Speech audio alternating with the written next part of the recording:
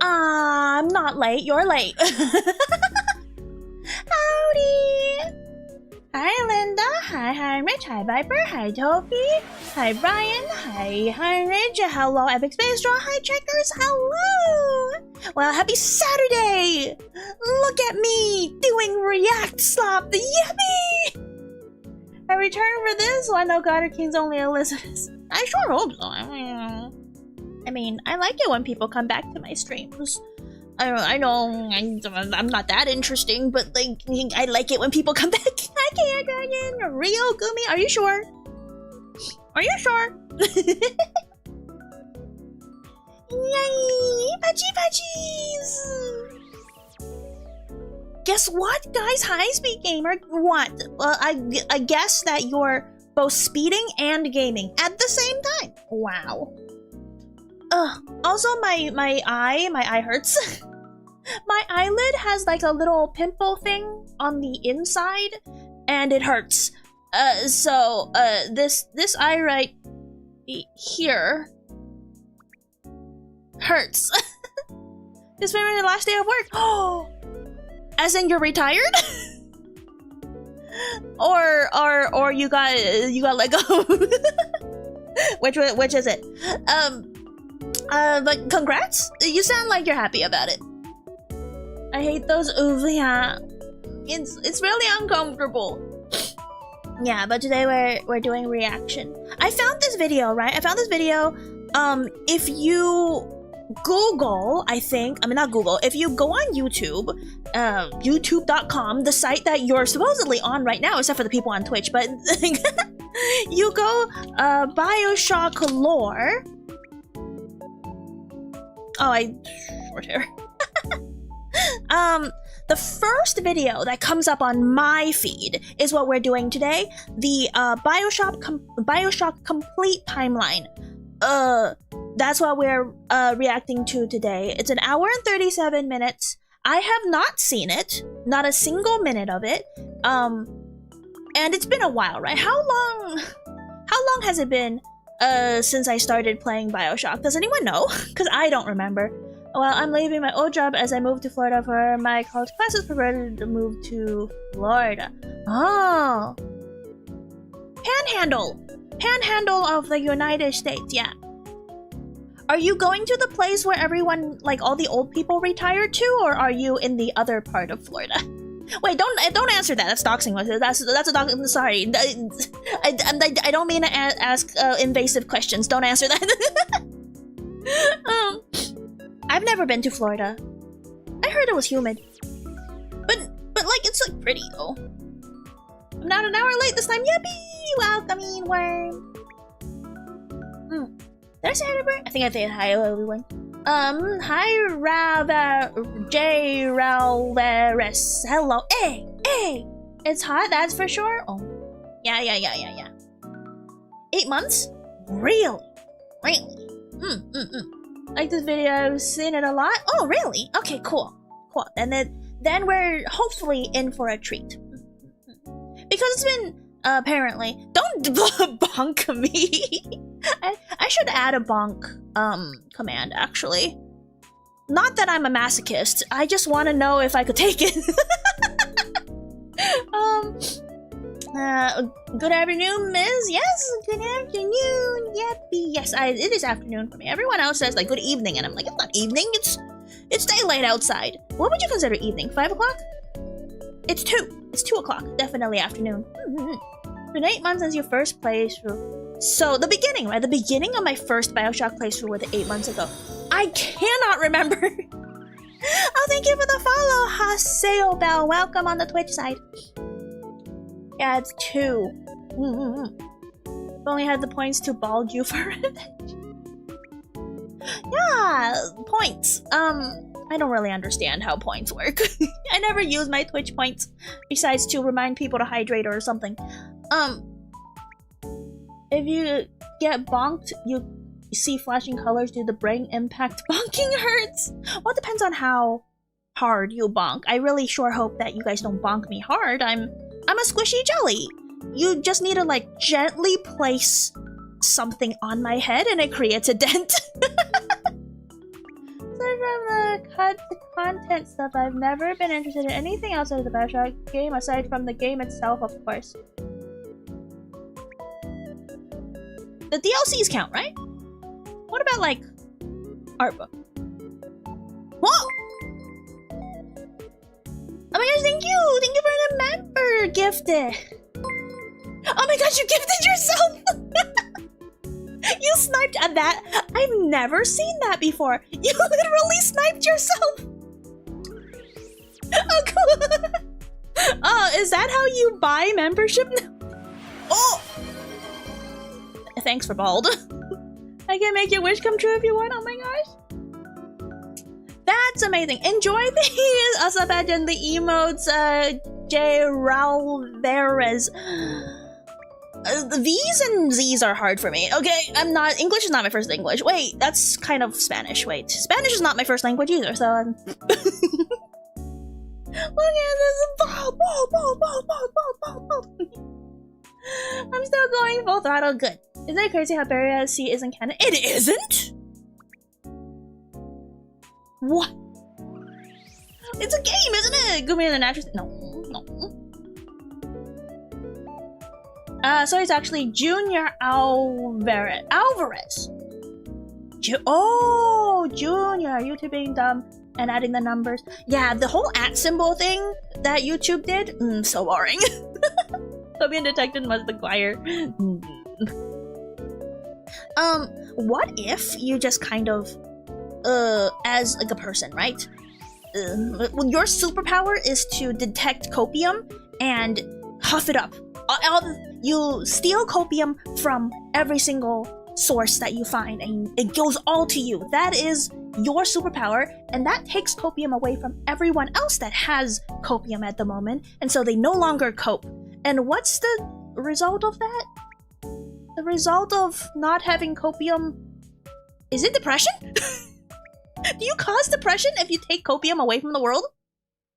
But I remember seeing that Barrier C is in fact canon. Well, we shall see. I mean, who determines the canonicity of the DLCs and whatnot, and side stories, comics maybe, if they have comics. Totally, yeah. A lot of people freak out, probably. That's true. The world's falling into despair and a new Dark Age manifest, and then you're the only one who's happy because you got all the copium. Creators, of course. Who's the creator? Also, I just realized that my stream is on the search for Bioshock lore, so yippee! Thanks YouTube for them making that work. Who's the creator? Are they dead? Are they alive? No. Bioshock 4 is happening, right? I heard you guys talk about last Bioshock stream that Bioshock 4 was happening. Is that also the creator doing it?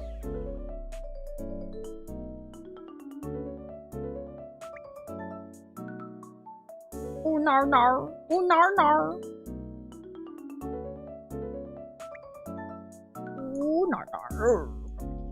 Properties, yes. No.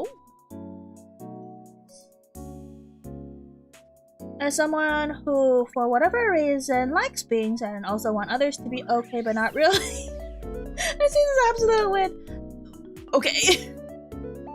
It's a ship of Theseus situation. Whoa.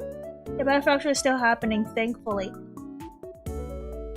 Thankfully? I feel like a lot of people who are satisfied with the story as right now don't like more, like, what if they ruin it, right?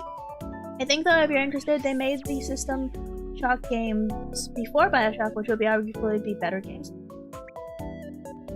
System Shocks? System Shock games? Never heard of them. Never heard of them. Oh, let's see. How do I... I needed to... Recording. I need to make sure that this content is being captured.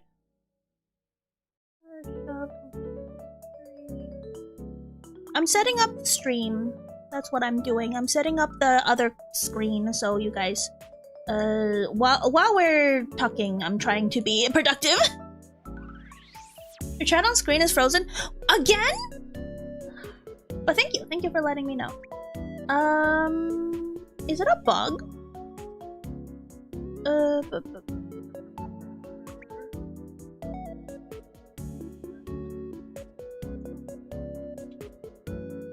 Let's see, refresh.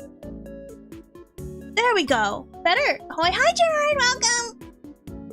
Bioshock 4 has to take place in space for me to be interested in its story, but gameplay is another story. That's true. That's very true. It can be a continuation, but it might just be something like a spin-off. Like when Infinite came out. I don't know if you guys were like following the games as they were coming out, but after Bioshock 1, and then the Bioshock 2, which is in the same Rapture universe, right? And then Bioshock Infinite came out, and it's a completely different setting. Like, what did you guys feel about that when you went into the game and it looked completely different? And things were called different things, and people looked different, and everything was like, are you sure this is Bioshock? I think after the DLC, people decided they didn't want more Bioshock and were afraid its canon would be ruined further. Is that the consensus? People can decide whether they want in their own minds. Go for it, I say. Doesn't change the reality. The creator decide in regardless, and that's what I choose to enjoy. That's good. I think that's a good way of thinking about it. So Sorry for Judas is made by the original Bioshock guy, I think. Oh, you're talking about things I don't know about then. The Bioshock Infinite before the DLC was basically just like a spin-off. But then they kind of tied it into Rapture at the end, right? Where everything was like a whoosh. You go and it's a different universe, constants and variables, yada yada yada. I was excited but hesitant and confused. It was a break of tradition, but it was interesting at the time. I see. I'm not a big fan of Bioshock Infinite. Yeah. Hi Thaddeus, welcome, happy Saturday. How you? There's always a lighthouse. Though the first game's lighthouse was like, that looks more like a fortress than a lighthouse, but I guess it is a lighthouse. Oh my gosh, the airplanes. The airplanes today are like shooting stars. I could really use a wish right now, wish right now, wish right now. So, let's see how this will work. Oh, I need to go back to setting up the other thing. Chat. Oh, refresh chat. Oh, there we go. Because the chat wasn't working. Okay.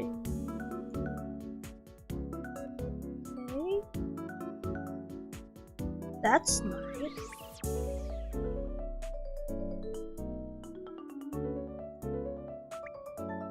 There we go. That's it. That's it.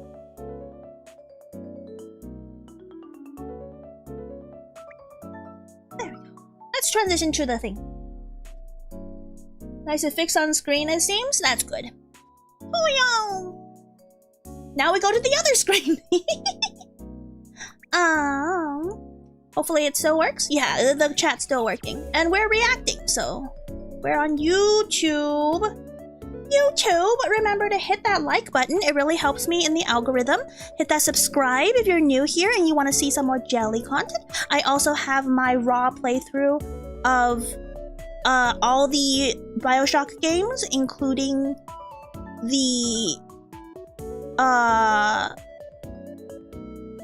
including the pertinent DLCs. Let's see how we're doing.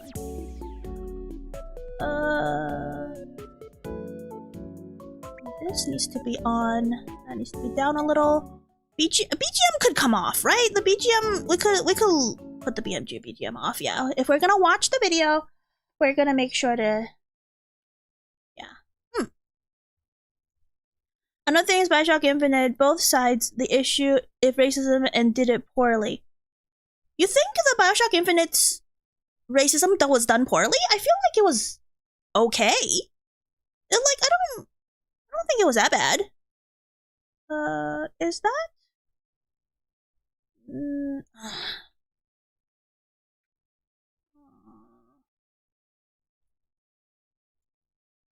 Can I go into maybe no? Would theater mode be better? But theater mode might be better.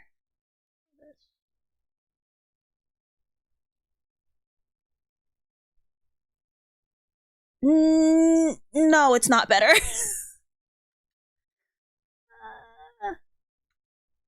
Okay. We give credit. We want to give credit, so we want to have that on there.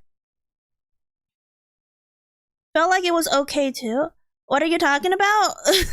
I still haven't beat Minerva's Den. What? I actually really like Minerva's Den. Minerva's Den was actually one of my favorite DLCs. Personally, I feel like it was done well and somewhat accurate, yeah.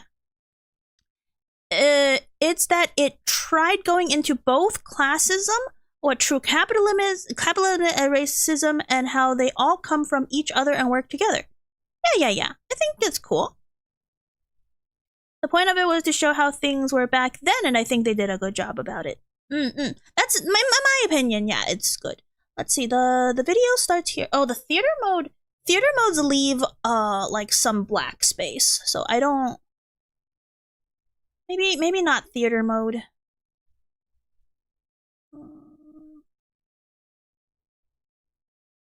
Yeah, maybe not theater mode. I don't do this very often, if you don't notice. I don't do React content very often, so I don't really have a dedicated screen for all of this.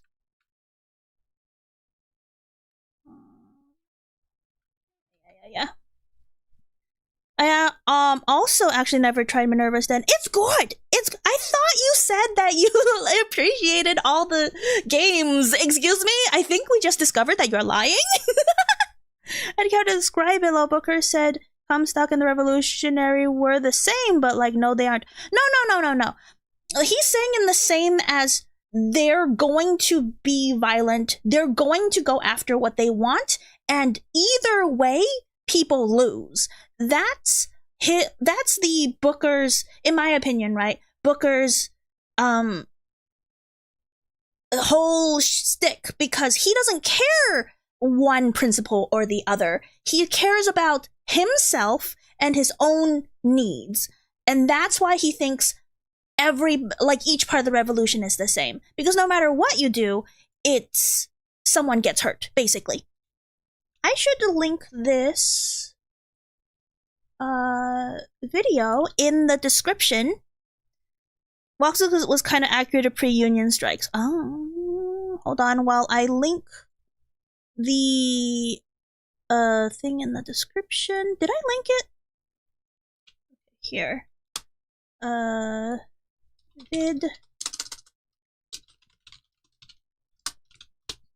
Vid, not VOD. I'm dying. Here we go. Cool. All right. No more weird stuff. We're gonna start. So in the end, one side had their own beliefs and the other had theirs. In the end, they all came down to blood. Yeah, and like it disrupts everyday life, and so the common man loses in general, because no matter what, people who have strong beliefs are in the minority and messes up with the everyday life. Anyways, let me know once I start the video. Let me know if the audio is too high or too low compared to my voice. Okay? On August 21st, 2007, the gaming landscape was changed forever when Bioshock released for Xbox 360 and Windows PC. with its exceptional gameplay, environmental design, and storyline, all envisioned by developer Irrational Games' creative lead Ken Levine. His name is Kevin. Went on to be What's essentially Columbia's effect on the Rapture? What do you guys think? Was that volume good enough? It was funny how Booker said he'd help the Revolutionary, but then winds up only helping the one from the parallel dimension. The original dimension Reveler is still waiting for Booker. That's also true. Sounds good? Okay, good. Okay, well, keep going. Heralded as one of the greatest games of all time, spawning 2 sequels that further explored the game's world. While the future of the series is currently unknown, with a 4th game being in development but unseen since at least 2019. When was this developed? This video was published June 29th, 2024. So I guess we have more info on the sequel now. As a similar film adaptation at Netflix since 2022, Suggestive Gaming decided to finally take the suggestion of my audience to cover this highly beloved and highly requested Wait, there's an Netflix series? Seeing as this wouldn't be a Suggestive Gaming video without a bevy of caveats at the beginning, let's get those out of the way. Luckily, Bioshock is a series with only 3 main games, 2 story-based DLCs, and 2 books, all of which I'll be referring to as canon and including in this video. However, I will be ignoring the There's Something in the Sea and Industrial Revolution online materials that were released around Bioshock 2 and Bioshock Infinite. What are these things? I've never heard of these things. Chat, why didn't you tell me? Learn the facts, see the proof. What is the strange red light that has been seen in the... Huh? Are these ARGs? Movie script for a Bioshock movie leaked. It's pretty bad. Oh no! That's so sad. Ignoring the ARGs of blasphemy. Oh my gosh. I don't know about this. I mentioned the ARG a few times. What are you talking about? I might have forgotten. Or I have no idea what you're talking about. Because sometimes you talk in a weird way and the seems like, that's too much to read. I'm not reading that. Oh no. Its launches, respectively. There were also several gameplay-centric DLCs released for Bioshock 2 and Bioshock Infinite that have context within the story, but I'll be leaving those out since their canonicity is questionable and they're pretty insignificant anyway. With that being said, 2007's Bioshock and 2010's Bioshock 2 explore the underwater city of Rapture, while 2013's Bioshock Infinite takes place in Columbia, a city in the clouds. These 2 narratives connect both thematically and in other ways that are way too spoilery for an intro section, but they are indeed separate stories. So for the sake of this video, I'll cover the events of Rapture before looping back around to cover Columbia. Should also be noted that due to the way the story of Bioshock... Well, this is pretty spoilery. What do you mean? You did good this week. Also, you're very... Oh, thank you, Toby. What do you mean I did good this week? What does that mean? Forgot 2 of the ARGs that don't have a personal story from people take part. I forget. I love B, the Hurricane Kid. What? Hi, Flash. How goes the lore? Oh, so far it's just an intro.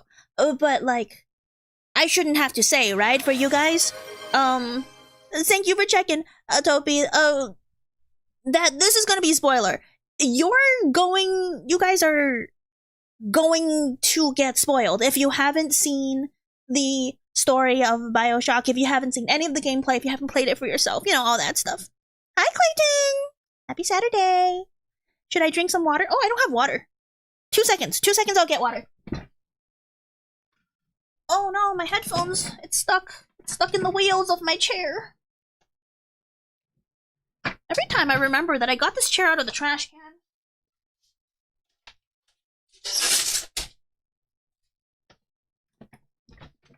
There we go. I still haven't gotten a new chair. Maybe the next donathon should be helping me fund for a new chair.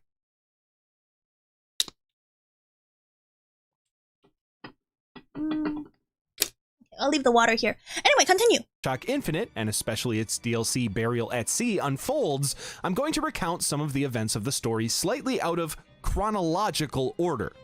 Trust me, I'm going to try to make this make sense, folks. Now, without further ado, this is what you need to know about Bioshock. What I need to know? Our story begins in 1918, where we find a young boy named Andrei Ryanovsky with his father Pyotr as the pair flee their home country of Russia to escape the communist regime. During their escape, Andrei is forced to helplessly watch his aunt and cousin be executed by the Red Guard for their opposition to the party. Where was the... Okay, first of all, what do you mean? Who? Russia? Did I just miss a couple... Did I miss a couple, audio tapes? Oh, Andrew Ryan? He's Russian? He doesn't look Russian? Woo, yes, Glaze, woo. Upon arrival to the United States, the Ryanovskys anglicize their names, and Andrei becomes known as Andrew Ryan. Growing up, Ryan begins to idealize great individuals, crediting them for the goods of society while blaming the parasites who gain through socialist handouts. Yeah, makes sense, makes sense. At some point, Ryan strikes oil and invests wisely with his newfound wealth to become one of the most powerful men in the country. I see. In 1945, he in loves New York capitalism, City, but not Andrew really. Ryan is shown photos of the aftermath of the nuclear attacks on Hiroshima by his chief of security, a man named Sullivan. Do we know who Sullivan is? Am I supposed to know who Sullivan is? He makes several mentions of his distaste for Soviet Union in the first game. I mean, that makes sense, right? Because he doesn't like having to share. That's his whole principle on Rapture. He doesn't like sharing. Doesn't mean that I have to assume that he came from Russia. Though I do have a distaste for... Let's not get into that, because I came from China and I don't like what happened there. He loves freedom. I love freedom too.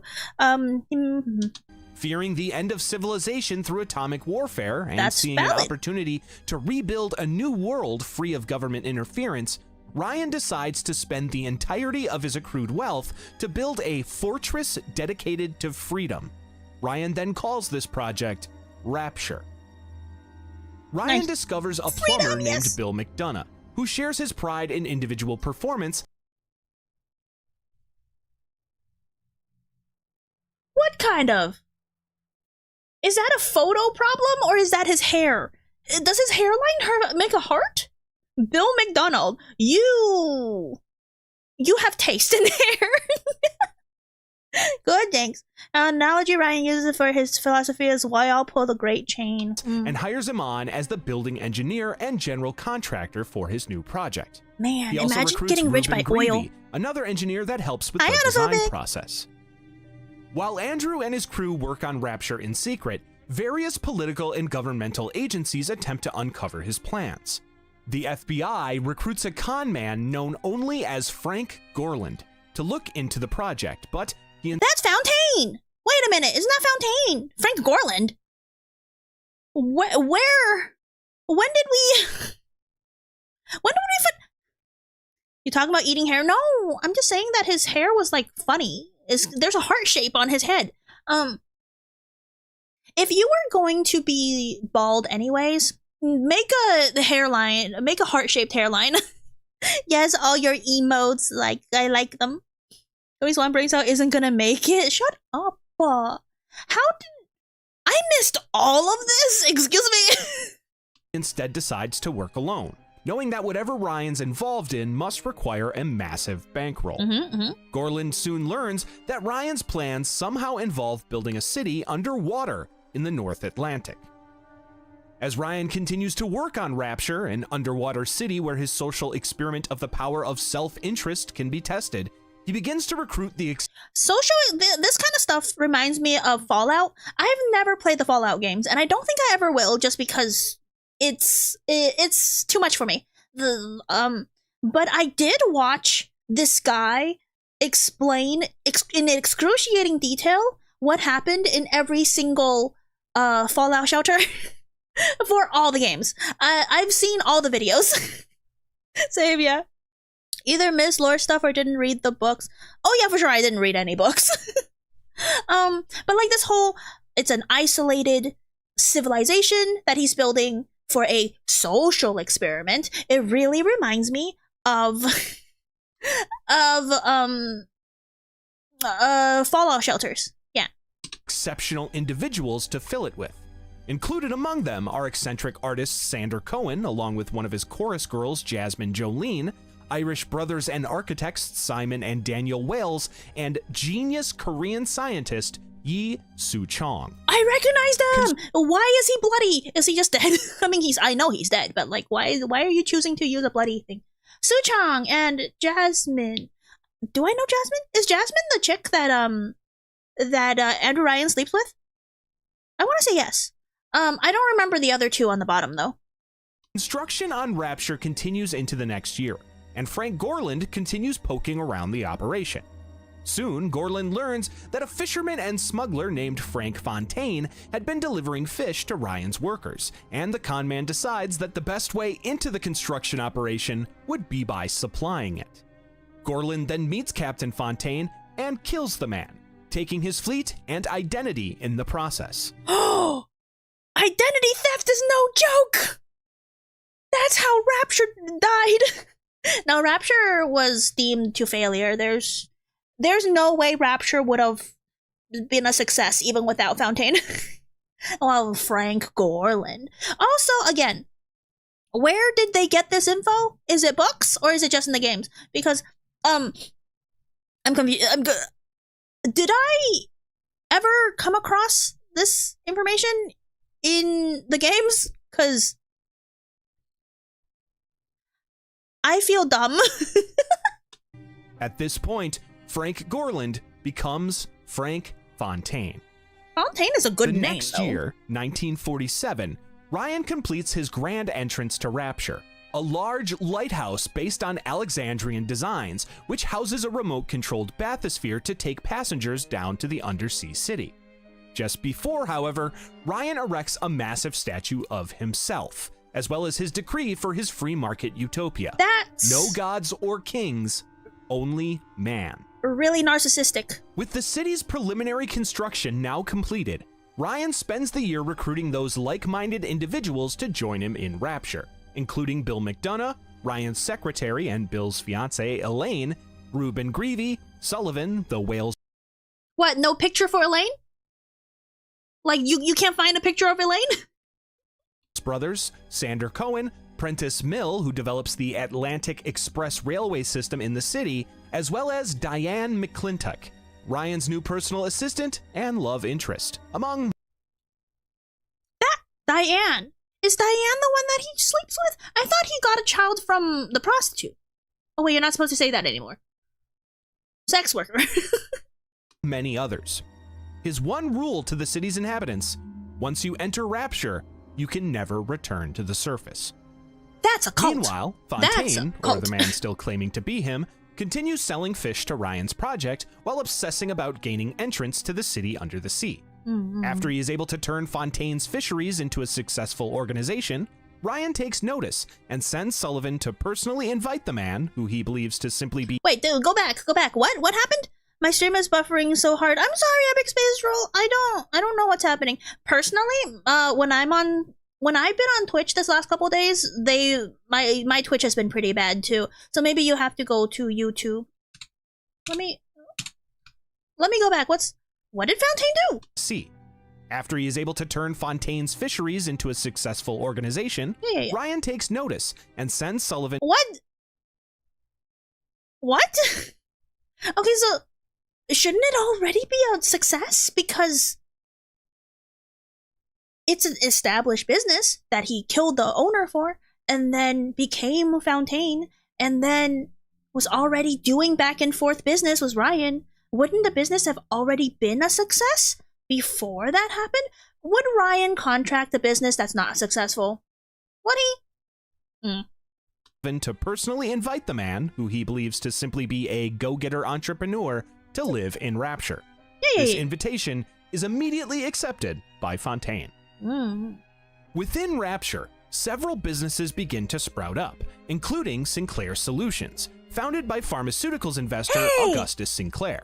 My boy! Sinclair brings Our up his boy! concerns about a new employee named Bridget Tenenbaum to Sullivan, fearing that she's been conducting some experiments on human subjects that go far beyond even his own loose morals, pointing to her rumored association with Nazi scientists. Oh, yeah. I remember. By I remember Tannenbaum. 1949, Fontaine gets his Fontaine's Fisheries business up and running in Rapture. While Ryan suspects that the boats going in and out of the fishery could be a source of potential leaks to and from the outside world, Fontaine assures him that his operation will remain clean. Also that year, Elaine, now married to Bill, gets pregnant, and she's examined by Tannenbaum and Dr. Su Chong. Look, the heart-shaped hairline. Afterwards, Bill goes to leave, but overhears Ryan speaking with Su Chong about an experiment. Bill investigates and finds another researcher named Gil Alexander experimenting on a man inside of a glass tube whose body is seemingly being fused with metal. Oh, this guy, the crazy guy. In 1950, about 2 years into Rapture's lifetime, Ryan's greatest... Did they ever mention 2 years into Rapture's lifetime?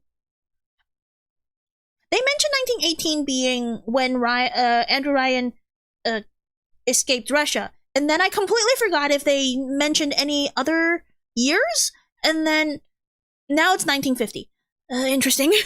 Fear realizes itself when he learns of rumblings of the working class discussing unionization, infecting Ryan's utopia with the very parasites he created it to escape. Additional contraband, such as religious texts, also begin to pop up, showing more cracks in Ryan's envisioned society. To combat this, Ryan plans to start a new program of civic education, bringing in someone to help train Rapture citizens that wish to return to the surface that the outside world is the real prison.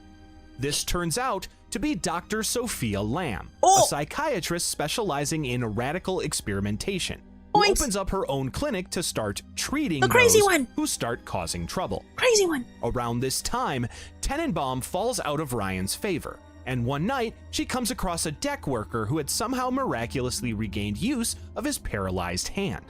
The worker claims that they had found a sea slug mixed in with their fish nets, and when it bit him, it somehow cured his paralysis. Oh. Tannenbaum then... Did we get this? Did we get this? Somewhere in a log?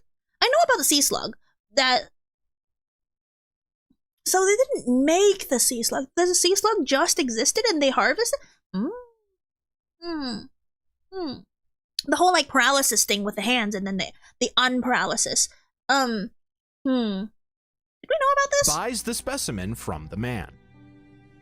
Meanwhile, Sophia Lamb begins to realize that the Rapture experiment will very likely fail eventually. Yeah. She then begins to plot her own social experiment to take place in the event that Andrew Ryan falls and she is able to lead Rapture.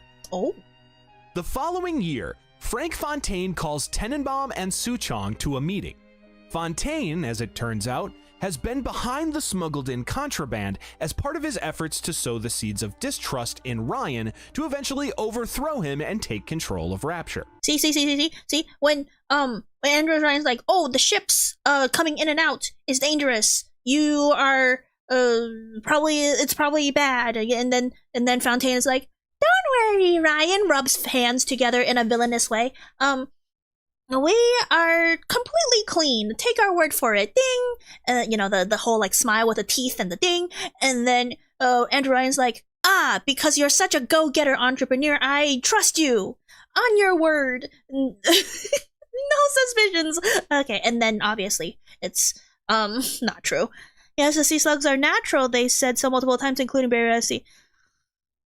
Oh, I kind of wish it was science and not nature. Sophia Lamb actually has a log where she says, Ryan's right, the surface parasites lead to disaster, as Sophia was in Hiroshima when it got nuked, I think. Really? And she lived? Amazing. That's the wrong button. Fontaine recruits the scientists to work on research for him. Su Chong is tasked to focus on his gene splicing experiments, while Tannenbaum is asked about her research into the sea slugs, which Ryan has no interest in funding. The scientists agree to work for Fontaine under Ryan's radar, with Su Chong requesting not only money, but human specimens for his experiments, namely, young children whose cells have more possibility for growth. In 19... So that's how they all went, like, evil, right? They all went, like, evil. Because their experiments are all, like, not above board. Few people survived those bombings. Ever heard about Barefoot Jen? No, I have no idea. Never heard. 53. Tenenbaum discovers a genetic material inside of the sea slugs, and she calls it Adam. With Adam, Tenenbaum is able to create serums called Plasmids. Wait a minute. I never realized that the top of those plasmid flasks had a face. Is it just because the graphics was pretty bad? But, I never knew it had a face. They're in a place with no morals and laws and regulations. What do you expect to happen? They're all crazy. But, like, you know, if Andrew Ryan had a better judge of character, maybe the people he hired would not be crazy and do morally questionable things. What? Yeah, what? That can rewrite a host's DNA, giving them new abilities. These abilities need constant re-energization, however, which is provided from a consumable substance that Tenenbaum never saw the glowing eyes? I never noticed. Eve. She also theorizes that while there's only a finite amount of Adam and Eve the slugs can produce on their own, if the parasitic slugs are implanted in human hosts, they could create Adam factories. By the next year, Fontaine opens Fontaine Futuristics to focus on the research and production of Adam and the plasmid serums that give their users Wait, go back. By the next year, Fontaine opens Fontaine Futuristics to focus on... Okay, so, instead of Fontaine Fishery, Fontaine Futuristics, wow, he loves the Fs. That he is researching the slugs, I guess. Yeah, that's something a lot of people miss. Ryan was by far the least evil from the start. He's just... I mean, I never thought he was evil. I just thought he was too trusting. It's not just nature and nurture, but environment as well. You can get incredible kind of people who was raised in a very good environment by a good person, but them in Rapture and they'll go psycho. I guess. Would you guys go psycho if you guys lived in Rapture? I know that the splicing, right? I know that the lore, the splicing, they're gonna turn crazy by slicing. But like, if that didn't happen, if it's just the environment, would you guys definitely? Oh no. Hi, good evening to you. Hi, Xavier. It's not evening, it's afternoon. We're reacting to Bioshock story lore. On the research and production of Adam and the plasmid serums. Oh, okay. So, Tenenbaum made the Adam factory, and now he's like, oh, now we can mass produce these commercially. Yeah. I probably would not a statement on myself, but everyone else there is kind of like that, and you'll have to change to survive there. Yeah. I'd use the heck out of incinerate. Really? What's your favorite plasmid superpower? I feel like if they gave me the teleportation one, because obviously they didn't do it for the game's sake, but it was in the other splicers. If they gave me the teleportation one, I would like the teleportation one. Hypnotize. That's sus. But I don't disagree. That give their users extraordinary superhuman abilities, from controlling fire, ice, and electricity to becoming faster and stronger. Suchong works to get plasmid users control over their new powers, but soon learns that overdosing is a very real and very worrying possibility. Those that consume too much Adam cause their bodies and minds to mutate, leaving them as deformed, violent creatures which become known as splicers. Yup. That's you guys, chat. Plasmid.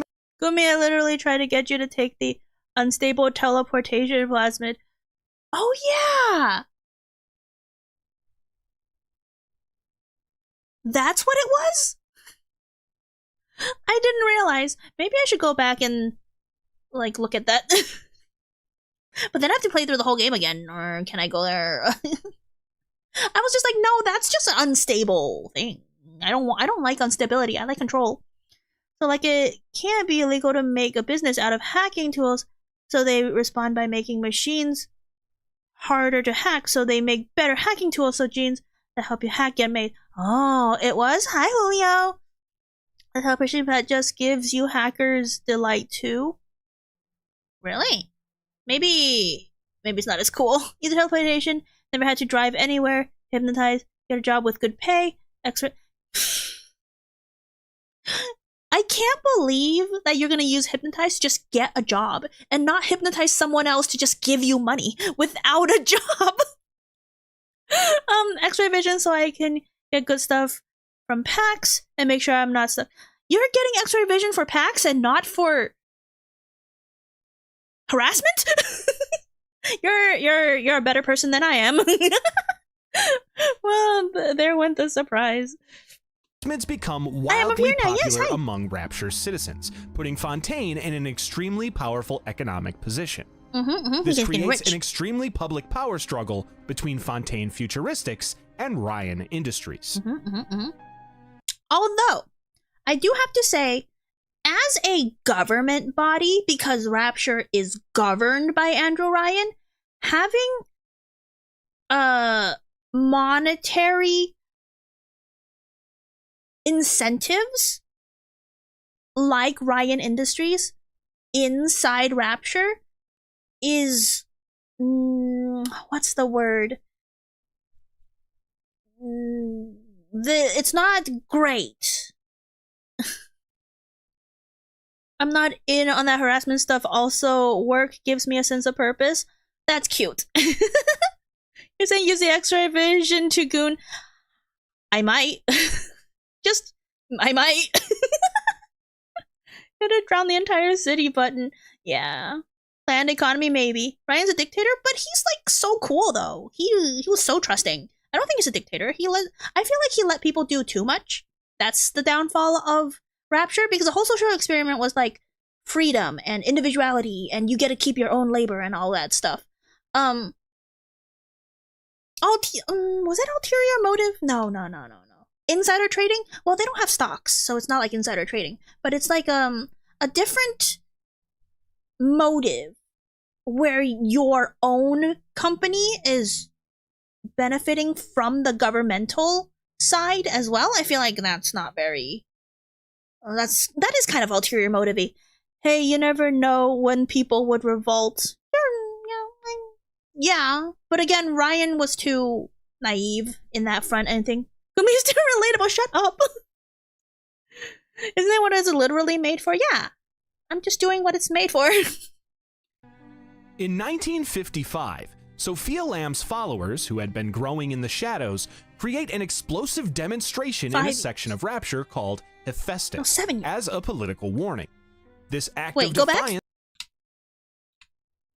Followers, who had been growing in the shadows, create an explosive demonstration in a section of Rapture called Hephaestus as a political warning. This act of defiance brings Lamb's anti-Ryan sentiments into the spotlight, and Ryan is forced to take her seriously. This was Minerva's Den. No, this was Bioshock 2. Not Minerva's Den, Bioshock 2. What happened? Maybe I'm not remembering. What happened? Yes. Shame I don't think he planned ahead as to how addictive, aggressive it would affect people. True, yeah. 'Cause Ryan didn't care for the Atom Project, and Fontaine's the one that made it and pushed it, and then everything went crazy. So if the Atom Project didn't exist, maybe Rapture would have done better. Yeah, the Big Sisters. Yeah. This is Bioshock 2. That same year, a deep-sea diver known only as Johnny Topside accidentally discovers Rapture and is brought to Andrew Ryan's attention. Ryan finally grows frustrated and has Johnny Topside arrested, along with Sophia Lamb. Lamb is then taken to Persephone, a secret prison operated by Augustus Sinclair, where Ryan sends those who threaten Rapture's ideals. This doesn't faze the woman, however, as she knows her daughter will soon rise up, while she plans her own uprising from inside the undisclosed gulag.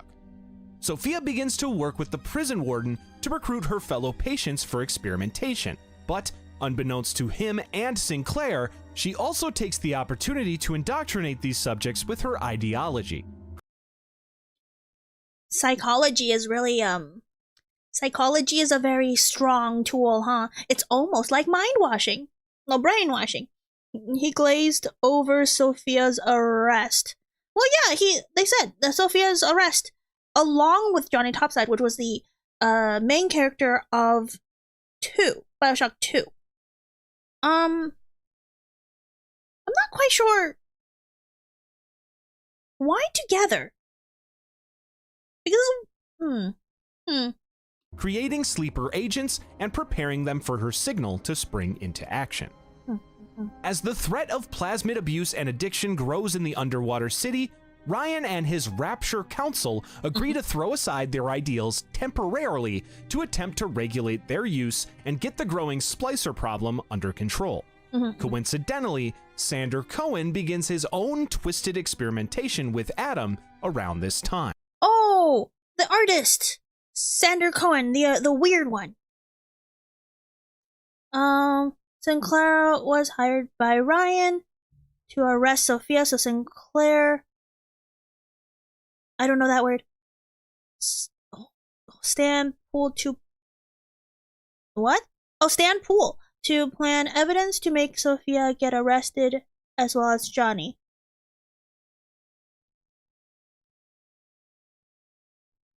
Okay.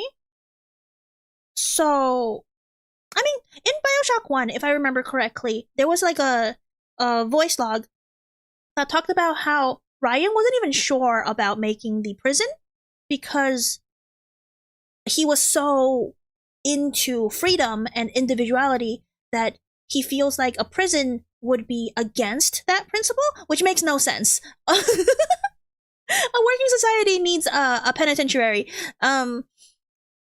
So this is already the case where he made the thing, and so he hired Sinclair as the warden of that place. I remember when dumb people try to make a smart person, they just make magic. That's very true.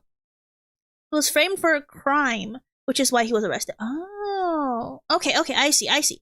Sinclair sold out Johnny to plasmid tests and sent Sophia to a prison that Sinclair owned. But it wasn't a public prison. Sinclair prison was a giant think tank. Oh, the prison was in the abyss, so like no one knew it existed. Sinclair bought it for a steal. I see. But Andrew Ryan knew about this. He just didn't know the details? He's like, Sinclair, deal with these people. And then Sinclair's like, you got it, boss. And then... It didn't tell him how. Is that how it went? Meanwhile, Fontaine continues to consolidate his power, attacking Ryan directly by using his growing wealth to open charity organizations. He establishes the Little Sisters Orphanage, ostensibly to care for Rapture's orphans, but in reality, to harvest Adam more efficiently. Fontaine and Tenenbaum implant sea slugs into young girls. Okay. Wait, hold a minute. Yeah, he gave Sinclair the freedom to do this stuff so long as Sophia's gone. Ryan didn't like Sinclair. Basically, yes. Howdy, hi, Sheriff Pumpkin. Welcome and happy Saturday. We're reacting to Bioshock lore. Hey, yo, what? Okay, so, what was I gonna say? Okay, so, Burial at Sea, the first episode of Burial at Sea, you saw the little sisters in the program. They're like got the painted faces, they're in a cute little dress, and they're in two rows like Madeline. And it's almost like they were in kindergarten. They were like in school. And they had a teacher in front of them telling them stuff. You guys are little sisters, woohoo! Is that this? The Little Sisters Orphanage? But secretly they're being turned into Little Sisters. But like the thing is, Elizabeth knew about the Little Sisters program. That's why she said stuff like, they're making Little Sisters by the dozen. They're not that, valuable they're only valuable here, down here. Yeah, that kind of stuff. Remember, it's not child labor if we don't pay them. It is still child labor. It's just unpaid child labor. Yes, quote unquote. Bioshock 2 says that Delta and Eleanor are the first two Big Daddies and sister bonded, whereas C says Elizabeth did it. It's a contradiction. Oh. Was front for the general public. At that point, it's not child labor, it's child slavery. Labor! Slavery! You get labor out of slaves. Fontaine and Tenenbaum implant sea slugs into young girls, transforming them into little sisters. I like who that can model. rapidly It's cute. produce Adam. In the absence of her mother, Sophia, Eleanor Lamb is placed in the care of singer Grace Holloway. However, when Eleanor sees that her mother's property, Dionysus Park, has been trashed and bankrupted by reporter Stanley Poole, she attempts to confront the man. Poole. Out of fear, Stanley captures Eleanor and sells her to Fontaine's orphanage. Oh, I think I remember this. I didn't remember it, and now I remember it. This video reminded me. Yeah.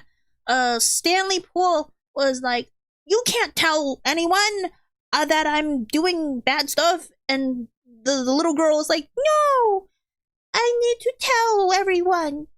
Grace the goat. Yeah, she was nice. I didn't kill anyone. I didn't kill anyone in 2. She was just misled. I like her voice too.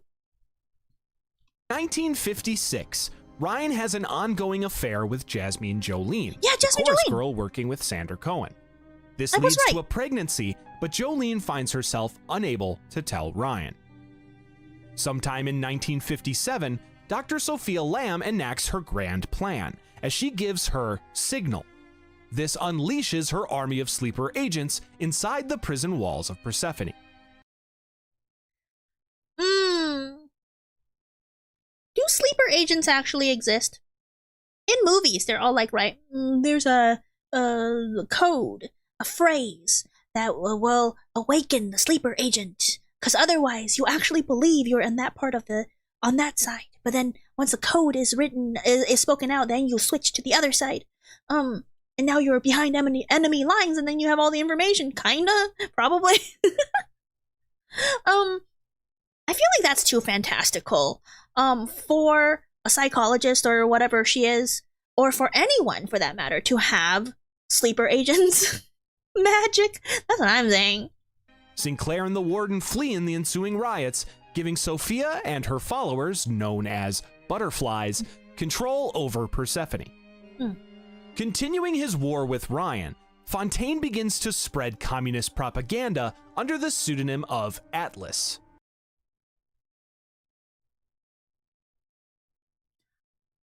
Didn't Fontaine fake his death first and then became Atlas? Magic, like we have other guys using bioweapons to do the same. Did it say she used genetic shenanigans? And to be fair for Sophia, she didn't have Sinclair killed, she let him go. Oh, I mean, this video says that he ran, like he got away. There are stories of people raised in the states where parents turned out to be Russian sleeper agents, and after the Union fell, they received a code to pack up and head back to Russia. Never knew their parents weren't American until then. Huh?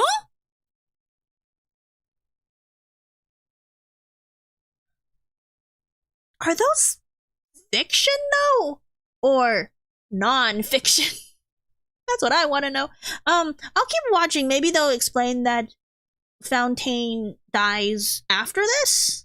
But I always thought that Fontaine faked his death first, and then started Atlas. The underprivileged begin to look to Atlas for hope as they begin to grow resentful of Andrew Ryan's massive wealth and control they're real? over Oh, boy. Rapture. Knowing that the only way to gain control over Rapture would be by igniting a civil war, Fontaine has his men kill 3 of Ryan's constables in the city square as a public first shot. What are constables? What are constables?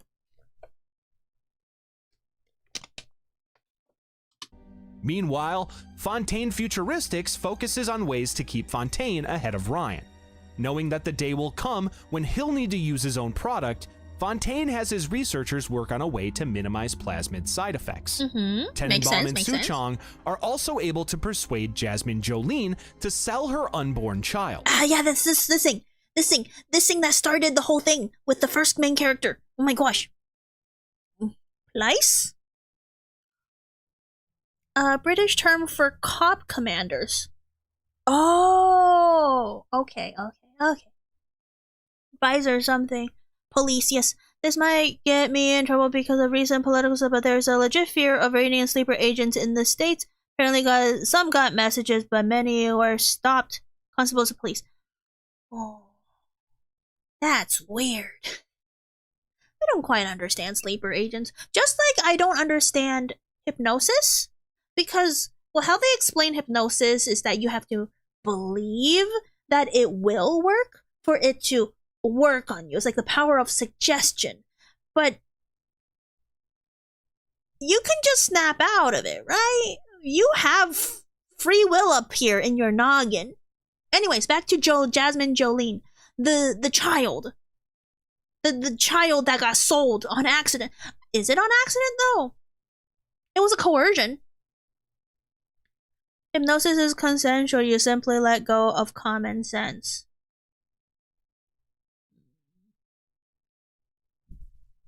I let go of common sense every day. I'm a VTuber.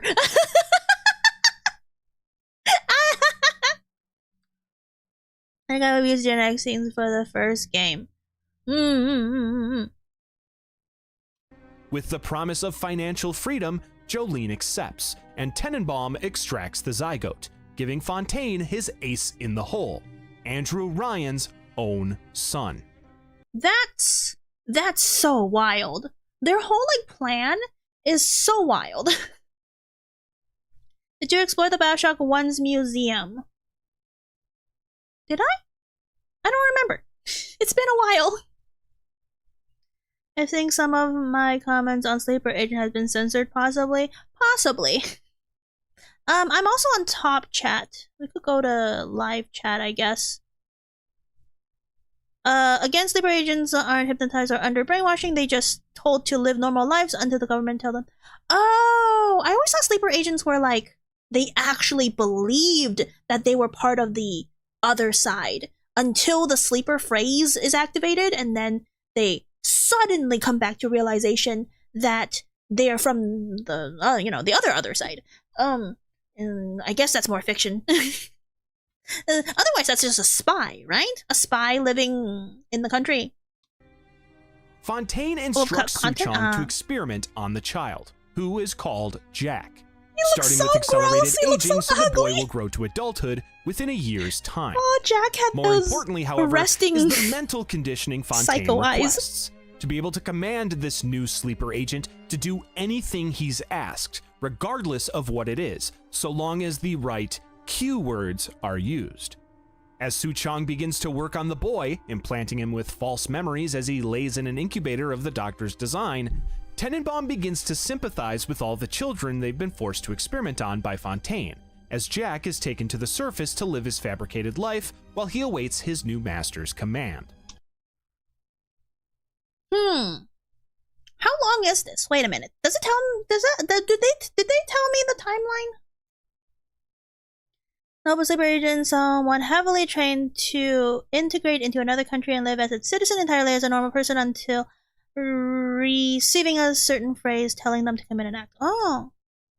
Spy is different. They're told to do a similar thing, but they're meant to constantly transmit information. Oh. Okay. I understand. Yeah, on Bioshock 1, we are a child soldier, at best a teen soldier. Go back. Go back. Zygote. They get the zygote.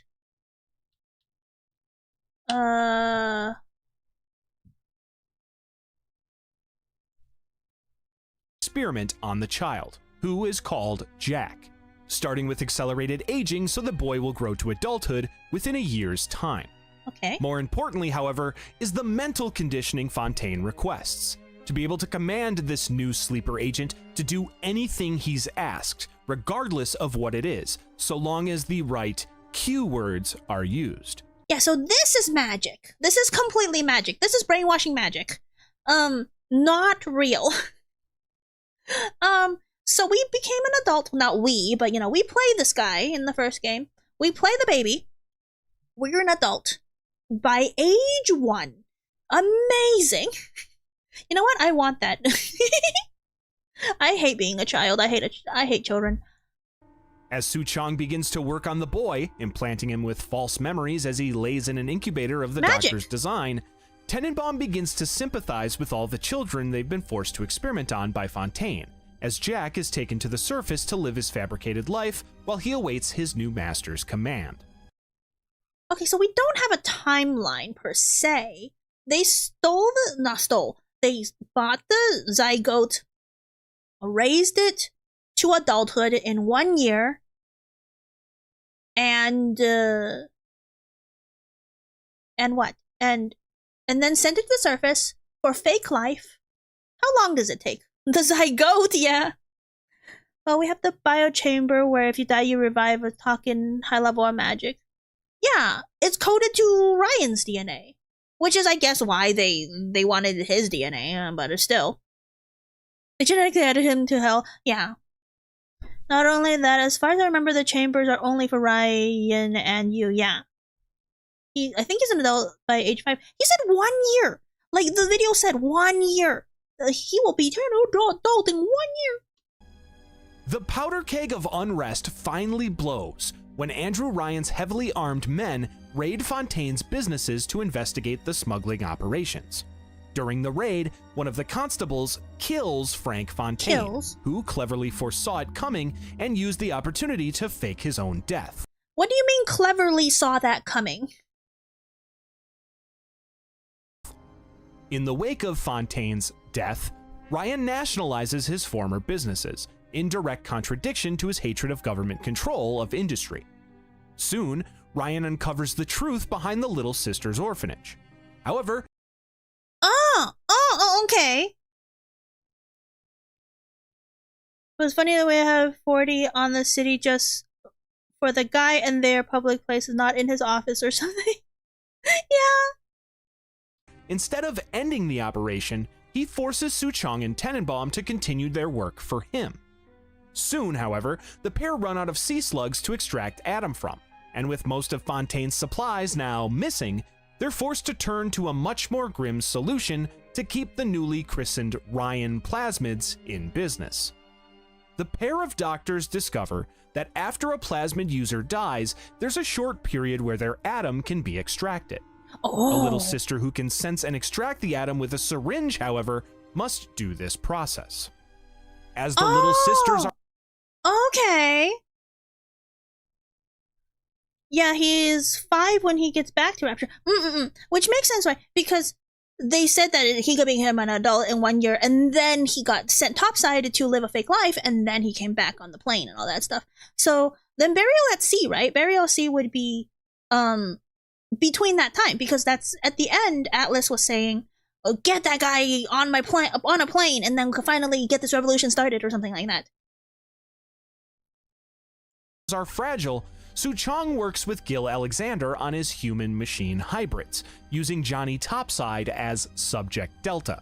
The first one. Subject Delta's memories are erased, and he's assigned to protect Eleanor Lamb, now turned little sister, and the pair bond together. This surrogate father-daughter relationship repeats itself with every pairing of these large armored diving suit donning protectors and their little sisters, who affectionately refer to their guardians as Big Daddies. No, it's Mr. Bubbles. Taking up the mantle of Atlas, the man formerly known as Frank Fontaine finally shows his face to the downtrodden workforce of Rapture. What? Wait a minute, what? Something implanted in the girls can recycle the Adam and put it back in the economy, but this is wonder drug, and people want that drug, so they needed a protector. Oh, I see. But... Okay, first of all, how would you start a revolution under the name Atlas when no one's seen him? I would not believe a prophet, quote unquote, if I've never seen him, especially for the people, because it's like for the downtrodden, for the people who are like under middle class, lower class and all that stuff. They want a real person to believe in. How? How did that work? Bellowing from his soapbox with a freshly disguised Irish accent, Atlas soon recruits enough supporters to ignite his long-awaited civil war. Along with several splicers Atlas was able to recruit using the atom he was able to smuggle away during his fake death, the group prepare their first strike. Radio personalities? Really? On the night of New Year's Eve, 1958, Subject Delta and his little sister, the girl who was once Eleanor Lamb, avoid a group of splicers while on a routine atom gathering. It's at this moment that Dr. Sophia Lamb emerges from the shadows to recover her daughter. Using her... a beginning of 2. This is the beginning of 2. Really? Sophia Lamb was like, oh, my daughter got kidnapped. Anyways. And then she just leaves, and then when she happens to see her daughter being a little sister, doing little sister duties at work, at a job, at JOB, I'm sorry, censored, she's like, wait a minute, that's my daughter. Come back here. She didn't go find her. Remember the QAnon? No, I don't. It happens. Oh. They glazed over how the protectors didn't protect the girls well, so they want to add a love dynamic between them with a coma system to prevent leaving them, but it works too well. Coma system? Oh yeah! Because... Am I wrong to remember that the thing is, if the little sister dies and the big daddy dies too? Did I remember hearing something about that? For influential abilities, she's able to command Subject Delta to take a pistol from her before firing it into his own head, killing Eleanor's daddy before her mother takes her with her back to Persephone. Wait, so... Huh? See, I don't remember what exactly happened in this scene. This was the beginning of Bioshock 2, and I glossed over it. It's like, KYS, and you just do it, and, huh? Talking about a revolution or something like that happened when you have no proof the person is real, or even then, hence what happened with QAnon. Yeah, I don't jive with that. That would never work on me. Hello, Big Daddy's wake up when their little sister starts crying. When their little sister started crying, that's true. Hi, Down Bad Productions, welcome. Oh, Udinine, welcome. Hi, Raiders. The Alpha series all went crazy when their girls died with Mr. Butballs. They found the happy medium. Oh, I see. So the Delta series had issues. Lime is not very smart. Guns don't do blank in that world. Yeah. Hi, Udine. Welcome, Raiders. Hello. Let me get you your shout out. Oh. Can't spell because my eyes hurt. It didn't work on me either. It's actually surprised how many people it did. Omega, where's the astronauts right here? Hi, Mariachi. Hi, Beethoven? Hi, Lord Jesus. Lord Jesus! I've read your work, question mark. We're reacting to Bioshock lore. We played through the entirety of Bioshock 1, 2, and Infinite, and we did the DLC for Minerva's Den and Burial at Sea, and so finally, we're reacting to the complete lore of Bioshock. And hopefully we have... You guys have played it, or you guys don't care about spoilers, you come in and enjoy. Otherwise, hit that like button and the subscribe button, and if you need to go, you need to go. Don't mind the raid and running. What? It's complete coincidence that the first girl bonded with Sophia's kid. Yeah, cool. That makes sense. That does make sense. Yeah. Lord Jesus, big fan of your work. Free healthcare, food, shelter, and treating others the way you want to be treated. Classic. Yeah. Hope stream as well. I'll be lurking for a bit. Yeah. Chat. What did you guys do? The lore is confusing. I'm starting to realize that whoever wrote this just thinks that science is magic.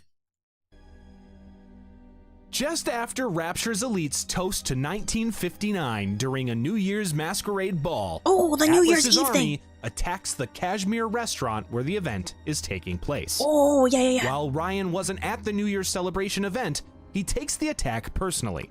And while Bill McDonough, one of his few remaining confidants, pleads with him to instead make peace, Ryan decides that the only way to stop the war is to win it. The only decision he ever made that I think was a good idea. Maybe, actually. We did retro games on Game Boy. Game Boy? I've never had a Game Boy in my life. That sounds fun. The graphics must be chunky, though. Welcome to science fiction. I feel like some people write science fiction better than others. In the wake of the attack, Rapture's hysterical citizens start flocking to the banks to withdraw their funds. Ryan expects it will cause economic collapse, but his desire for a free market stops him from intervening. Ryan's growing tyrannical actions continue to shrink his circle of trust. Oh my gosh, this is, personal freedom. I can't tell people what to do, but at the same time, I'm gonna tell people what to do, and if they don't do what I say, I'm going to put them in a jail that no one knows about. Yeah, man. I like Andrew Ryan, don't get me wrong. This whole series, as I was playing it, I really liked and enjoyed Andrew Ryan and his personal philosophies. He was just kind of dumb. Actually, yes, it wasn't about workers' rights. When that happened in Rapture, it's about Fontaine taking control. The fun thing about science fiction is that it's fiction, but there's like a certain suspension of disbelief that you have to write in. Otherwise, it's like, are you sure? It just seems, it takes me out of it, you know? A nostalgia for playing Pokemon in the car with only passing streetlights to light up the screen. I've never done that. I feel like that makes you older than me. Yeah, sounds like a dictator to me. Sinclair says Adam lets you rewrite what God gave you. Yeah, that's true. I do remember that. When he forces his longtime chief of security, Sullivan, to kill a musician named Anna Culpepper for speaking out against him and Sander Cohen, whose growing Adam addiction has turned him into a murderous lunatic. Sullivan complies. No? I thought Cohen was a murdering lunatic to start. Because he was an artistic type. He was the most crazy one before they came down here. He had a vision, a dumb vision, yeah. I am older than you. You don't know how old I am. So that's not a true statement. Ryan was the least evil of them all, but his economic policies were trash and created so much inequality that it's almost bad as Columbia, I'd think. Oh, almost bad. It was pretty much, oh yeah, autists are crazy murderers. No, not all of them. Just this one in particular. But his guilt proves too overwhelming, causing him to disassociate from Ryan while planning to take his own life. No! Similarly, Bridget Tenenbaum has her own change of heart and decides to free the little sisters she had been working on.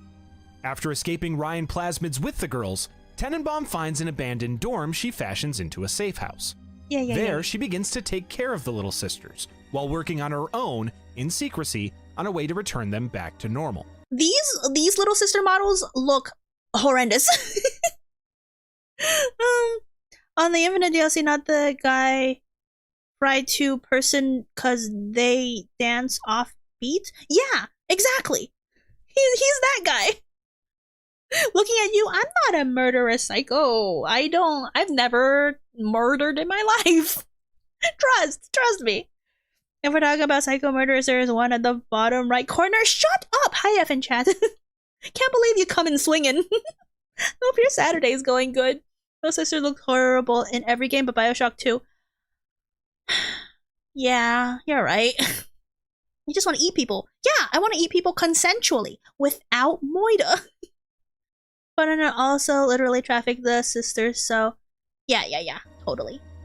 Ryan's walls close further in, When he learns about Jasmine Jolene's pregnancy, as well as the subsequent sale of their child to Fontaine, from a recording left to him by the scorned Sullivan.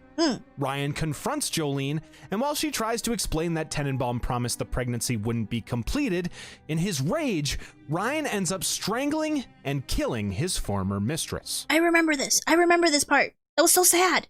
But also, how long did it take him to realize? Because if the child was experimented on from age 0 to adulthood, which was 1 year, and then they took him topside for a total of 4 years, how long in that span did he realize that this was happening? What if I want to eat Guumi? Not allowed. Not allowed. I'm the only one that's allowed to eat other people. You can't eat me. I'm a VTuber. How's the scheme to hang out at hospital to get amputee meat going?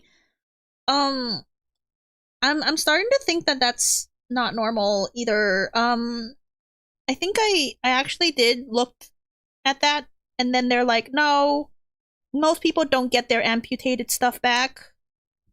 They put that in the trash. And we take your jellyfish jelly. No, that's also mine. It was always on the menu. Shut up! Should have used protection. Hi, Suva. Welcome in. Yeah, he should have. Wait. Do they import condoms in Rapture? When did condoms get invented? As microplastics, we volunteer flesh the jelly upon death. Exactly. Thank you. Thank you for volunteering. Dang, I grew that limb myself. Yeah, I know, right? They have to, right? Yeah. There's always a gene tonic to prevent the baby making goo. Finally, having enough of Ryan's hypocrisy and the increasing level of violence in the war-torn city, Bill McDonough decides to get his family out of Rapture and back to the surface. Did he work? Did it work? I don't quite remember this person's name. Sheep intestine condoms have existed for thousands of years. But did they work? Condoms existed for a long time. They used to be made of cat intestines! That takes a new meaning of a cat's, the phrase a cat's fine too. Oh, sweats. Ryan likes to pick and choose. He wants his cake and wants to eat it too. Reminds me of those creepy company towns.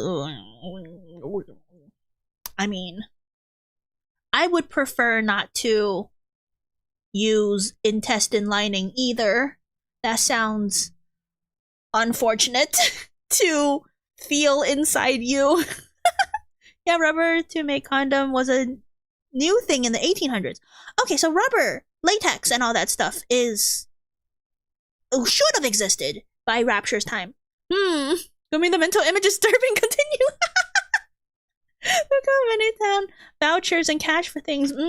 Still caring for the city, Bill decides that the only way to end the war is to kill Andrew Rapture. Ryan. Planning on sending off his family without him, McDonough goes to his former employer's office. There, Bill pulls a gun on Ryan, but he finds himself unable to pull the trigger. Oh, he's so nice. Ryan attacks Bill with his walking stick, but Bill responds with a strike from the butt of his pistol, knocking the man unconscious. Bill decides to leave Ryan breathing and escapes to reunite with his family. As Bill, his wife, and their daughter take the bathysphere up to the lighthouse, they're met inside by Ryan's constables. Bill reasons with them to at least allow Bill's family to escape, and they say their goodbyes before leaving him alone with the constables. In one final act of mercy to their former friend, Ryan's men give Bill McDonough a quick death in the form of a single gunshot. He was so nice! The ancient Egyptians just shoved a stone up there? That's worse. You found the worst one. Sorry, Romans, Egyptians use crocodile dung. That's worse, okay? Every single thing you say, it just gets worse. That's an infection. I had all the science, technology, and didn't know how to use protection.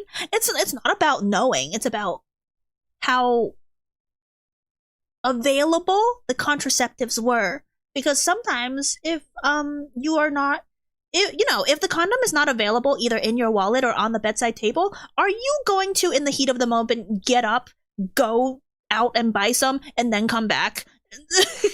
Or like even like in the heat of the moment, stop, wait for the import to happen in a month, because there's no Amazon shipping in Rapture, remember, and then come back and finish. Oh, good God, yeah. I guess they ate a type of herb to prevent it, but the Romans ate it so much it went extinct. Oh, I never heard of that. Isn't that just not having, like, fertility? Does that just, like, stop you from being fertile? Doubt it. Oh my gosh. There's an audio log. I don't remember if you got it. You find it around a dead couple. It's them crying about their kid being little sister. No, I don't remember that one.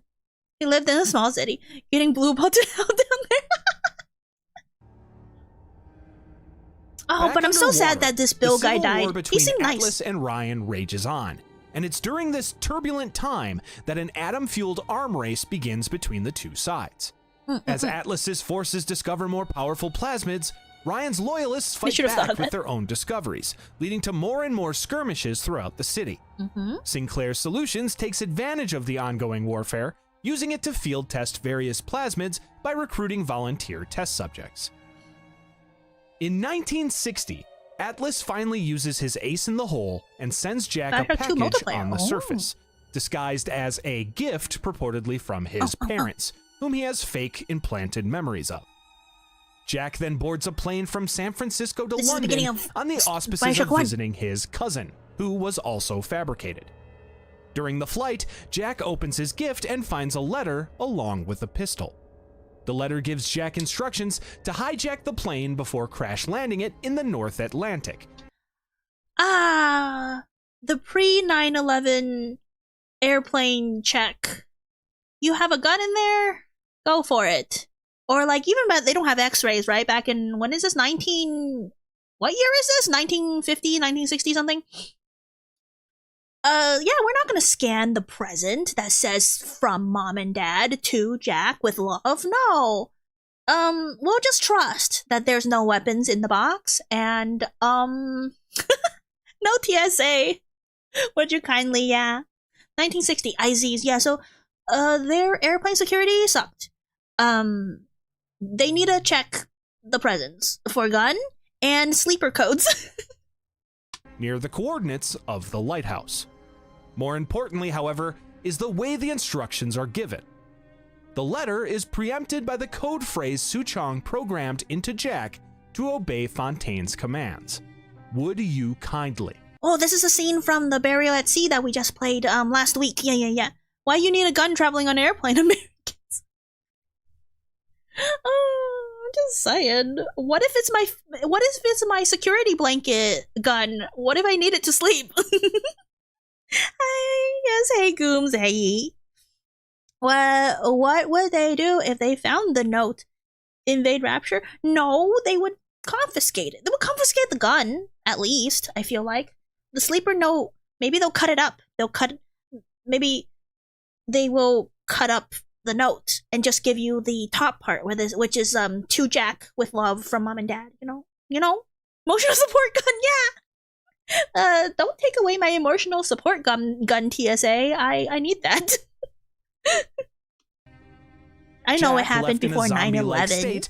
Unknowingly follows the instructions, bringing the plane down at the commanded location. Jack then awakens among the burning wreckage in the water, and he swims towards the only landmark he can find, an out-of-place, massive lighthouse. A lighthouse shouldn't be in the middle of the ocean. One of Sinclair Solutions' field testing subjects returns to their apartment. Yeah, he almost died. They hear Andrew Ryan making an emergency announcement. Ryan informs Rapture's inhabitants that a threat even stronger than the Civil War has arrived. Ryan explains the airplane crash and states that a lone survivor is currently infiltrating the lighthouse. Yeah. Ryan instructs all Rapture citizens to focus on the external threat until it's contained, using a pheromone gas developed by Suchong pumped through the vents to further control their desires. Did I remember that? Like, I remember the announcement, right? Oh, some outsider is here. And that's why all the splicers were like, okay, time to attack on sight. I don't remember them with a gas. Or maybe not. Maybe I just don't have memories. He almost died in the crash. Nice plan, I know. But isn't he like a super soldier? He was like genetically modified, so he wouldn't have died because he's like super resilient. Tell people how he didn't die. I feel it's the super soldier. It's fiction. It's fiction. You gotta trust. You gotta trust the process. Splicer subject is then left to simply watch the airplane sink to the depths outside their apartment window.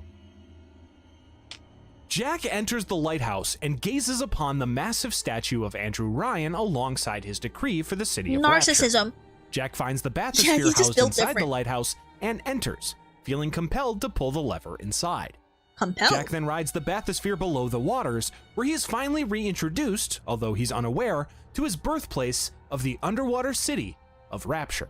Gosh, I love this. I love this little scene. When the bathysphere reaches its destination, so pretty. Jack is introduced to his first splicer. When it scurries off, Jack overhears a voice from a nearby shortwave radio, asking if he would kindly pick it up. Jack does so, and the man on the other end introduces himself as Atlas. See, when I was at this scene, this is my first experience with Bioshock, right? Because this is the beginning of Bioshock 1. When I was here, I'm like, I'm gonna pull that lever again. I'm going back topside. I think I'm better at surviving topside than here, where there's a guy. Because the splicer didn't just like scurry off. The splicer was actively trying to get into my bathysphere. I remember. Oh, there's a speedrunning glitch here that's really funny. Oh, what is it? Maintaining his freedom fighter ruse while continuing to command his unknowing agent through Rapture. Soon, Jack discovers his first plasmid and injects himself with it. I would also never do that. Powers needed to fight off the splicer threat. I have so much self-preservation. Asks for Jack's help to find his family in the Neptune's Bounty section of Rapture.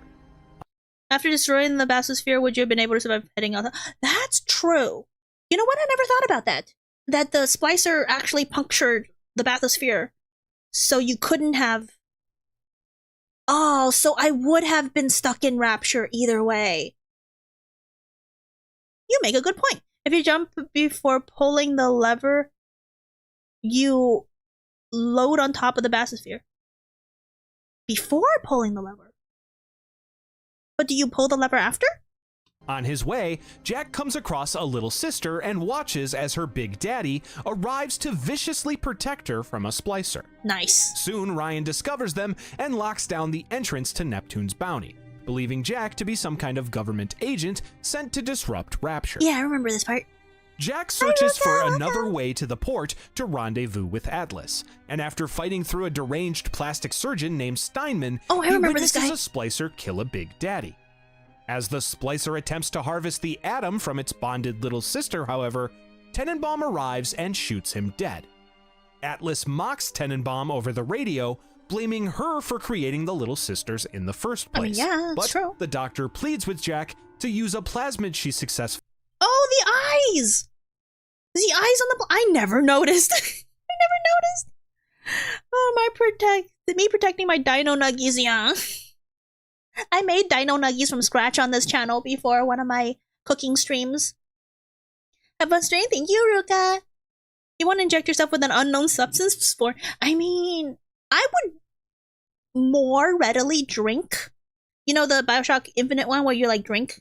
And like if this bottle, like right here on screen, you could just pop up the top and drink it. I would more likely do that than inject me with a giant needle. Do you guys see that giant hypodermic needle size looking? Ugh. I don't have an EpiPen, so I actually have no idea how to inject myself.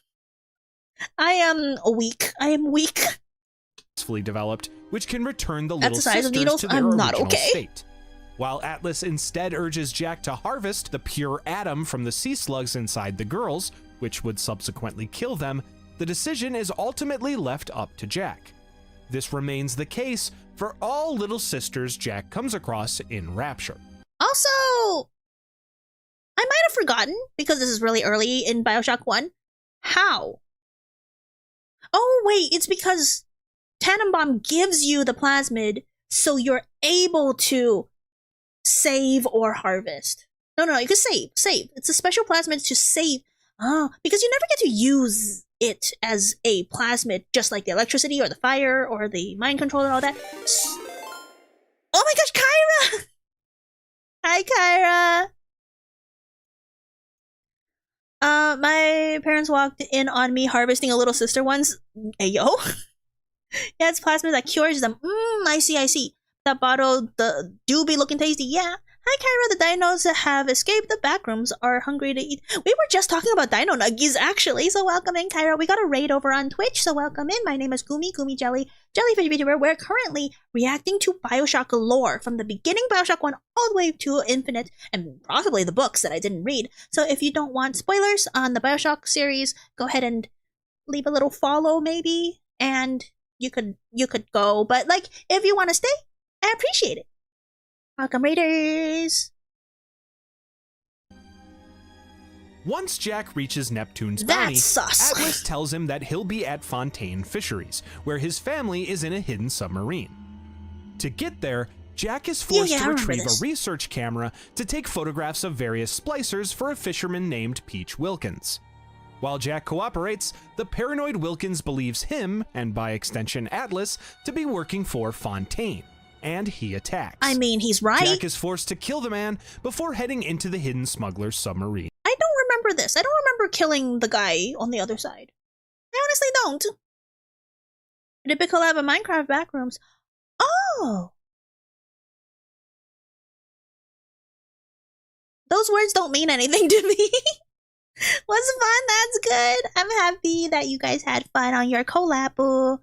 Hi, Sunnyshine, welcome. The plasmid is the fluid stuff from the blood. It's like the glossy fat when separated. I never really thought about what part of the blood was the atom. Now that I think about it. You do kill him, but he's a generic splicer. Oh. Bunch of people in the liminal space. Oh. I'm scared of liminal spaces. In Bay. Atlas arrives and asks Jack to use a nearby control panel to open the submarine to free his family, but Ryan watches and unleashes splicers to attack. Jack is forced to watch through the window as the submarine is destroyed, separating him and Atlas once more as the two separately escape the destruction. What would have happened if Ryan didn't do that? They'll just go in the bathysphere. It's like, oh, fake family. The family didn't exist.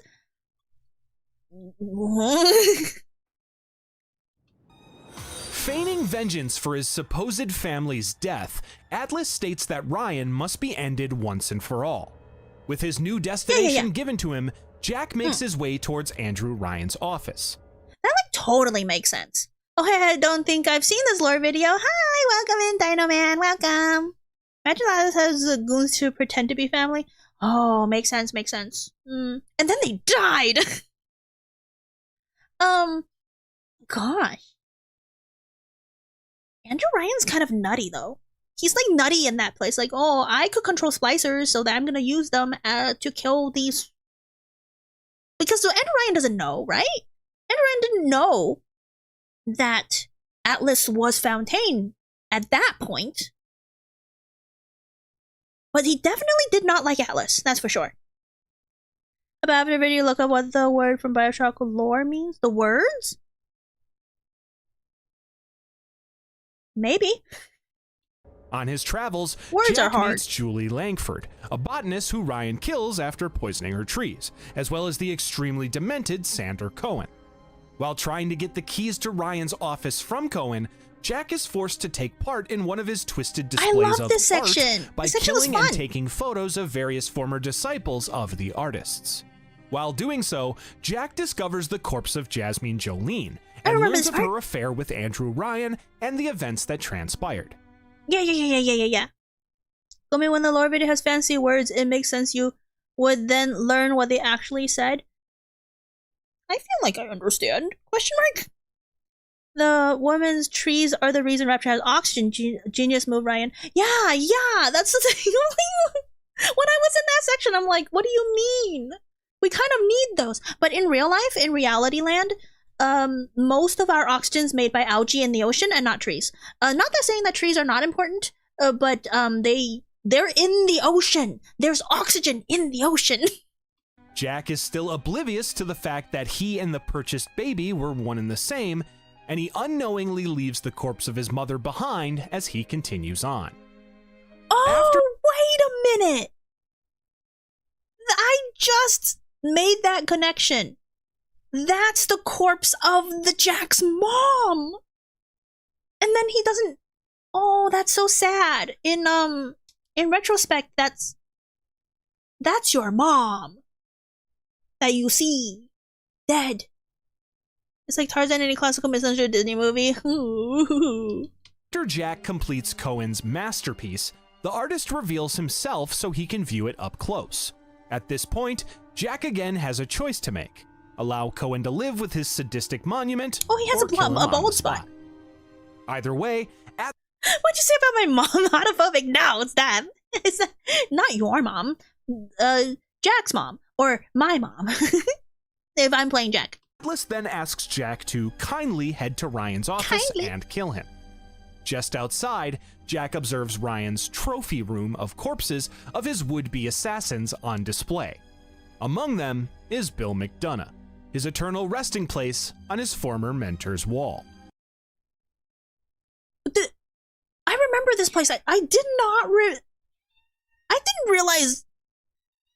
Oh, hi, Bobo. My cat's here. I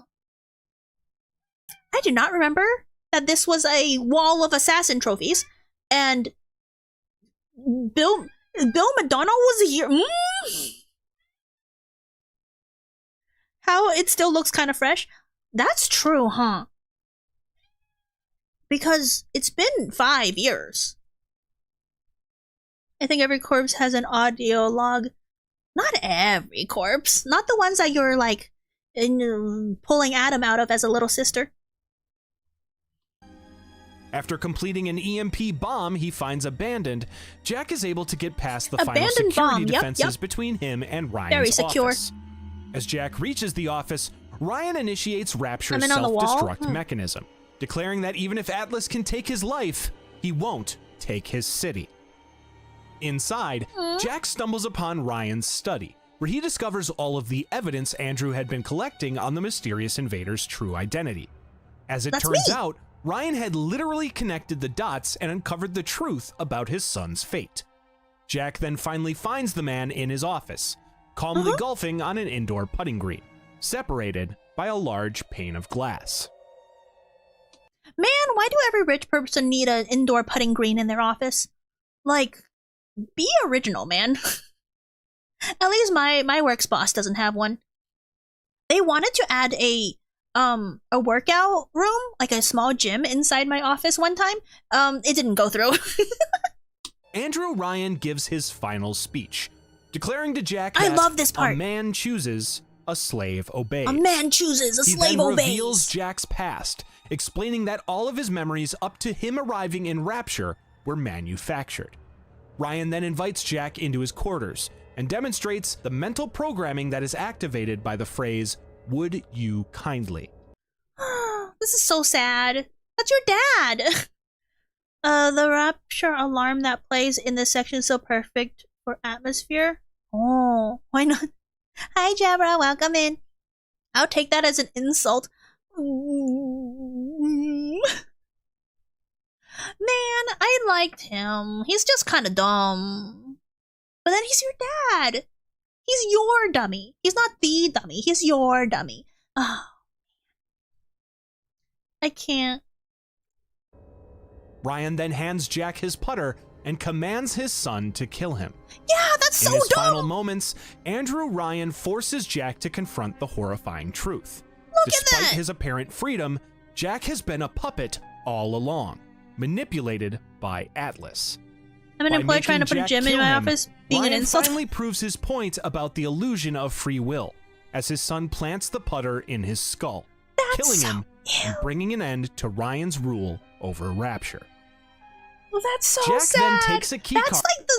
That's the dumbest way for someone like empowered to die. I don't want to out my superiors, but they're friends, right? It's a bunch of nepotism in the executive suite.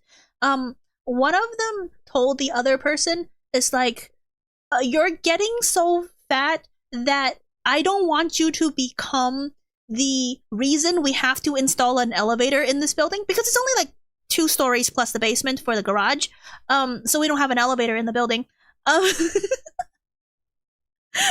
literally, one of the higher ups was talking to another higher up. This is not an employee. This is 2 higher ups. And it's like, you're getting too fat that we might have to install an elevator.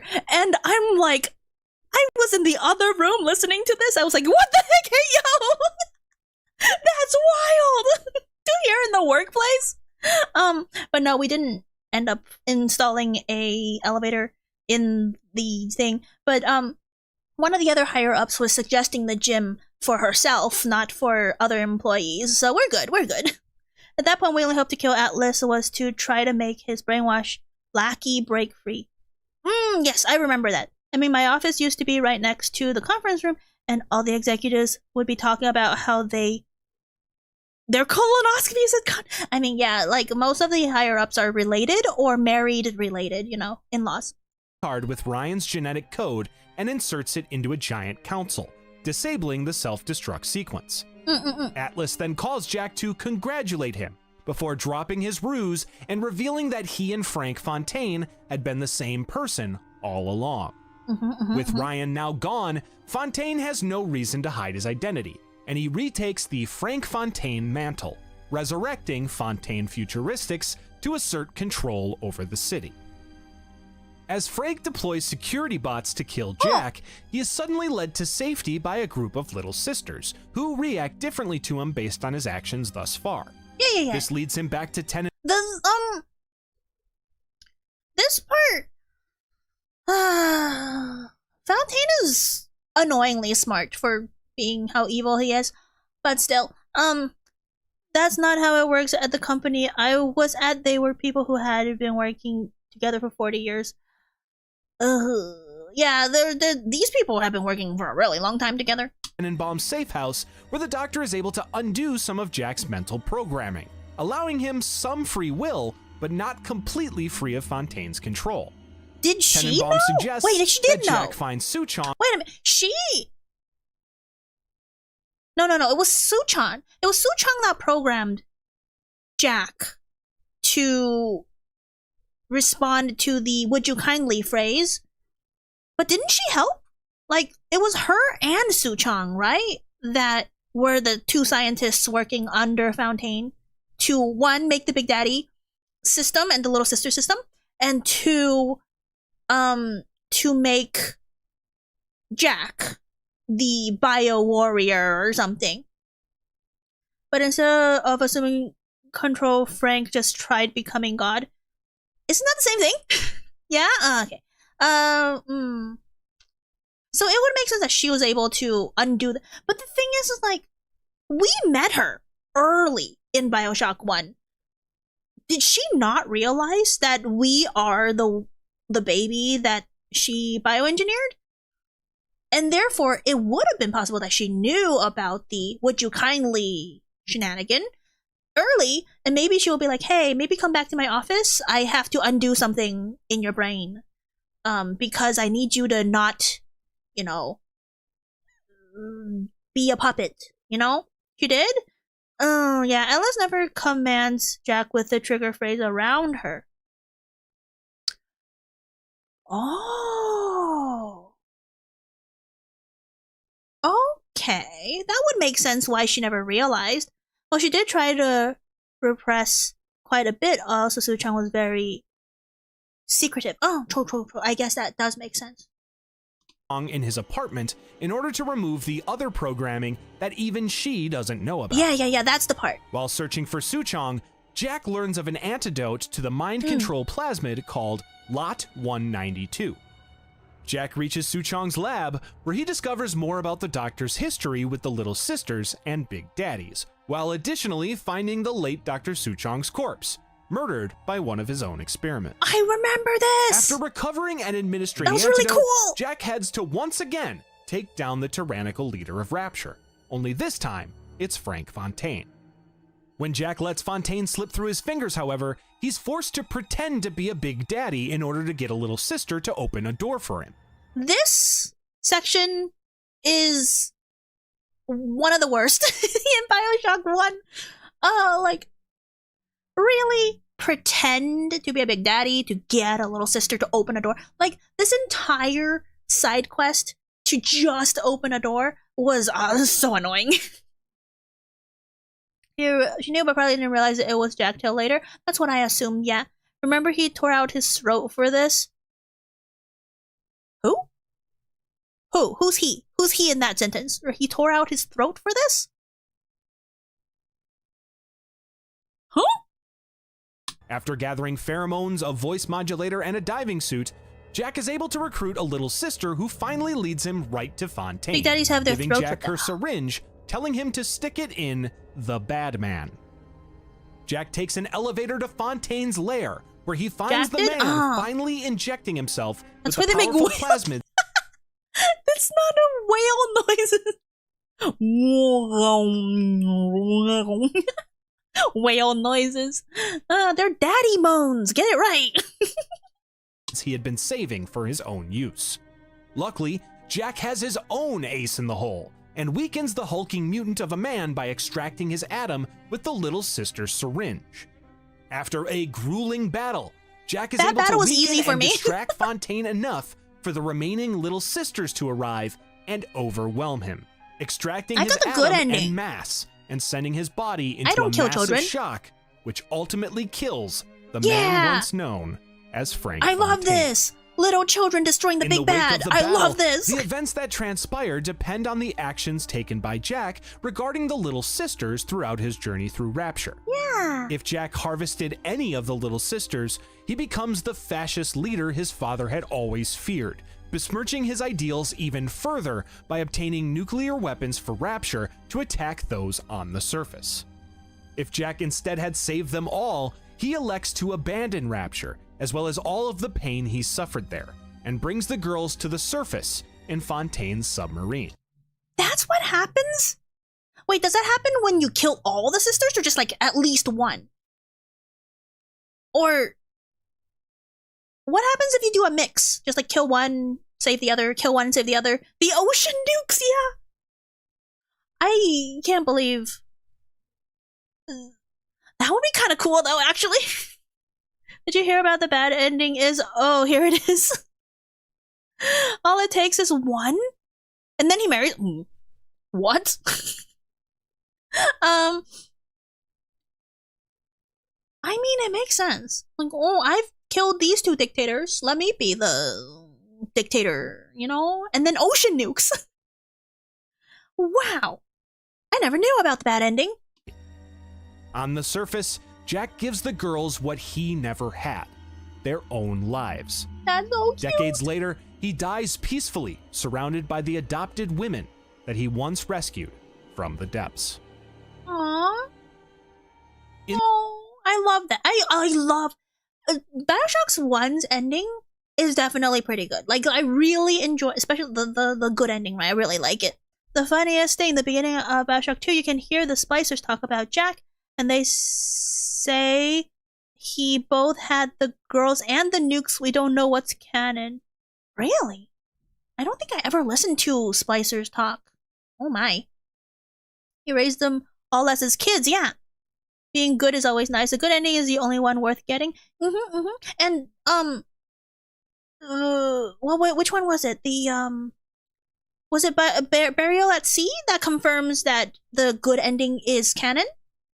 In the power vacuum left in the wake of Andrew Ryan and Frank Fontaine's deaths, Dr. Sophia Lamb emerges from Persephone to take whatever control is left of Rapture, instilling a completely opposite ideological viewpoint of a unified Rapture family working for the collective good. She starts recruiting splicers into this family while working with Dr. Jill Alexander on a project to collect and implant massive doses of Atom, hoping to imbue the subject with the collective genius of those the Atom was harvested from. When this experiment goes horribly wrong and severely mutates both the body and mind of its first subject, Dr. Jill Alexander himself, Sophia determines that there must be a better method. Yeah. She then determines He was a sad that the guy. only person who could handle Kind the of bad amount at of neutral Adam endings? needed to Oh. create the utopian of her dreams would have to be someone whose body was adapted to the substance. Someone like a little sister. Needing more and more Adam for this experiment, but finding that the little sisters once used for the task are growing too old for the gathering, Sophia comes up with a plan to increase her supply. Using Wait a minute. Do little sisters never grow up? If they have the slugs implanted in them, I never really considered them growing up. Because you have to save them from the little sister condition for them to grow old. That was the whole, like, end of Bioshock 1. They never really mentioned that they grow up. They grow up and they go feral. Oh, little sister becomes big sister. Oh, so that's the connection. 8 endings, technically, just one choice. In the neutral is the same as evil? Oh, really, really? They still rogue, they just go insane? Big sisters. I see. Okay. So yeah, that makes sense. Big sisters, you can't harvest anything from them. They become like big daddies, but they don't get imprinted with another little sister. And obviously they don't do little boys, like there's no little brothers for the big sisters. They just go weird. Well, not very slow, like maybe by a year? I see. Alexander's methods, these girls are given their own conditioning and diving suits, as well as a new title, Big Sisters. Lamb then sends the Big Sisters to the surface to covertly abduct and return with candidates for a new generation of That's how little sisters. Tannenbaum figured out that something was happening. In 1968, a decade after his Hormonal death, teenagers with Subject superpowers. Delta That's is so relatable. revived inside of a Vita chamber, a Sinclair and Suchong developed resurrection machine that Jack may have used during his Vita chamber. Her little sister. Subject Delta is revived inside of a Vita chamber, a 1968. What? When did he die? How was he revived? Huh? Was a concept that our little brother from Bioshock 2, they just didn't make the final cut. Oh, 1960. So it's been 8 years. That makes sense, because when we first saw our little sister, she was young, and then Eleanor became a grown lady by the time we got to her. But why? He died in 58? Also got somewhat lampshaded in Burial Sea. Sinclair and Suchong developed resurrection machine that Jack may have used during his journey if he found himself unlucky. When he awakens inside of Rapture, Delta immediately begins to search for Eleanor. He receives a call from Tannenbaum, who had assisted Eleanor in reviving him, and she has him meet her at a train station. I remember now. Eleanor used her control of the other little sisters to program a Vita chamber with this guy, Johnny Topside, Subject Delta, his DNA, so that he revives. But once again, how did she get his DNA sample? How did Eleanor get his DNA sample to program that Vita chamber? While Delta is forced to deal with the Big Sisters, as well as splicers sent by Sophia Lamb, his diving suit and powerful conditioning protect him from the dangers of the Big Sisters, as well as the ocean around the collapsing Rapture architecture. I love that. Delta it's a diver soon finds suit, after all. Tannenbaum at the train station, who informs the Big Daddy about his origins and purpose. Tannenbaum tells him that she has returned to Rapture to save the little girls Lamb is trying to use for— Yeah. She has a plasmid that lets you control the little sister. She got it by having neural network of spies. Yeah. Little sister had an interesting development cycle. They were in a little green things. Goblins? They used to be goblins! I'm so glad they went away from that. Little sister took Adam in him and reprogrammed the Vita chamber. But he died in, what was it, 58 or 60? One of those? And then it took him... But this video, right? Earlier this video said that recently dead corpses can be harvested for Adam. So they had to have harvested him recently. Like, not recently, like way back when he died. And then it took 8 years. And they kept the specific atom vial, that they didn't do anything with that specific vial of atom. DNA survives for a long time, and Rapture doesn't have decomposers in the city? It took 8 years. Oh man, oh boy. For her plot. As Lamb sics more splicers on the train station, Tenenbaum is forced to rush off with the girls she rescued while Delta fights them off. Afterward, the Tenenbaum big sister says her fights goodbyes in to Bioshock Delta, 2 was like telling the him to search most for hectic. Eleanor They in were Fontaine hard. Futuristics with the help of Augustus Sinclair. I love Sinclair. Calls Delta and leads him to the frozen over railways to Fontaine Futuristics, informing him of an incinerate plasmid in the nearby amusement park that will let him thaw it. After collecting Adam from another little sister he protects and having his own choice of rescuing or harvesting her, Delta is able to obtain the incinerate plasmid. When did Delta get the plasmid to save the little sisters? Because I remember, as we said earlier in the video, right, that Jack got the plasmid to save the little sisters from Tannenbaum. Did we see Johnny get the same plasmid? Because I don't remember. The other series are genetically different from normal splicers. They probably have longer lasting atom. That's a crack shot theory, though. That's not based on evidence, right? You can enrage the sisters at the end and they'll fight each other. Huh. I didn't know that. Big sisters are more powerful than big daddies. Woman power or something. something women power or something. Delta was a subject for several plasmids before he became subject Delta. Oh, that would make sense, I guess. But is there evidence for that, though? Or is that another crack theory? After killing a big sister hoping to take his Atom, Delta gets back to the frozen path and melts the ice blocking the train to board it with Sinclair. Their trip is stopped short by Lamb, who initiates a city-wide lockdown. Sinclair then tells Delta to find the local governor, Grace Holloway, to get an override key. When he finds Holloway, Eleanor's former caretaker, who Delta had previously assaulted to protect his little sister, Delta grabs the key and is given the choice to either kill or spare the vengeful governor. She's so pretty. No! Don't kill her!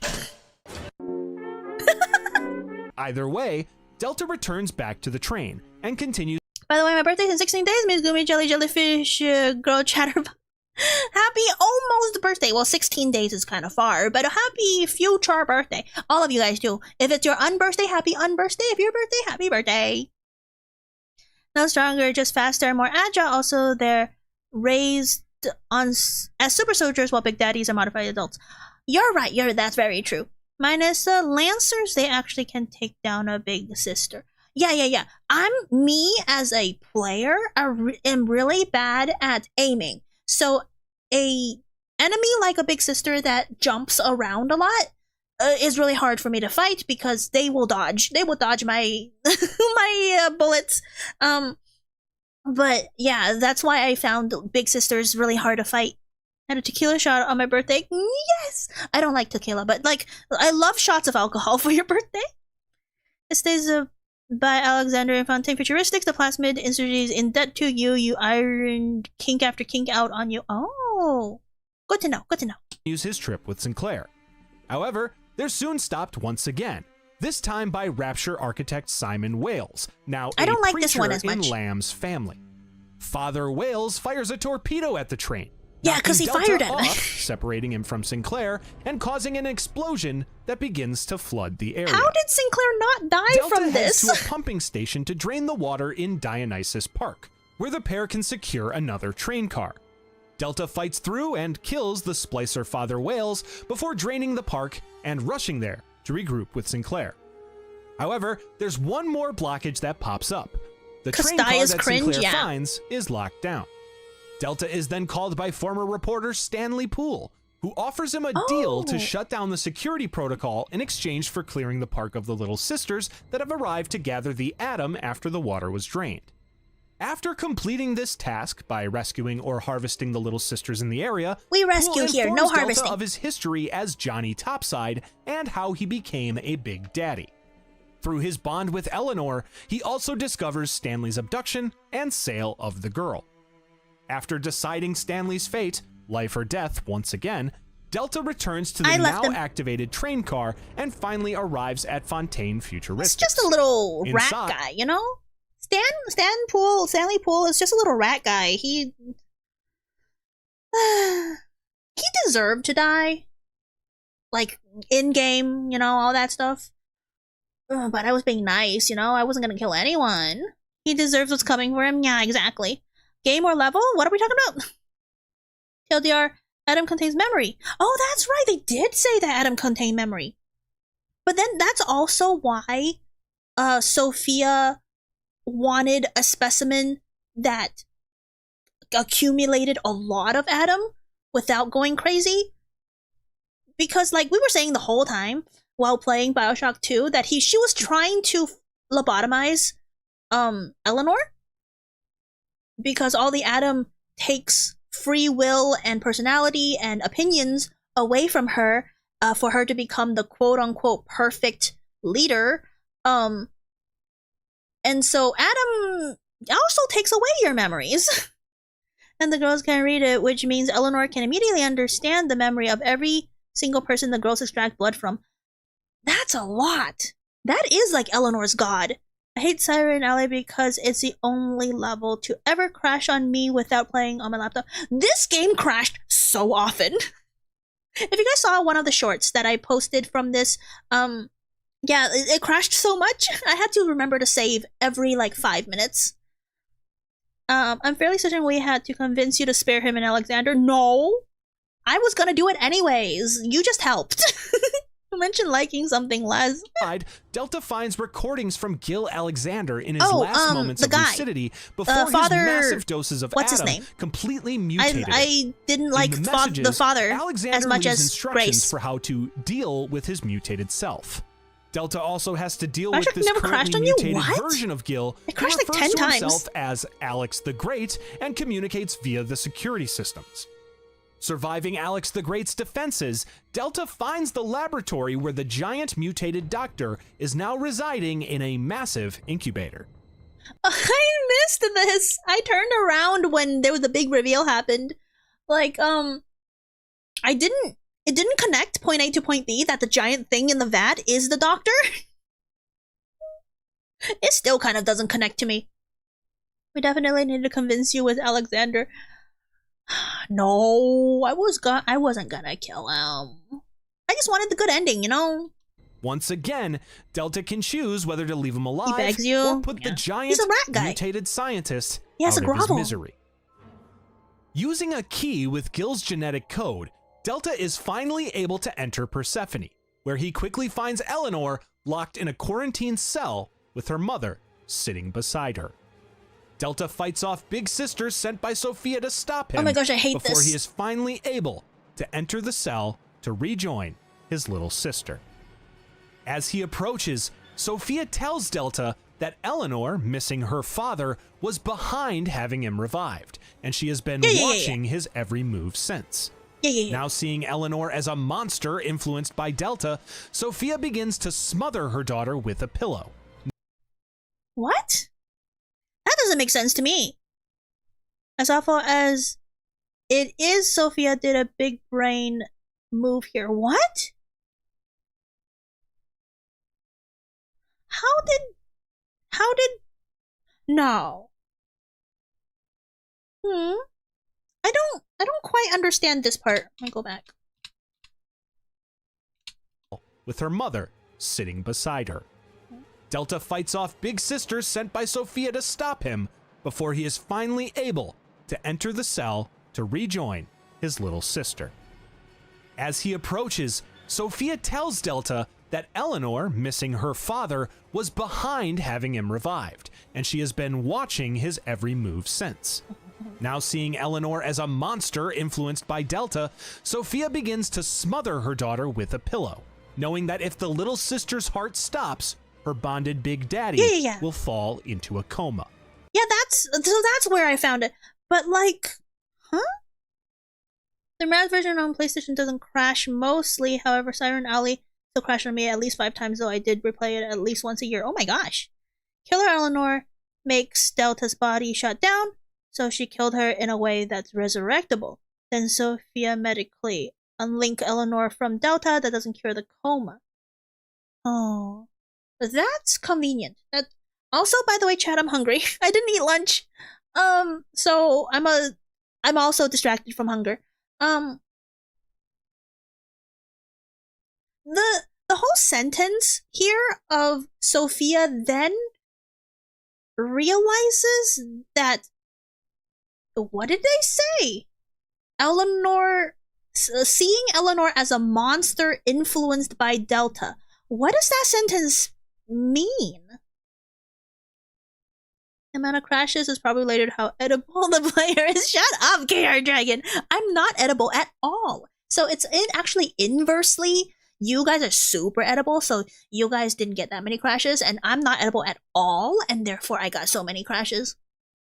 This severs the bond, so Delta will die permanently. Lies. Can't believe 100% lies. Guys, shut up. Can't believe you came back from lurk and just told me that I'm wrong. The mind was corrupted?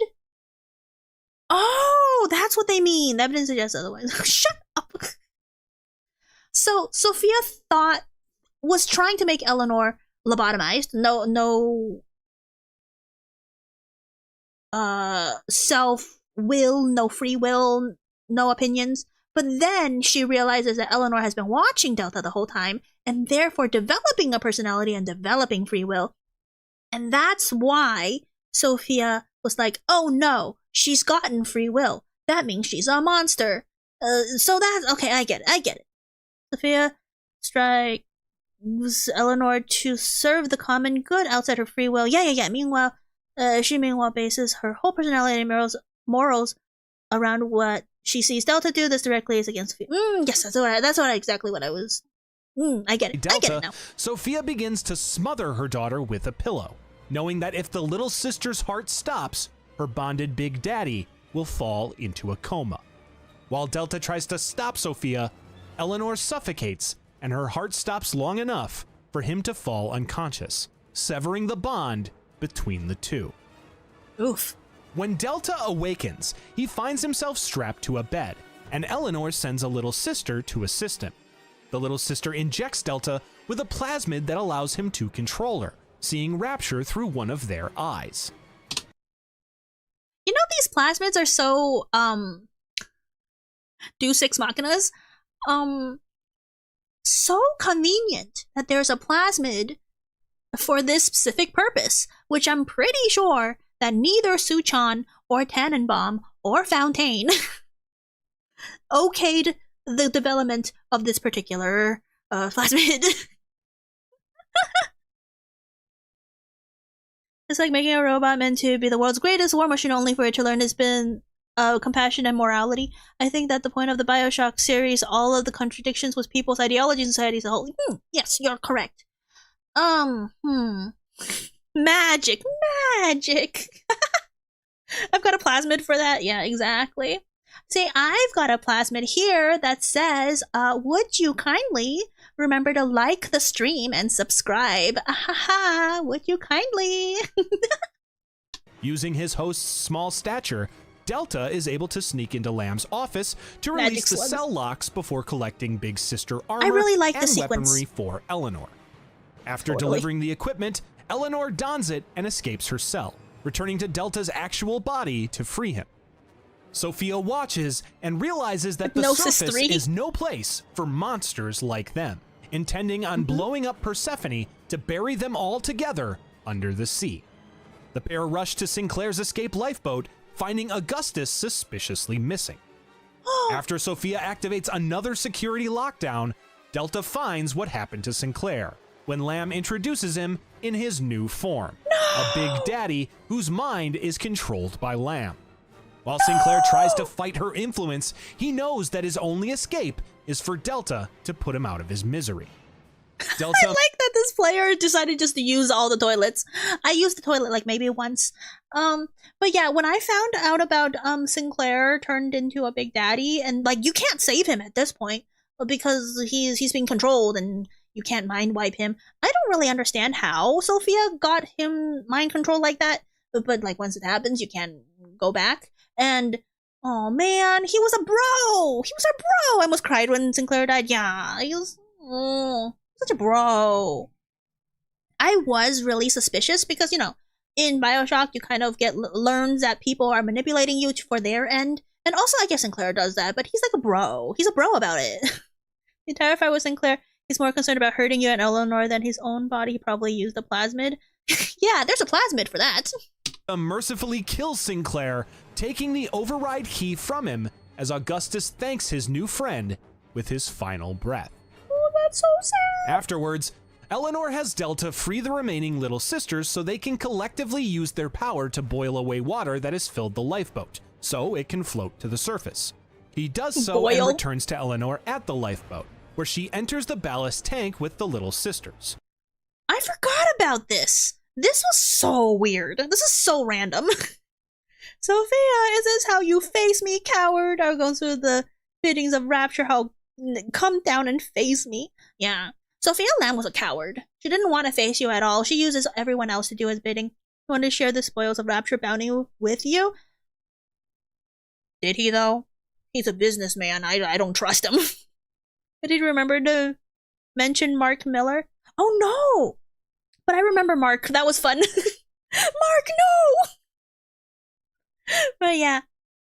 How did little sister breathe underwater? I mean, they're a little immortal. Hi, Ikta! Welcome! This whole thing about little sisters being able to get hot enough to boil water, like, that's an attack. That's like self-defense times 1,000. If a splicer was going to grab a little sister, heckin' yeah, just make yourself hot. Oh, thank you for the follow, Marpy Bean on Twitch. Thank you. Oh yeah, you killed him and we all cried. Good times, yeah. In one final battle with the remaining members of Sophia's Rapture family, Delta protects Eleanor while she boils the water. Once it's gone, the pair flood the docking platform to launch the lifeboat, racing to it as it begins to float. Unfortunately, the pair run right into an explosive trap left by Sophia. While Eleanor is able to escape at the last second using a plasmid, Delta is caught in the blast and is unable to reach the lifeboat as it launches. Oh no! Delta is blown into the ocean and grabs onto the lifeboat's exterior, watching Sophia and Eleanor inside through a window. It's at this point, several different outcomes can occur based on the actions Delta took after his revival. It's been so long. If Delta's good actions inspired Eleanor to show her mother mercy, she saves her from drowning and takes her to the surface. Otherwise, that's what I did. She simply allows her mother to die. Similarly, you know what? She kind of deserved it, though. Sophia kind of deserves to drown, but I really wanted the pacifist ending, so I didn't kill anyone, and Eleanor saved Sophia in my ending, I think. It has been so long. I'm sorry, Ekta. At least you're here now. We're reacting to this video that we are somehow only halfway through. What? I thought we were ending soon, but apparently not. Oh, but of course, there's whole Bioshock Infinite to go through. My self-defense message is being hot and steamy. Yeah, exactly. In fact, the room you pass through to the lifeboat has a body with money where you're never able to use. Yeah, makes sense. Sophia deserves to drown, but Eleanor deserves to save her despite that. Yeah, you're so right. Also, I'm so hungry. I'm gonna go grab some pita chips real quick. I'm gonna leave you guys with the background music on, and let me just go grab food really quick. I'm really hungry. I'm dying. If it is a mess, that's how. Makes sense. Yeah, I understand.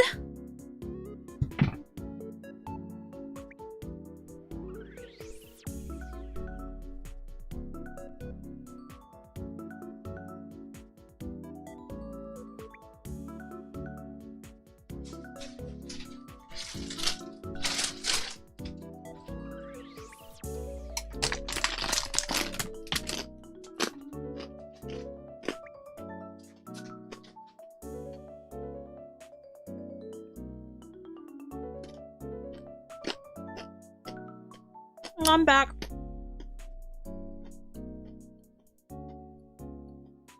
Have you considered eating steamed Guumi? It's delicious. No, shut up. I've been quick hello from the airport. Will for sure not be on the plane with Wi-Fi. Okay, Char. Have fun on your flight. Be safe. Thank you for dropping in. Everyone, what's your favorite method of cooking Guumi? Shut up! I would eat raw Guumi. Excuse me. It's my Guumi char. I like my Guumi charred. Oh my gosh. I'm so sleepy. I'm sorry. Wake up at 5:30.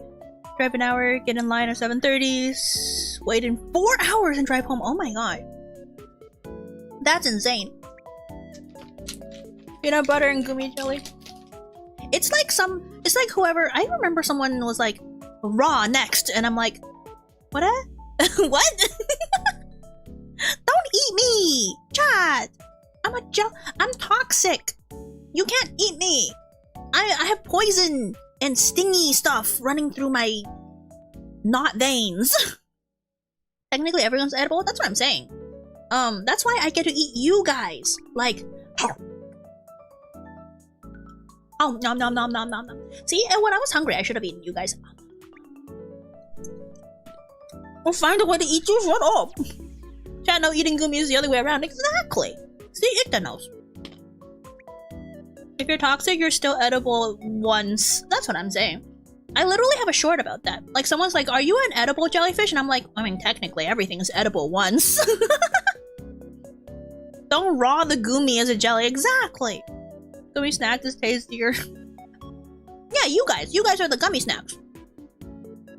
Anyways, let's go back to the react. I'm just gonna keep munching on the chips, so I'm so sorry for chip noises. Determined by his own decisions.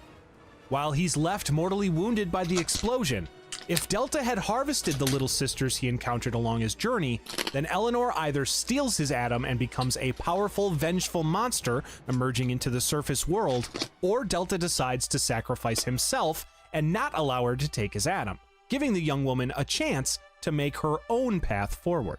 What? I don't remember this part. Why is mercury tasty to 3 people? Really? 3 people tried it? 3 people tried mercury?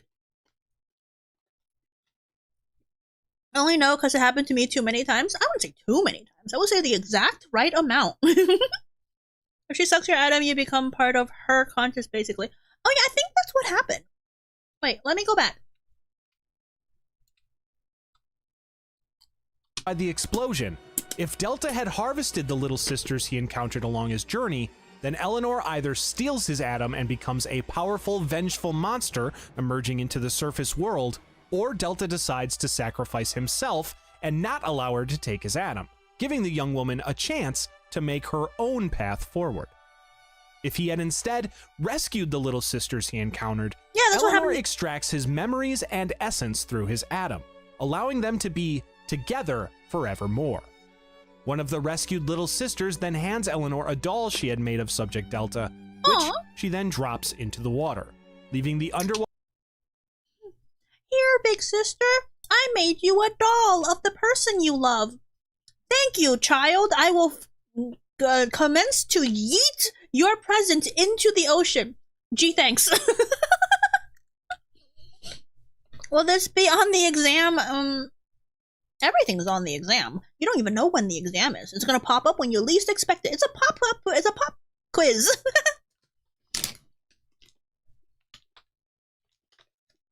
Eating Guumi ASMR way. No, Guumi eating ASMR. That's a neutral ending? I see. Now that was hers from her childhood? Oh, that makes more sense. But still, thanks. Yeet! Eat dolls into Davy Jones' locker, yeah. Davy Jones have a good collection down there. Underwater city of Rapture, behind for good. Yeah.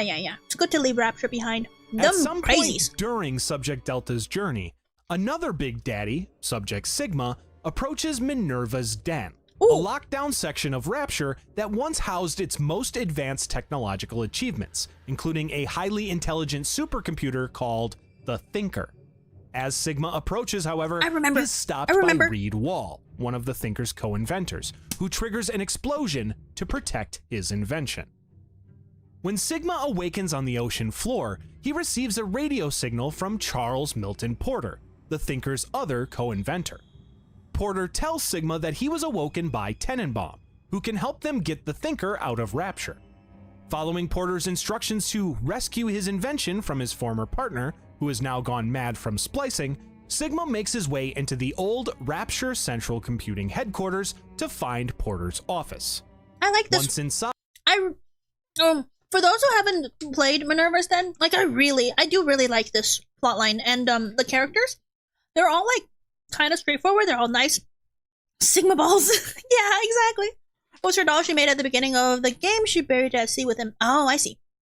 Like how we sometimes bury people with mementos important to them. Don't bury me with anything. Please sell it on eBay. I would rather the living have stuff than the dead. That's my philosophy, at least. Yeah, I really like this. I haven't beat it yet, so I hope he skims over it. Let me see. It's not very long. It's just a little bit. But it is gonna tell you the ending, so I'll try to go fast. I'm just saying that it takes too much liberty into how AI is positive, and I don't like it. Porter has he'll Sigma spoil take a it. key card that will get him to the computer core where he can print a hard copy of the Thinker's machine code. After reprogramming a signal beacon that will allow them safe exit in Porter's bathysphere, Sigma arrives at the Thinker's computer core. As he gets closer, Sigma begins to get signs that something isn't right with Porter. Wall tells Sigma that Porter was taken by Ryan's secret police years ago, and the Big Daddy soon finds a recording from CM Porter himself confirming that fact. In the recording, Porter notes that he's heard of those Ryan takes becoming Big Daddies, but he focuses on the task at hand, the Rapture Departure Protocol, which is a plan he programs into the Thinker to escape Rapture and live on no matter what happens to Porter himself. I'm not really good at math, so I don't know if those math equations are Sigma real. uses the code printer. Finally finished with his mission, Sigma awaits the printout. Yeah, man. Until Wall arrives and shuts the Thinker down, stopping the print. Wall taunts Sigma before running off, leaving the building collapsing in his wake. Tenenbaum finally calls Sigma herself, telling him that he must stop Wall and bring the Thinker back online in order to keep Minerva's Den from falling to pieces. After a rough battle, You know what's wild? If the Thinker was like so influential, like really big technology, right? It kind of sucks that there is no mention of Minerva's Den and no mention of the Thinker in the overarching game itself.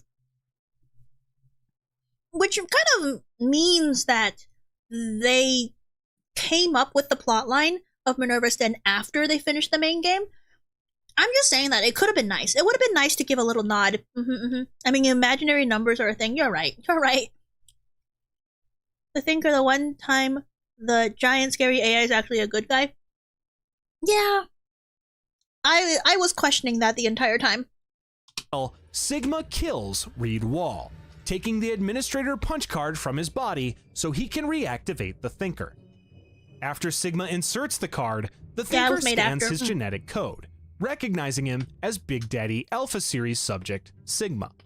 The Thinker then announces the Big Daddy's identity before he was transformed, revealing that subject Sigma had been none other than Charles Milton Porter all along.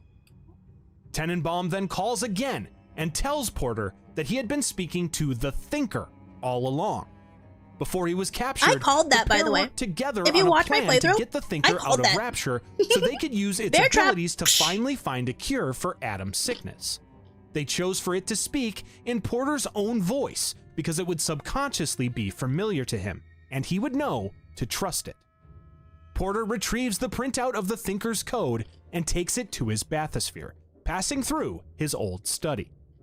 There, Porter finds an old recording of himself trying to recreate his late wife Pearl's personality through the Thinker so he could speak with her once again. Oh yeah, the Porter wife. then joins Tenenbaum in the bathysphere. That was so sad. And the pair this ascend entire to the thing was so surface, sad. where they have much work to do. Sometime much later, we find Charles Milton Porter, now restored back to his former self with the Thinker's help, and he visits the cemetery on the surface where his wife was buried. He leaves her a letter as he finally says his goodbyes and walks away towards an unknown future. Yeah, this whole thing is so sad. Every single time I found an audio log of him like trying to teach the Thinker how to emulate his wife, oh, I cried a little. This is what I assumed. Yeah, that's what I called too in the beginning. It's like, that's how it is, man. That's what AI is. I'm actually glad we managed to avoid any Sigma jokes. I mean, I think I had made Sigma jokes during the playthrough. I'm busy eating right now, but you guys know. Even if I don't make the Sigma jokes, you guys know. I telepathically beam Sigma jokes into your brain. That's how it works. What about Alpha and Beta? I don't know, man. I'm gonna go to sleep. My body hates me right now. Have a good stream. Okay, Ikta. You have a good night. I'm so sorry you have a bad day, but hopefully it's better after you take a nap. It's very difficult to comment on what you were saying because it was going to be a spoiler when you started sterilizing. Yeah, exactly. It's a good thing that if I start serializing, that you don't comment on whether it's right or wrong. That's just how it works. Oh yeah, I wasn't there because of work, but we got a squish. Rude. Yeah, that's why I really like this This one. brings us to the end of Rapture's storyline, at least as it was left all the way back in 2010. As we all know, however, there's still a lot more story to cover, while our next story takes us not only to a new city, but also a new time. Literally now, half let the us video go from the depths of the ocean below is to the Bioshock clouds Infinite. in the skies above. But Infinite for me was like a shorter. Our story begins in the 1890s, game. shortly I after finished the in events 4 of the parts. Wounded Knee Massacre in South Dakota, where we find United States Army soldier They're starting Booker with DeWitt. Wounded Knee. While DeWitt participated in the event and is seen as a hero among his fellow soldiers, he is quickly overwhelmed by the guilt of his actions. DeWitt soon comes across a creature named Whitting, who offers to wash away his sins in the waters of baptism. While the personal significance of this decision is lost on the guilt-ridden Booker DeWitt, even he couldn't possibly imagine the ramifications of the choice he is given. At this exact moment, 2 parallel timelines emerge, one where Booker declines the baptism and one where he accepts it. In the timeline where Booker accepts the baptism, he devotes his life to Christianity, abandoning the Booker DeWitt name and Okay, you started with baptism, so you were already in Christianity? It's just you got even more into Christianity to the point that you think that you're God. That's different than Christianity. If you consider baptism, I think you're already Christian. Pretty gnarly, yeah. I really did like Infinite. I do recommend looking at some of the cut stuff. Oh. But cut stuff is not canon though, right? Did chat meme Booker seeing the mark of the false? I did. It's like, there's ad space on my hand. Can I put Vite Ramen on my hand? Because I am affiliated partner with ViteRamen.com. You get 10% off your Vite Ramen order with code Guumi, Guumi. Look, it just popped up on the left. We kind of did, but not really. The Infinite we didn't get was Peak. Oh. Christening himself Late Christian? Zachary Hale Comstock. Zachary He Hale soon meets Comstock? a physicist named Rosalind Lutece, I never remembered the who had middle name. discovered quantum particles that could be suspended in space-time. Wait, at a go back. fixed- What? Say that again. Zachary Hale Comstock. He soon meets a physicist named Rosalind Lutece, Time who to had pin discovered the shill. quantum particles that could be I suspended think in I put space-time. I think I put the link of my affiliate link in the description. If I forgot, then oh well. I can't remember if I did actually. I'm gonna look. I did not. Oopsie daisies. Hold on real quick. I could get it. Oh, I have to log into my ambassador. Hold on. I'm getting the link. There we go. It's not there, Vine. Here. 10% off your order with code Guumi. There we go. There we go. The word couple you always see is the same person from parallel dimension. They're trapped, forced to. What? I didn't get that at all. Hold on. Go back. Zachary Hale Comstock. He soon meets a physicist named Rosalind Lutece, who had discovered quantum particles that could be suspended in space-time at a fixed height. What does that mean? Named after their discoverer, Comstock works with Rosalind to use these Lutece particles to build a floating... Wait, that's how you pronounce Lutece? I thought the game pronounces it Lutece. Why would they be Lutece? I told you they were the same person, not twins. I don't remember that.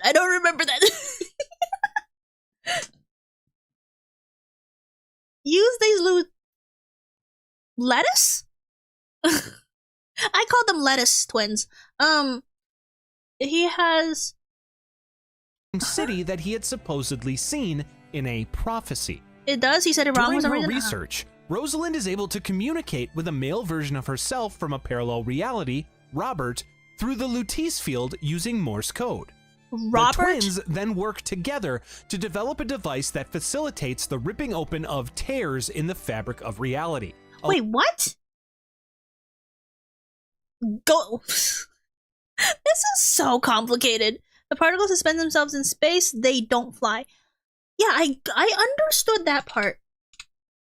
Okay. Build a floating city that he has supposedly seen in a prophecy. That makes sense, okay. During her research, Rosalind is able to communicate with a male version. How? How? During her research, Rosalind was able to communicate with a male version. Because they said right after, right? They said right after this sentence that they worked together to create tears. So this was pre-tears. They were able to communicate with each other pre-tear. Is that one particle you steal at the end in Burial Sea, right? I don't remember. Particles that serve space, time, and unintentionally allow for multiversal travel? Lutece field using Morse code. The twins then work together to develop a device that facilitates the ripping open of tears in the fabric of reality, allowing glimpses into and eventually access to parallel universes. The collaboration between the Lutece twins allows Comstock's vision of a city suspended in the clouds to become a reality. This city, called Columbia, is launched in 1893 at that year's Chicago World's Fair. Supported fully by the United States, Columbia begins to travel the world as a monument of American exceptionalism. Comstock envisions Columbia as his Ark, or the New Eden, a sanctuary that preserves the purity and ideals of America as he perceives them. Oh gosh. And you thought gene babies were too crazy? They're all crazy, man.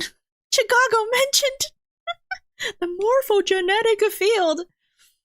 Hi, Ultra. Is that a 999 reference? The morphogenetic field. Oh my goodness. This is insane.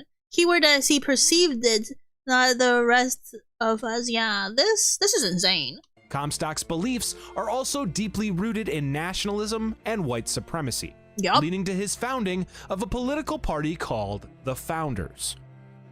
Columbia begins to thrive, thanks in great part to the interdimensional tears utilized by the Lutece twins. Comstock looks through the tears to see visions of other realities, including potential future outcomes. He quickly gains the reputation of a prophet and is worshipped by a large number of Columbia's inhabitants. Oh!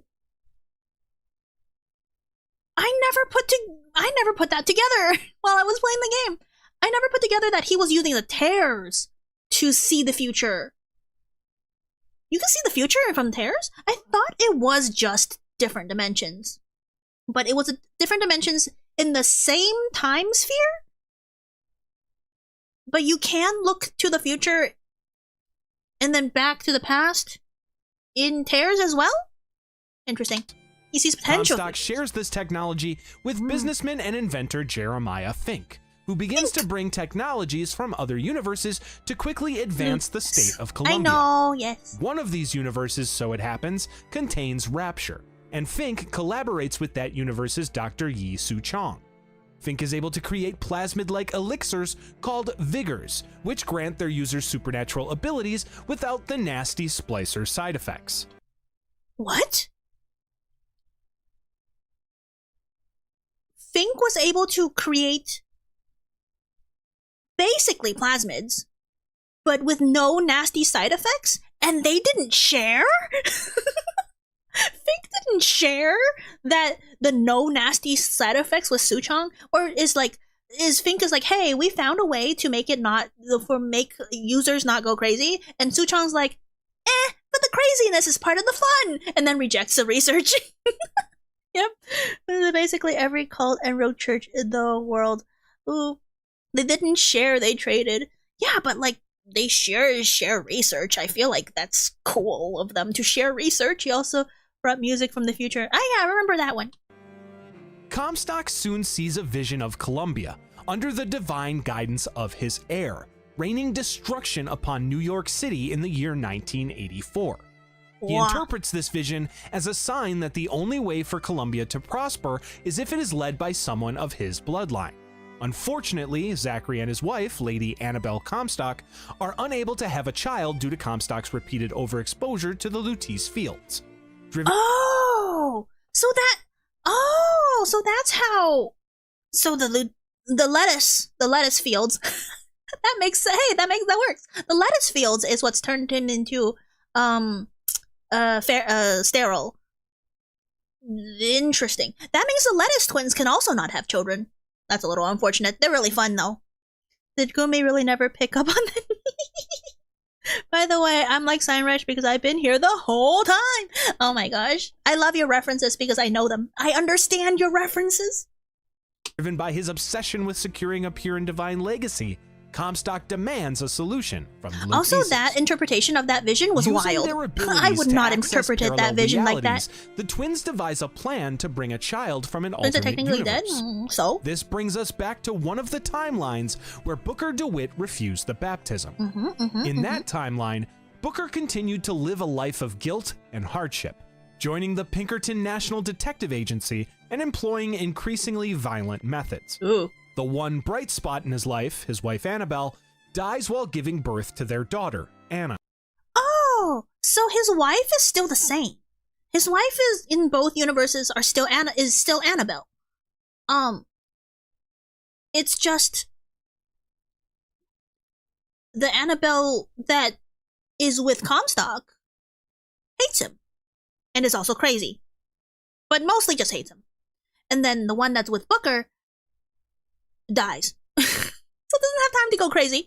The reason twins are so deadpan is because they've seen 1,000 Bookers that have no faith in you in that moment. I love that for them. They're very good. Guess they were soulmates. Were they already married by the time he did the water dunking? What's it called? Baptism. Yeah, baptism. Dunked himself in water. This drives Booker further into a dark depression, leaving his job and spiraling into alcoholism and reckless gambling.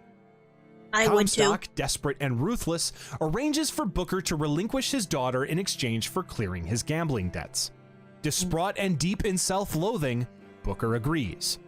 The Luteces then create a tear in reality through which Comstock can take Anna. During the exchange, as Anna is pulled through the tear, Booker tries to take his daughter back from Comstock. During the struggle, the portal closes on her, severing the tip of the baby's little finger. Except for once.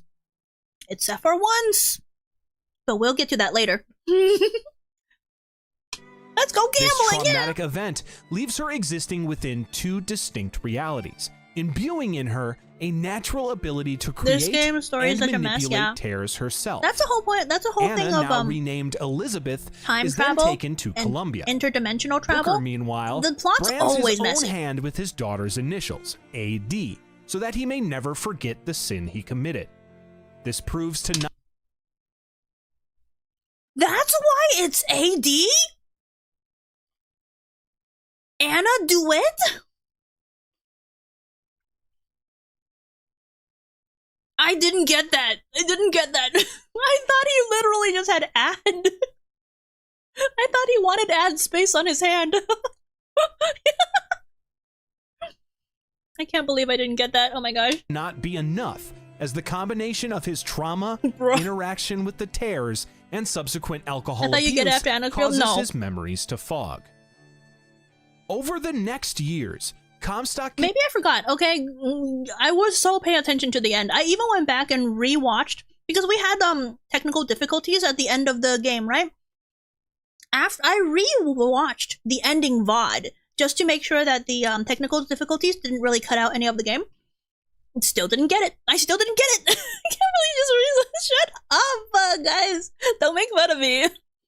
My hand is brought to you by Hashtag not a sponsor.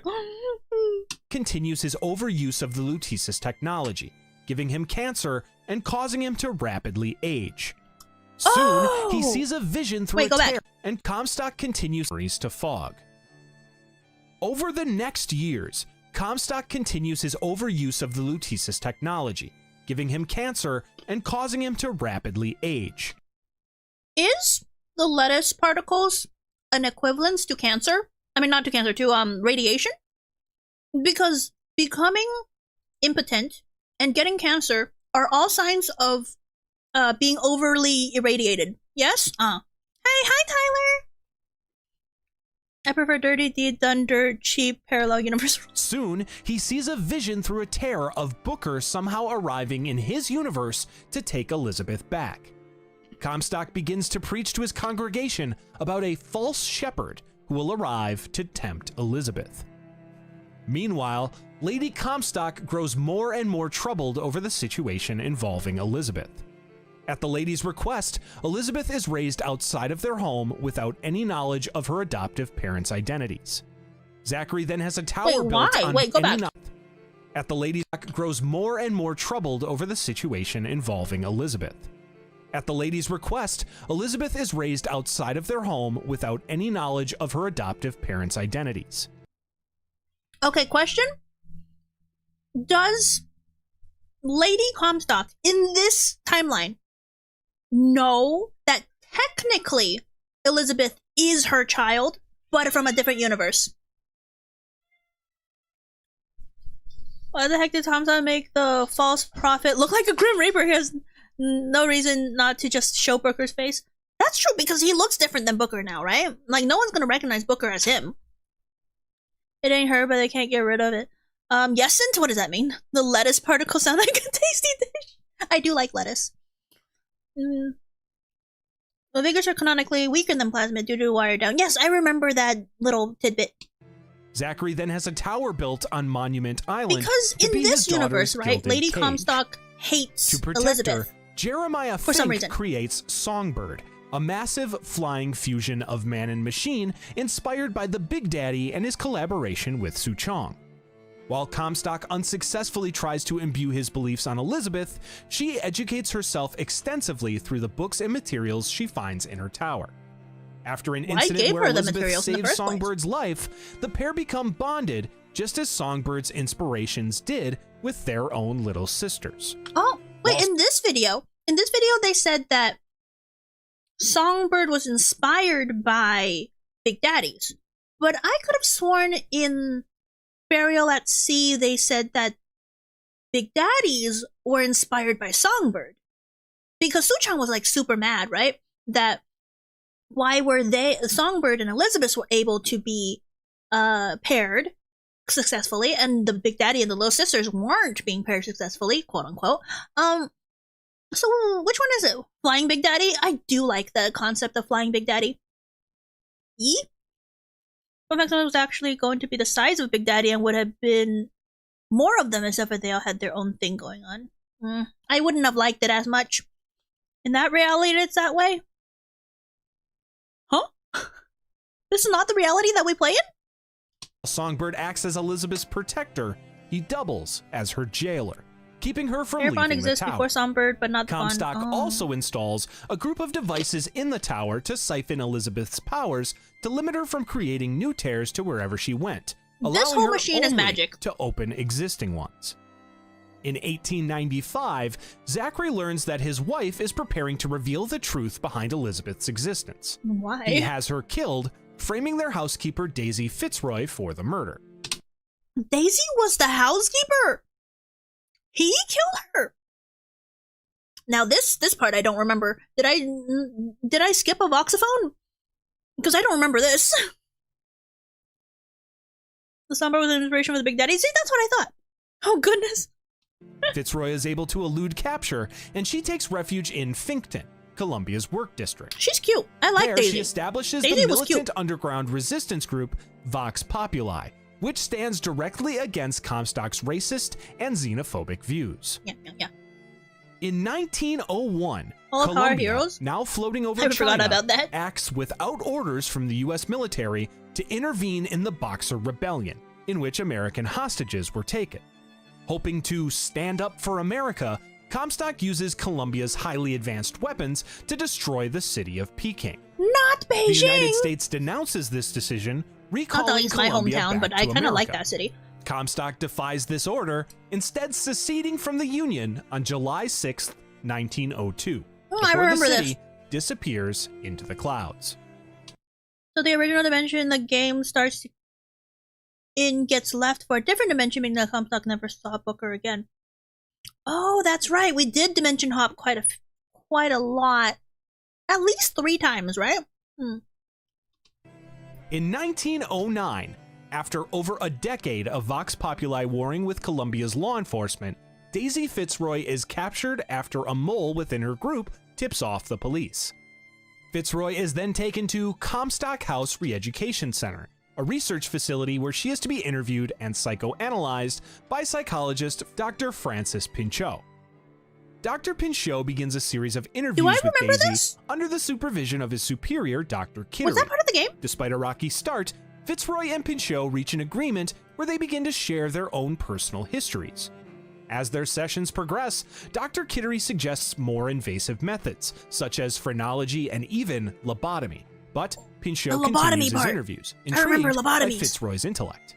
During their third interview, tensions flare when Fitzroy's critical responses lead Pinchot to slap her, revealing his true nature.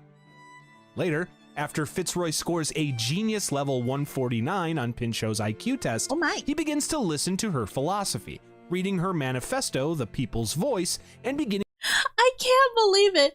Oh, I don't believe you. I don't trust you. I'm gonna smack you around as a psychologist or whatever. And then like, wow, you're so smart. Your IQ is 149. Now we're best of friends. Wow. to reconsider his beliefs. On May 13th, 1909, Dr. Pinchot faces a moral crossroads when he's asked by Fitzroy to aid in her escape from Comstock House, which is quickly turning into a torture facility. Choosing to help her, Pinchot promises to protect Fitzroy, admitting a grudging admiration for her mind despite his own racial prejudices. Oh, However, racism. as Fitzroy's rescue unfolds, she shockingly betrays Pinchot, What? shooting him Shock! What a shock! Racist people, when they realize people of color aren't dependent on skin color to define them. Yeah. What a shock! She betrays him. dead despite his assistance and change of heart. Seeing him as just another snake, Fitzroy escapes the facility and rejoins her Vox Populi comrades. Using their machine, the I don't Lutece remember this at twins all in soon the game. see a tear depicting Elizabeth using her unique abilities to fulfill Comstock's prophecy of destroying New York City. Yeah, Robert screw then New coerces York. his sister Am I to right? assist Am I him in right? sending Elizabeth back to her home universe to prevent this dire fate. Wait, go to back. assist in prophecy of destroy. I wanna see New York die again. Using her unique abilities to fulfill Comstock's prophecy of destroying New York City. Robert then coerces his sister to assist him in sending Elizabeth But not sister. The same person, but different universe. back to her home universe to prevent this dire fate. Comstock. How? This is so messy! There's some plasmids both are just whatever the plot needs them to be, keep going like a Green Lantern ring. Other things from the fiction was vaguely direction, but the tears make less sense. Yeah, the future lesbian would have called you at any time. Like, this whole sentence, this whole like several sentences right here, where it's like, okay, so now the Lettuce twins, they see that Elizabeth is using her powers to fulfill destruction of New York. Ha ha ha. They've had it good for too long. And then one of the twins coerces his sister to assist him in sending Elizabeth back to her home universe to prevent this. That why? How? What's the point?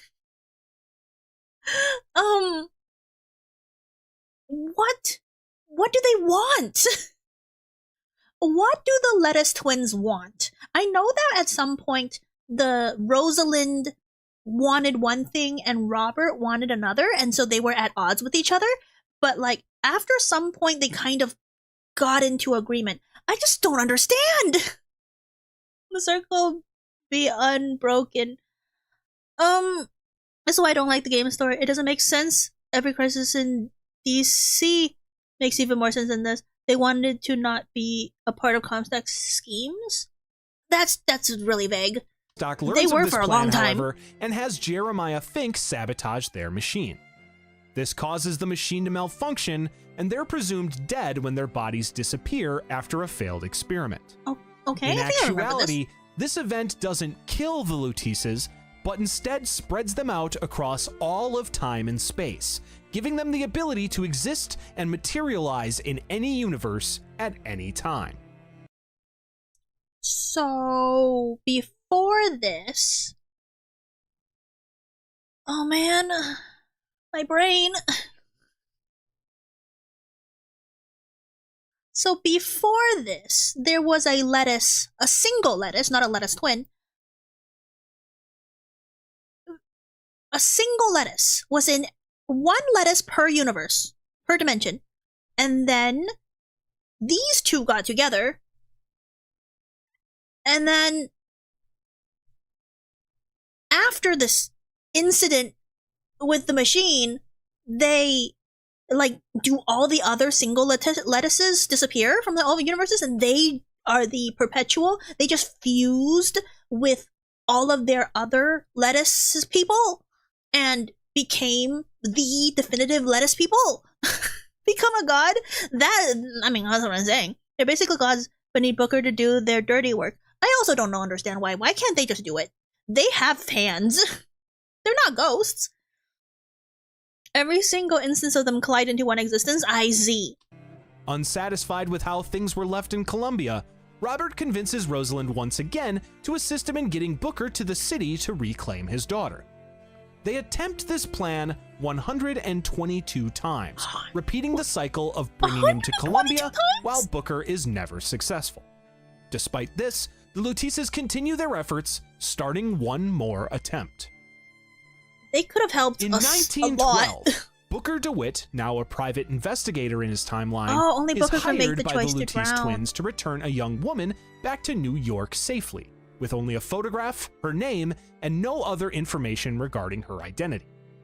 Unknowingly to him, they take Booker through a tear into the reality where Columbia exists. The twins then row Booker to a lighthouse off the coast of Maine, leaving him only with a case of instructions and a weapon before rowing back to the shore. So leaving that's him what alone happened. to begin his journey. I didn't realize. Booker climbs the lighthouse, finding its former keeper murdered inside. Ugh. Per his instructions, Booker activates the lighthouse, stepping inside a pod that shoots into the sky. That also As doesn't make Booker sense. passes the That doesn't clouds, make sense. he gazes upon the wonder of the city in the sky as he descends towards the floating Columbia. I love this. I love this visage, this image. I like this scene. Just like I liked the big scene of them seeing Rapture for the first time, I really like this scene. I think there's a theory about them basically being multiversal ghosts unable to affect the physical world, but the game never confirms it. Yeah, I feel like they're still able to affect the physical world. The pod lands and Booker emerges in Columbia's church, hearing preacher Whitting speaking of the founders. Whitting then baptizes Booker in the name of their prophet, and while he's held underwater, Booker sees a vision of the timeline where Comstock destroys New York City. Oh, I don't remember this part. Booker regains consciousness in the Garden of New Eden, among statues of the founding fathers. This was wild Booker when then I was here. explores It's like, Columbia, founding finding fathers? it Hello? amidst a celebration of the 10-year anniversary of its secession. On his way to Monument Island to look for Elizabeth, Booker receives a telegram from the Luteces, telling him not to pick number 77. They also show up in the flesh, telling him to flip a coin, which has been heads every time prior. Once again, Booker flips heads, and when he's offered to pick a baseball in a nearby... Huh? Only a small amounts, too many changes mean too many variables? They have infinite amount of tries. They're allowed. There's the fine scene before disaster. Why? See, that telegram doesn't make sense to me. Don't pick 77. Why? But you end up picking 77, and then stuff happens. That's how you lead to becoming eventually able to do what they want you to do.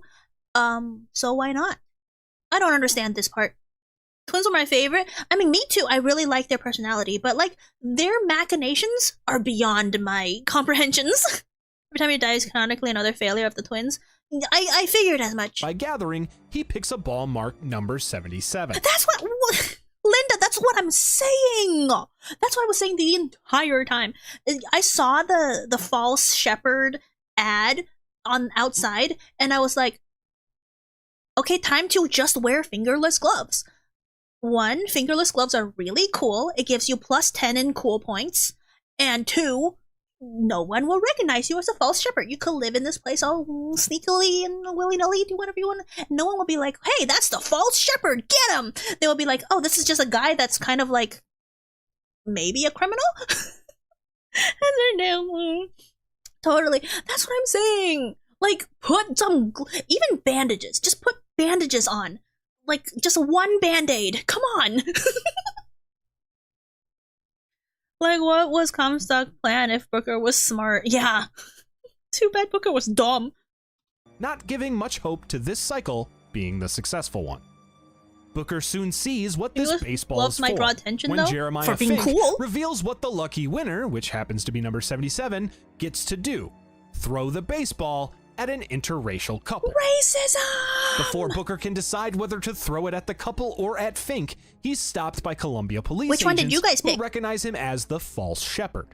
Literally, Booker just put breaks gloves free, on. stealing one of their sky hooks that allow him to use the city's railway systems to Oh my gosh, I love traverse. these. These are so fun. Booker fights through the Founders' forces, using various vigors he finds to gain his own supernatural abilities to take them on. But in order to keep the facade, it means As we'll have Booker to makes his way to Monument Island, That's he receives true. a direct message from Zachary. But if they didn't think I was a false shepherd, and I just didn't hit the interracial couple, they'll just be like, oh, you have your coffee black. As I was saying, are you gonna hit them, or do you also take your coffee black nowadays? You know, that kind of that commentary. They'll just think you're weird, and they might put you in a cell for a couple of days and not try to kill you like the false shepherd. You know. I think it's crazy how you can just choose to be racist. I mean, that's a commentary in itself, right? Some people choose to not be racist, but to perpetuate racist actions. Yeah. Hail Comstock, who warns him that not all debts can be paid. If the Booker twins is able weren't to so vague, board the game would be Comstock's less than Zeppelin half an to hour. take to the island, Yeah. but the Also prophet gloves. shows up himself, commanding one of his followers to set herself aflame. Booker is then Oh my forced to escape the gosh. fiery Zeppelin just before it explodes. I hate it. I could have killed her and I narrowly didn't. making it onto Monument Island. There, Booker finds the tower, observing Elizabeth inside as she... If you were gonna throw the ball at them, then some racists give you something? I forgot. What? I want to see that on a YouTube video, but I don't want to do it in real life. Opens tears and otherwise lives her normal life. Watching her, you are the false shepherd, Booker but you're learns racist, so that I like you. Elizabeth has an That's affinity amazing. for Paris, France. Soon, Booker crashes into Elizabeth's living quarters and introduces himself to the startled young woman. I like this. At this point, both father and daughter are unaware of each other's true identity, as well as their relationship to one another. Pinky. Suddenly, Songbird senses danger and rushes to Elizabeth's aid, frantically attacking the tower to get to his bonded protectee. I never picked up that the Songbird song was played from the Comstock machine. Like, I never picked that up until the very, very end. Even the point where, like, Songbird attacked the blimp, and then, like, we were taken out of the sky. I never realized that a song played every time that thing came up. I'm so oblivious.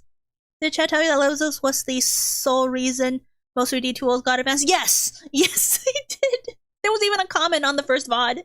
Songbird damages it, causing it to fall as Elizabeth and Booker make a daring escape. No! During their ensuing skyhook ride, however, the attack from the massive flying Songbird causes them to fall into Songbirds model Bay, is so an cool. artificial floating body I of love water. it. Knocked out, Booker dreams of the deal he made with the Lutises, starting to put the pieces of his foggy memory back together. Washing up on the beach, Booker finds Elizabeth dancing on a pier. Oh, Booker spots cute. the First Lady airship flying nearby and lies to Elizabeth, telling her it's going to Paris. The excited woman runs off with him, and the pair soon find the Lutece twins, who ask Elizabeth to pick a brooch. See, they can She then interact with turns the world. decision over to Booker, who can decide between one adorned with a cage Which one and did you guys another pick? with a bird. Despite which Booker picks, the pair move on, with Elizabeth displaying her ability to pick locks so they can get around a police blockade.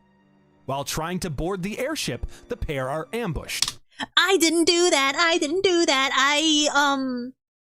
It was an accident, but I didn't do that. When the guy was on the phone talking, I picked take out your gun, and so I didn't get that. But then you could have just. I think I chose the cage. I mean, it doesn't matter, right? There's no difference. Didn't you shoot him in the? I did not shoot him. No. I took out the gun, and everyone like lost it. I don't know why. I just took out my gun. They lost it and called on security on me. And then Elizabeth got mad at me for opening shooting, but I didn't. They started shooting first. Just saying. Hi John, welcome in. So like, I never got this, but even if I did, right, I got the knife wound, then I would have a bandage on my hand, and therefore they won't see the AD, and therefore I wouldn't be called a false shepherd. Right? Maybe it was a good idea for not a good idea for me to pull out my gun. When in doubt, whip it out, yeah! They were only interacting with Elizabeth, who has powers that let him interact with tears, so the series still works. No, they interacted with me, too! Booker goes out his way to be dumb. Forcing Booker and Elizabeth to fight off Comstock's followers. As Elizabeth watches Booker kill their attackers, however, she rushes off in fear and anger. Oh, so Booker she then finds still her in the rushes gondola off to no matter Soldier's what you do. Field, where he tries to calm her down. The pair then come Yeah, to a that makes shaky agreement, and Elizabeth patches Booker up before they continue on. They soon find that they'll need a particular vigor, shock jockey, to get the gondola to the airship Shock moving, jockey, my and they head beloved, to the my nearby Hall of favorite. Heroes, where it's exclusively carried. While the Talking is museum is insane? closed for Oh, I Columbia Day, guess. the pair get inside, with Elizabeth revealing her ability to open tears to Booker on the way.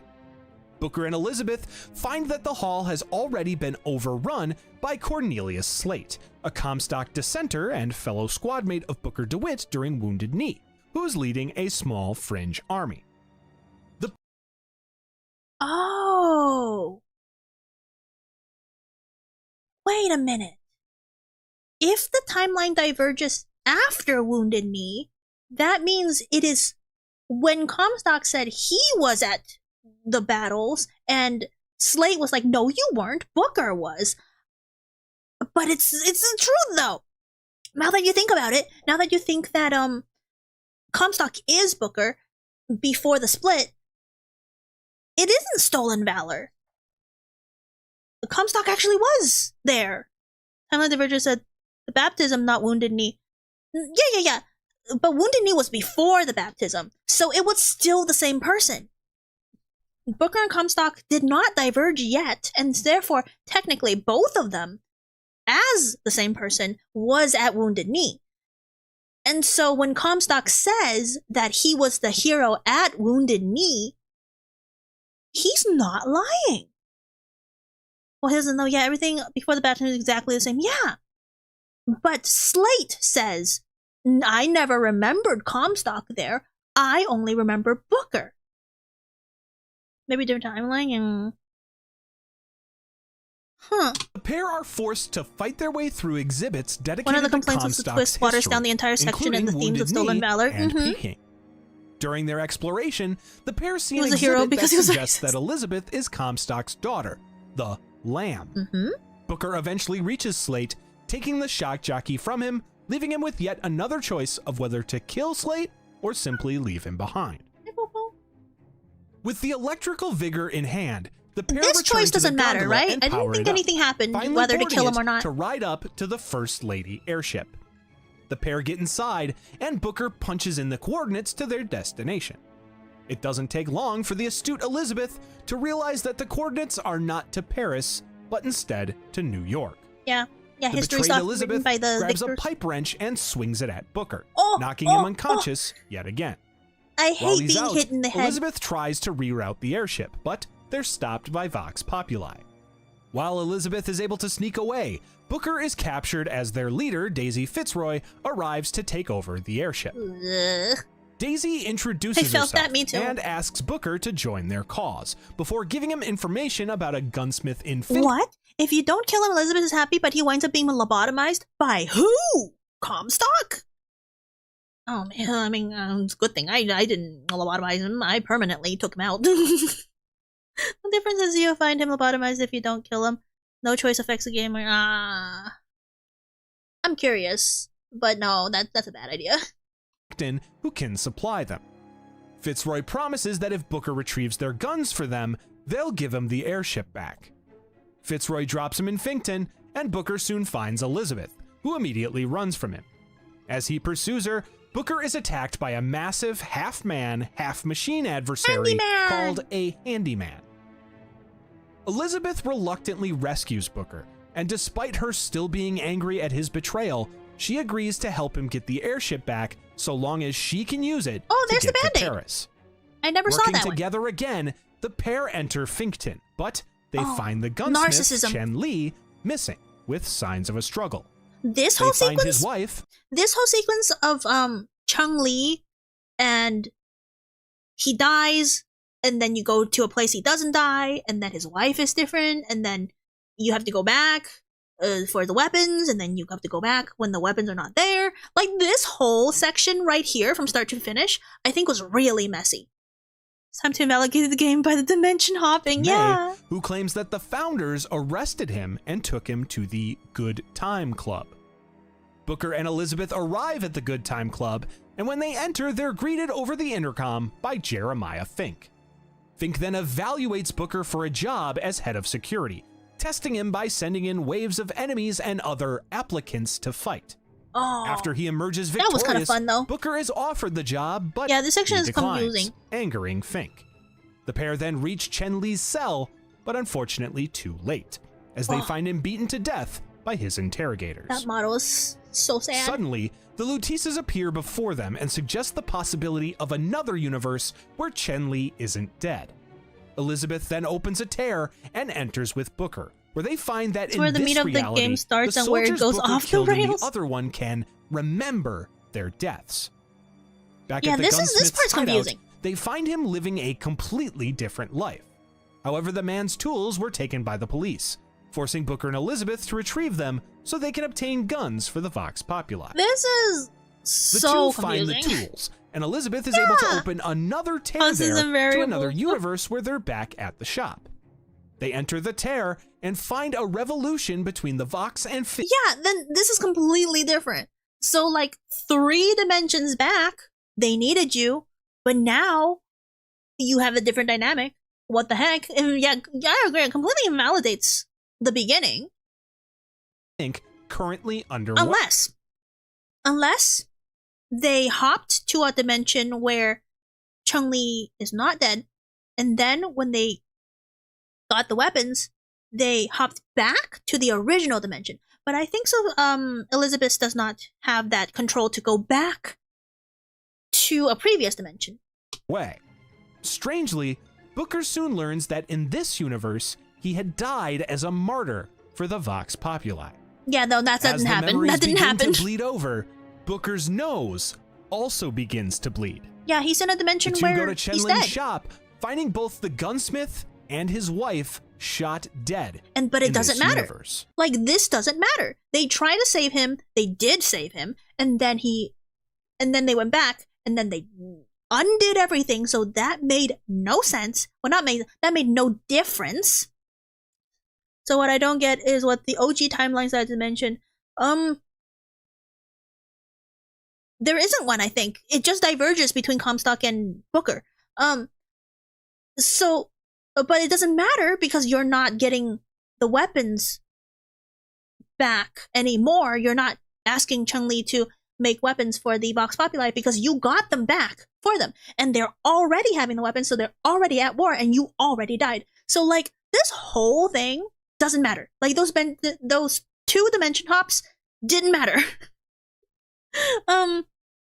Yeah, if it would have that simple. Booker is the only person who suffers the nose bleeding. No. I think there's Chun-Li you saw in a previous scene where he was like using his imaginary tools. He had the nosebleed, and I think Robert had a nosebleed somewhere, and then I saw some of the people that you killed that came back in a separate dimension. They also were a little bit bleedy. Oh, I forgot about him. Yeah, I'm sensing some cynicism here. The pair go back Stop, my to brain is reclaim hurting. the airship, Yeah, fighting that's heavy this opposition game in a on nutshell. the way. While Elizabeth feels responsible for the deaths of the Lins in this The reality, OG timelines when Booker Elizabeth is happy in contacted by Paris. Daisy Fitzroy. This universe's Sure. Fitzroy is angered by Booker's arrival, as she sees it as an affront to the sacrifice her Booker DeWitt made for the cause. The pair soon see Fitzroy just as she shoots Jeremiah Fink dead on the other side of a pane of glass. That was Jeremiah Fink? I After never realized. wiping her face with his blood, Fitzroy commands the Vox to kill the imposters.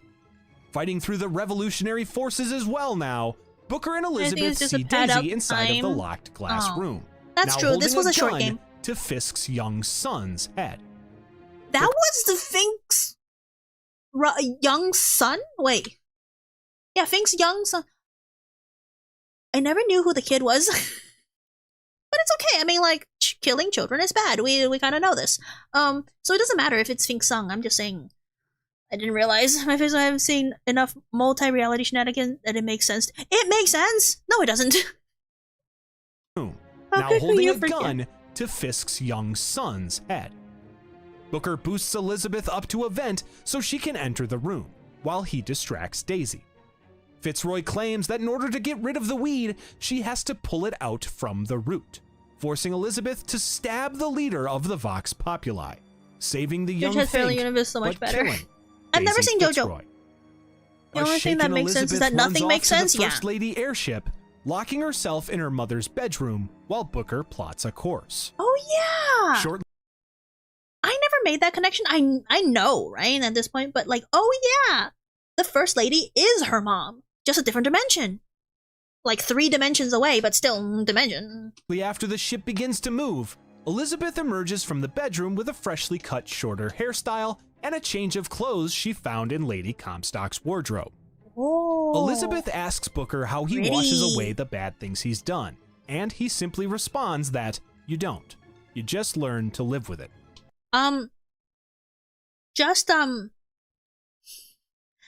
Just letting you guys know, I have no guilt. If I had to kill someone, I would do it. I would have no guilt. Theoretically, in Minecraft, in game. As the pair decide whether to go to Paris or to New York, Songbird catches wind of their location and hones in on them. While they try to escape, Songbird brings the airship crashing down. Booker and Elizabeth emerge from the wreckage to find the Lutises, who suggest that they can subdue the Songbird by finding an instrument and melody to play from its creator, Comstock. The pair head to Comstock House, finding a train station on the way overrun by Vox Populi, with the scalps of several important founders on display. As they take a gondola up to the Port Prosperity District, Elizabeth realizes who the Lutise twins are, informing Booker of their research into the floating particles. Once they reach their destination, Songbird soon tracks them down, forcing them to hide from him. As they press on, Elizabeth forces Booker to promise that if he can't stop Comstock and Songbird, he'll at least make sure they can't take her back. Okay, this part is also like not a nothing burger. She said, basically implies that if Songbird tries to take her back, kill her, basically. But then later on, she sacrifices herself so that Songbird doesn't kill Booker and have Songbird takes her, and that leads to the bad ending, right? Where she uses her powers to destroy New York City. They deserve it. The game really seemed criticism, but it's really lost this parallel dimension stuff. Yeah, exactly. By any means necessary. Yeah. The pair arrive at the house, and its security systems believe Elizabeth to be Lady Comstock due to her dress, despite the lady's inconvenient death years prior. Finding that they need her mother's fingerprints, Elizabeth decides to pay her respects and visit Lady Comstock's grave. This section was also weird. Luckily, Zachary kept his wife's body in an airtight container, preventing her decomposition.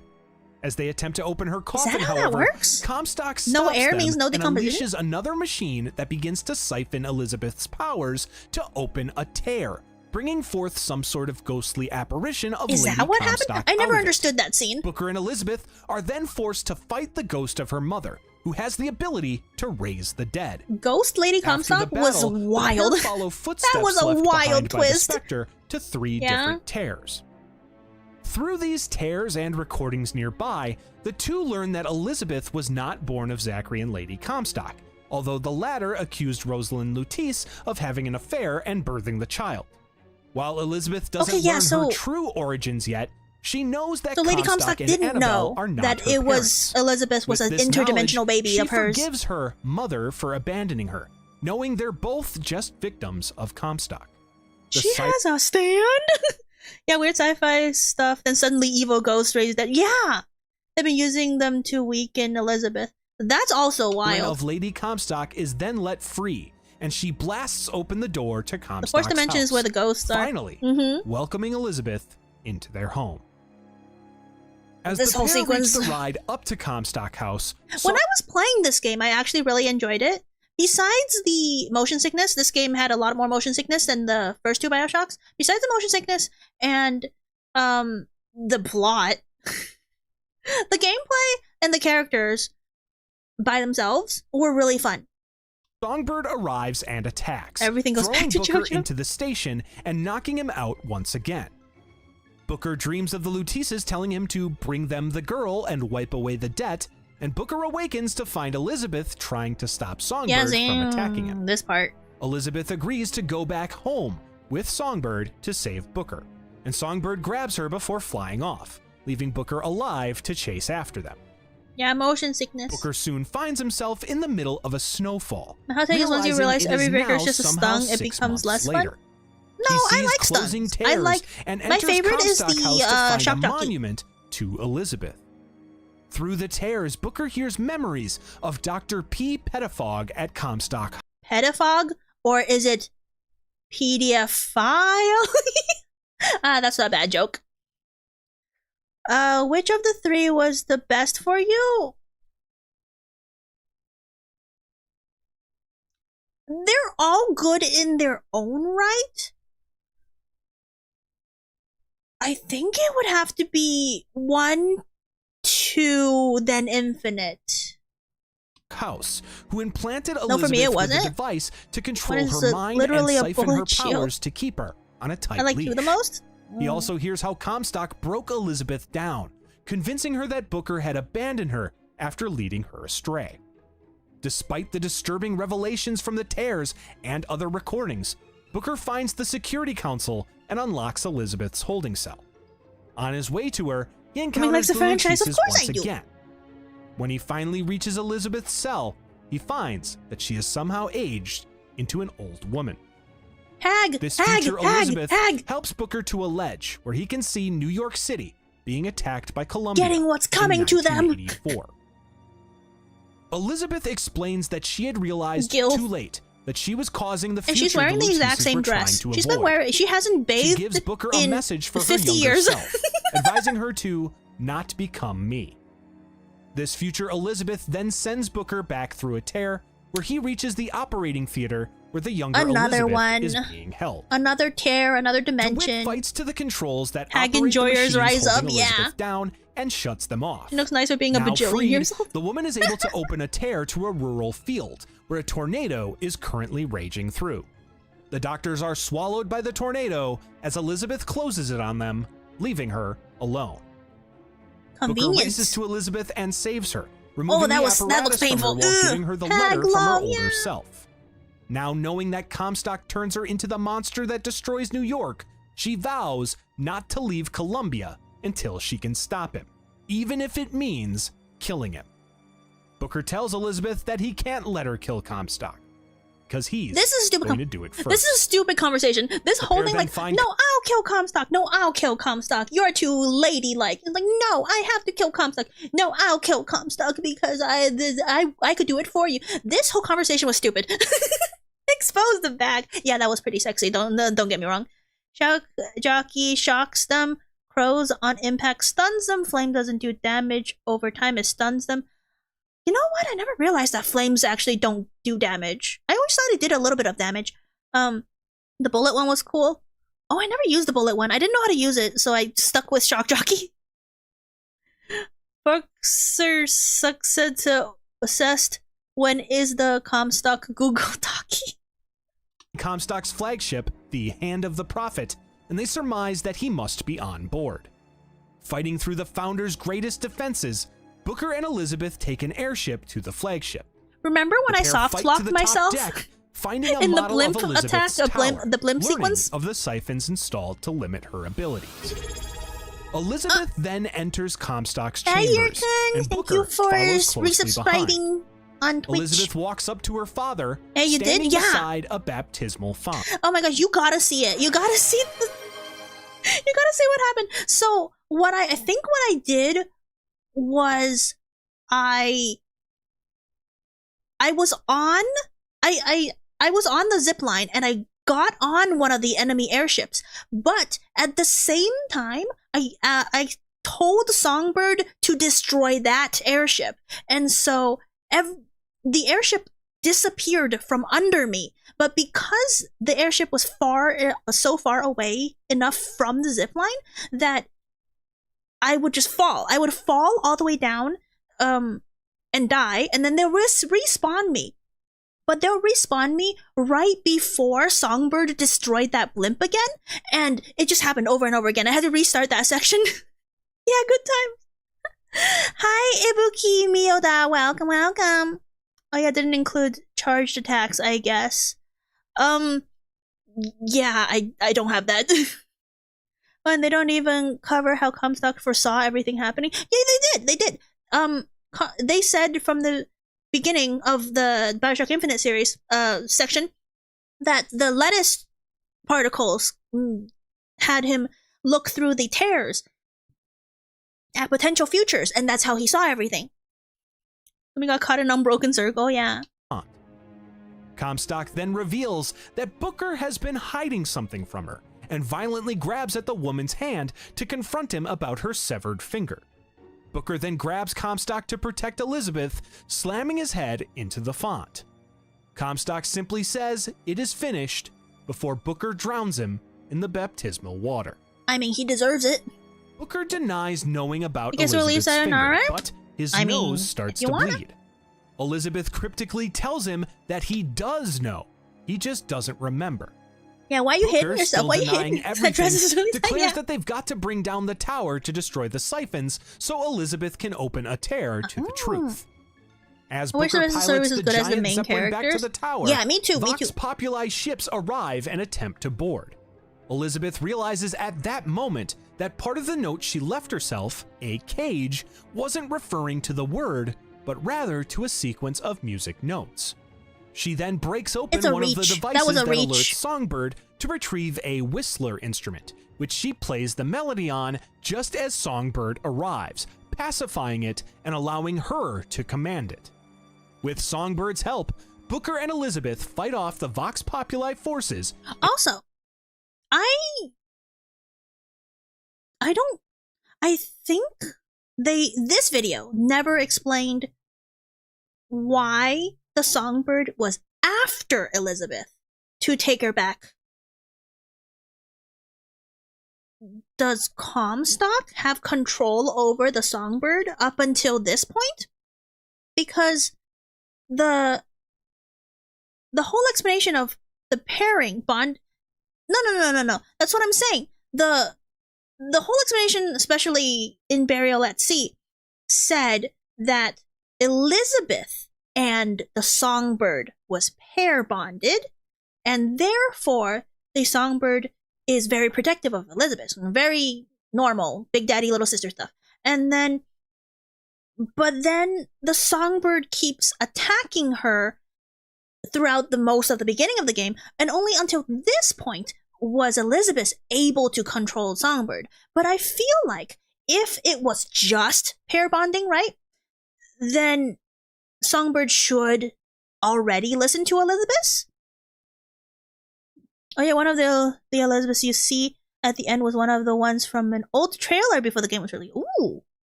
He was bonded to her from his creation, so he was made after she was already born, yes. The bird was able to respond to the song from the pipes, though it did not have an attachment until the bonding event. No, the bonding... Like, they were paired, I like Big Daddy and Little Sister, way early. Like, when she was still in the tower. He was always trying to grab her, not outright attack her. To be fair, maybe it just programmed like that? Oh, man, that's not really satisfying, though. Different song made him do different things, I think? That's not very satisfying of an answer. In a massive battle. But this is cool.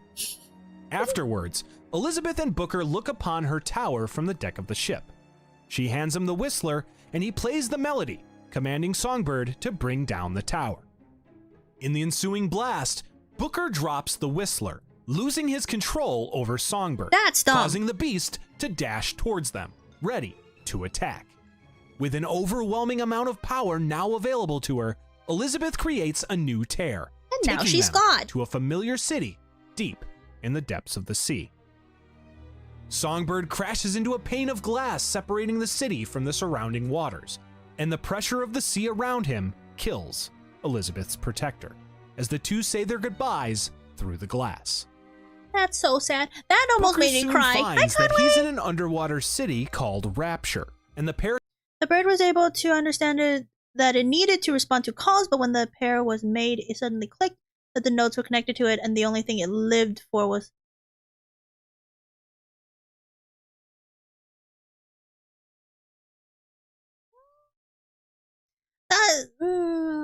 Sure. take a bathysphere back up to the surface, I got where teary-eyed with they see Songbird's the death. Me lighthouse too. entrance. Elizabeth looks to the stars in the night sky and marvels at the thousands of doors opening all at once that she sees in them.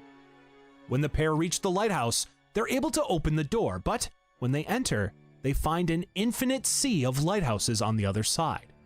Elizabeth begins to understand their place in the multiverse, telling Booker that there's always a lighthouse, there's always a man, there's always a city. Elizabeth is then able to see all of the possible universes at once, their doors all open to her. Pastersat made a video breaking down how inconsistent... I could tell. I could tell how inconsistent the story is. I don't need another video telling me. And it's off by the time Gumi's final brain cell disintegrates. It's gone. No, it's here. It's still there. You see the blue thing? That's my brain cell. She notes the similarities and differences, constants and variables. She then shows Booker all of the versions of them, with every decision to every choice happening simultaneously. And they all died. Now, remember? In the past, and because the Lettuce Twins said that they all of these died. Paths lead to the same place, however, where it all started. Booker then opens the door to another lighthouse, much like the one that brought him to Columbia. On the other side, he finds himself back at his baptism. There it is. Once again, before Preacher Whitting with the decision to wash away his sins. Initially, Booker takes the preacher's hand, but stops the baptism as it's occurring, knowing no water can wash away his sins. It exists still, whether it's very active Elizabeth or not, takes I Booker can't through say. another door, where he relives Robert Lutece requesting the girl to wipe away his debt.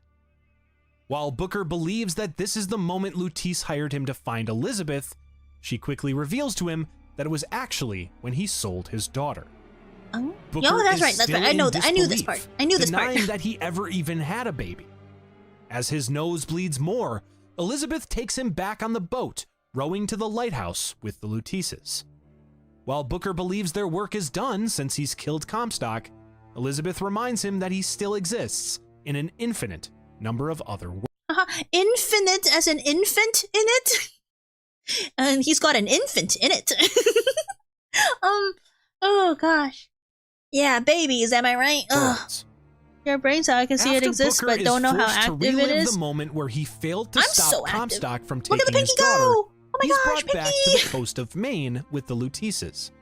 Booker is taken to the boat once again. Wait, go back. I think I missed a few things. After Booker is forced to relive the moment where he failed to stop Comstock from taking his daughter, he's brought back to the coast of Maine with the Luteces. Booker is taken to the boat once again, but this time, his mind adapts, and he puts together the totality of the truth. Still not knowing his adversary's true identity, you should die in the storm that's approaching. The only way to stop himself from selling his daughter in the first place is to kill Comstock, specifically at the moment he was born. Booker then enters the lighthouse doors once again to find himself at the scene of his own baptism. For the baby? True. Suddenly, Booker turns to look at Elizabeth, as other versions of herself from other realities arrive beside her. Ooh. The Elizabeths then tell Booker that while he walked away from the baptism, in other worlds, he didn't, which led to the creation of infinite Comstocks across infinite times.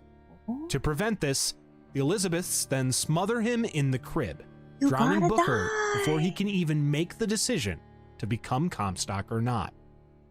As Booker's life fades away, so too do the ensemble of Elizabeths, as the possibilities of them being created disappear with their father. This is wild. Even without all the inconsistencies of this storyline, like this last part is very trippy. It's very wild. We then see a scene taking place on October 8th, 1893, in a universe that we don't know. In it, Booker DeWitt, private investigator, I did go back to look at the post-credits, this post-credits scene, by the way. Looks in her crib, and the screen fades to black, leaving us to wonder at the infinite possibilities. While this brings us to the end of Booker DeWitt and Elizabeth's possible stories, before the erasure of their existence from the multiverse, there was another story to tell, one that takes place in one of infinite possible universes.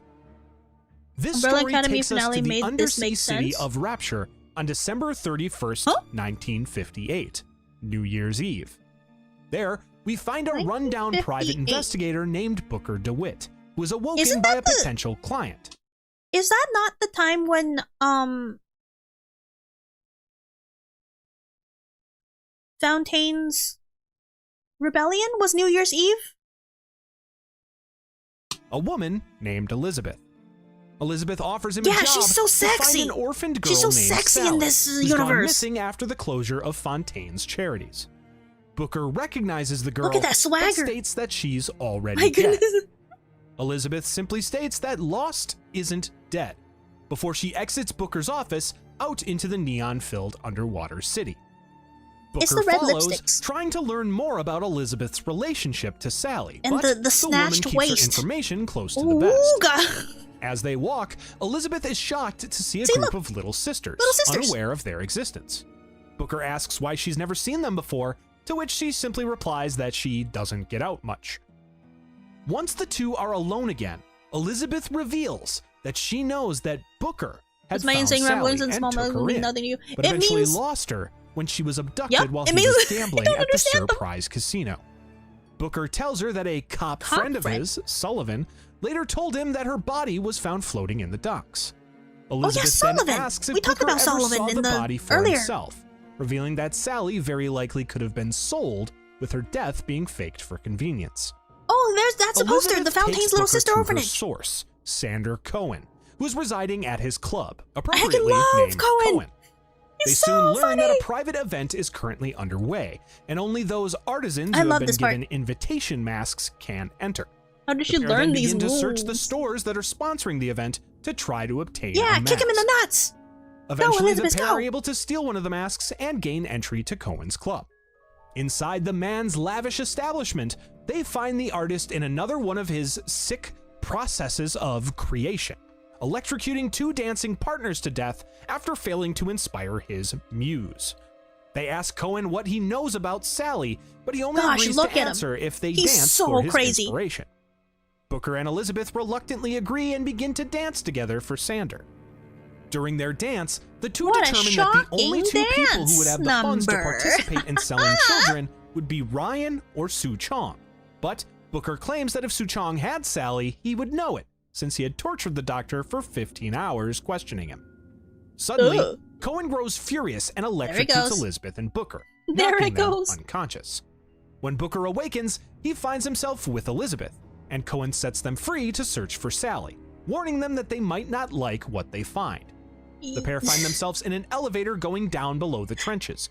Cohen letting you guys go at this point is so weird. Like, he killed the other two couples for not doing the correct dance, and he didn't kill us? That's inconsistent character. At the end of Infinite, Elizabeth merges with herself and she learns everything that every Elizabeth knows, despite how this contradicts future things. Yes! That's another thing. Where they see Different what voltage, remains yeah. of Fontaine's Sure. department store, sunk by Ryan after Frank's supposed death. Yeah, this part I was surprised about. The fact that Atlas, like, he is in his Atlas persona at this point, and his supporters was sunk down, like, what was it, 5,000 fathoms, meters, whatever, below Rapture? And then you have to bring them up? This was never mentioned in Bioshock 1 or 2. At least as far as I know. Cohen leaves them with one final hint that they'll find Sally in the housewares department, and the pair enter the Definitely. dilapidated building. After finding what Elizabeth knows as a skyhook, but Booker calls an air grabber, something she points out as constants and variables, the pair fight their way to the housewares department. Unfortunately, the pair soon find This that is they're literally blocked everything by in needing Bioshock particular 1, no gods, plasmids, no which, kings, only in this Elizabeth. universe have experimental drinkable forms thanks to the tears between Rapture and Columbia, and definitely not because it was easier and cheaper to just reuse the same animations from the base game in the DLC. Eventually, they obtain them and take a tram to reach their destination. Could be a different Rapture There, universe. the pair begin to search. But then, what's the point of doing the whole close the circle thing where you got the would you kindly message from Sue Chong and then gave it to Atlas and all that stuff? That's like that's a full circle deal. Definitely why there was no drinking animated. For Sally in the vents the little sisters use. Elizabeth gets the idea to raise the heat levels to smoke her out. After closing the vents and leaving only one exhaust open, Booker and Elizabeth still find no sign of the girl. They're forced to turn up the heat, and she eventually pokes her head out of the vent. Booker then grabs her, seeing her current Only one little sister form. in Fontaine's department Suddenly, store? Elizabeth shouts to warn Booker, and he turns around to see Sally's big daddy, firing a drill at him. Booker dodges the attack and eliminates the Big Daddy, returning to the vent to rescue Sally afterwards. Did I do that? No, I did. I did eliminate the big... I just don't remember. Even this guy can't keep it together in While this Sally vid. doesn't recognize Booker in her current state, she does recognize the head of her favorite doll, Sarah, which he presents to her. But it's a different AD. As Booker tries to forcefully pull Sally from the vent, it's like a calligraphy. His memories of Comstock fighting to obtain Elizabeth seep back into his mind. No! Only this time, the baby's head is caught in the portal's closure. Booker then remembers his lifetime as Comstock, and Elizabeth reveals that in this universe, after the baby girl had died as he tried to obtain her, he consulted the Luteces to take him to a universe where he could forget. This led him to Rapture, but he only created another similar situation by putting Sally in danger. Booker then tries to apologize to Elizabeth for all that he's done, but she simply replies that he's about to be. Sally's Big Daddy then returns to its feet and impales Booker with its massive drill. Booker looks into Elizabeth's eyes, and she simply watches as the life disappears from his. In retrospect, this is kind of against Elizabeth's character, right? Because Elizabeth's eyes. She is supposed to be like virtuous. She's good. And the only reason that she did this was as revenge, because this Comstock is now just living in delusion, in Delulu, in this dimension, in Rapture. And so she could have left him alone. He wanted to save Sally, and she used that to get revenge on him because he killed her, Elizabeth, in this universe. So yeah, an a-hole to this Booker for like no reason. Yeah, she's just mad that this Booker accidentally killed her in this universe as a baby. To try living with a sudden spontaneous phantom beheading and try to think clear. Oh, she got all of that from the godhood. Then she started taking a life after. Well, yeah, I guess so, huh? You're right. Different Elizabeth, different. No, because this is post-godhood Elizabeth. All Elizabeth's converged into one. She got all the memories. She got all of their experiences. She got everything. Possible futures, past, and present. She knows everything. She is God. So this is not a different Elizabeth, different timeline. This is the God Elizabeth. And impales Booker with its massive Because drill. Otherwise, it's the baby Booker Elizabeth looks that into died. Elizabeth's eyes, and she simply watches as the life disappears from his. They all felt that baby's death quite literally. Yeah, I would think Elizabeth then finds herself in Paris, France, finally visiting her long-awaited ideal vacation location. Yeah. Soon, though, her dreams Double turn Red's favorite nightmarish timeline. when she spots Sally, who is constantly just out of her reach, running towards a red balloon. Soon, bad turns to worse as Elizabeth sees Paris in flames. Still running through a labyrinth of the city's streets, Elizabeth finds herself at the door to Booker DeWitt's every single Comstock, killing him at the baptism. When So she how enters, did she any finds Booker the survive? furnace controls Yeah, on the that's other the thing. side. Infinite and Elizabeth soon possibilities. finds herself amongst the little sister version of Sally, who she then sees burning within a furnace. Well, that's Elizabeth not really a then furnace. comes to, seeing the corpse of Comstock beside her. Surrounding them are Atlas and his men, who are currently trying to grab Sally from the vent as well. As Atlas tells his men to dispose of Elizabeth, she sees a vision of Booker, telling her to claim that she can get Atlas back This is to also Rapture. confusing. She does so, The and Atlas hallucination is asks how confusing. she intends to And do Guumi that, respond politely which to the bonjour Booker with tells her speak. is Su Chong. Yeah, Following his directions, people who are nice to Elizabeth me. claims Bonjour. to be the doctor's lab assistant, offering their help getting them back to Rapture in exchange for Sally. Atlas lets Elizabeth Man, live, he looks so throwing her a ugly shortwave from his radio portrait before from his men Bioshock knock her 1. out again. When Elizabeth awakens, she finds herself in the toy department of Fontaine's department store. She spots the radio and begins to hear a call from Booker, who taunts her for using Sally as bait to take revenge on Comstock. Yeah. Booker asks Elizabeth if she's feeling like herself, and she suddenly realizes that she can no longer see what's beyond the doors. When she brushes aside some rubble, Elizabeth is shocked to see her own dead body, killed by the same Big Daddy that did Comstock in. See, this I don't understand. I still don't understand. I kind of understand why the Big Daddy attacked Comstock, right? The Booker-Comstock hybrid. Because Comstock was physically trying to manhandle Sally, the little sister, out of the porthole. And so that's perceived as threat, and therefore the Big Daddy attacked Comstock and killed him. But why did the Big Daddy then turn around and try to kill Elizabeth? Because Elizabeth was not directly trying to hurt Sally. I know, like, the circumstances kind of make her, she was responsible for putting her in the circumstance, but the Big Daddy would not know that.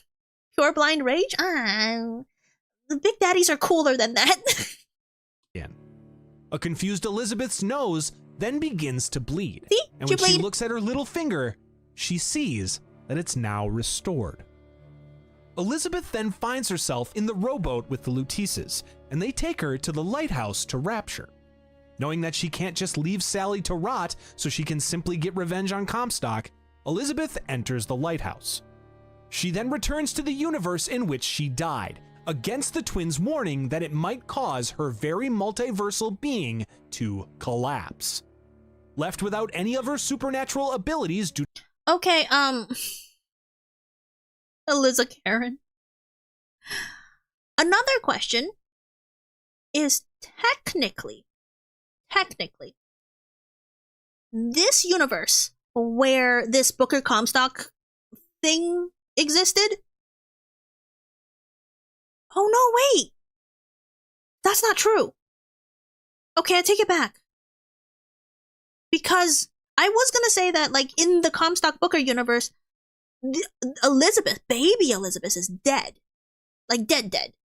Because of the whole, like, head getting chopped off from the portal, right?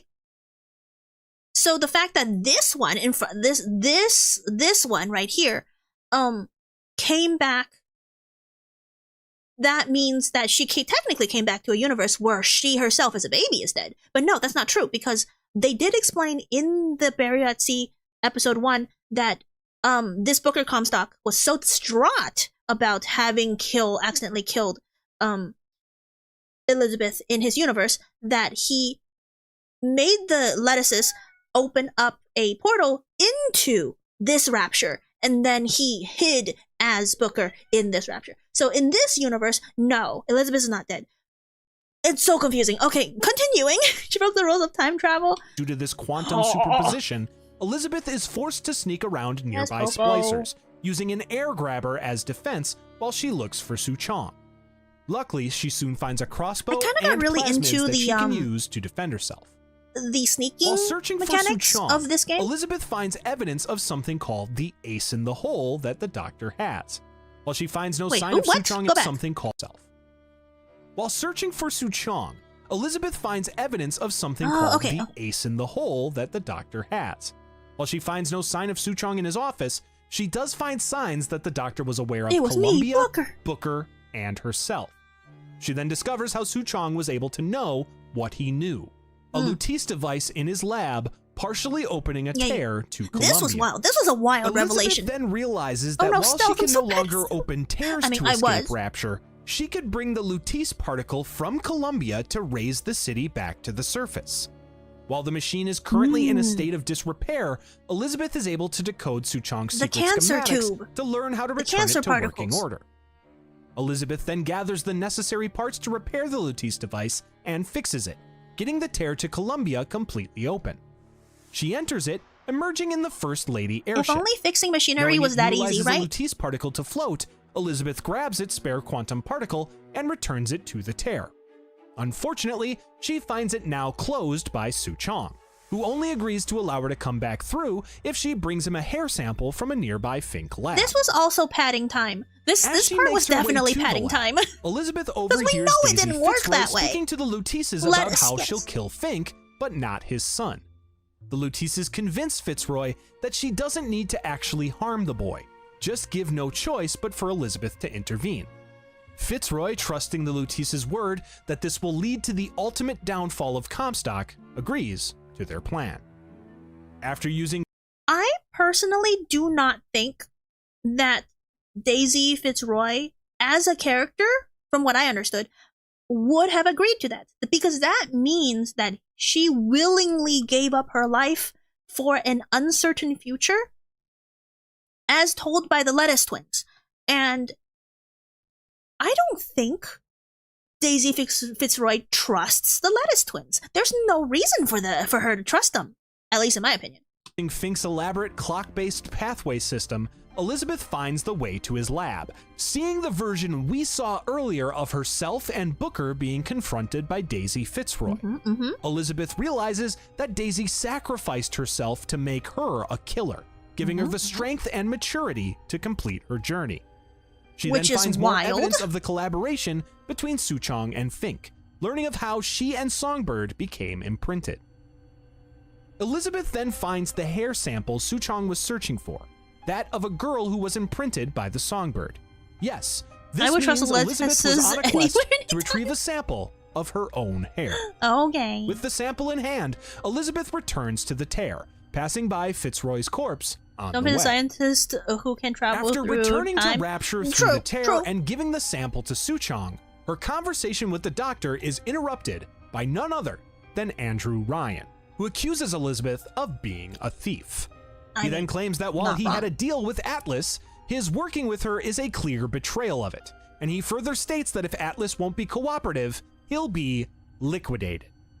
Ryan then asks Elizabeth if she'll choose to work for him or die with Atlas. Ryan's men then arrive, and Elizabeth summons all... Okay, Okay, never mind. Because I was thinking, like, what if? What if Elizabeth said yes to Andrew Ryan at this point? Would she have survived? But then Sally would definitely not survive. And that was her whole point.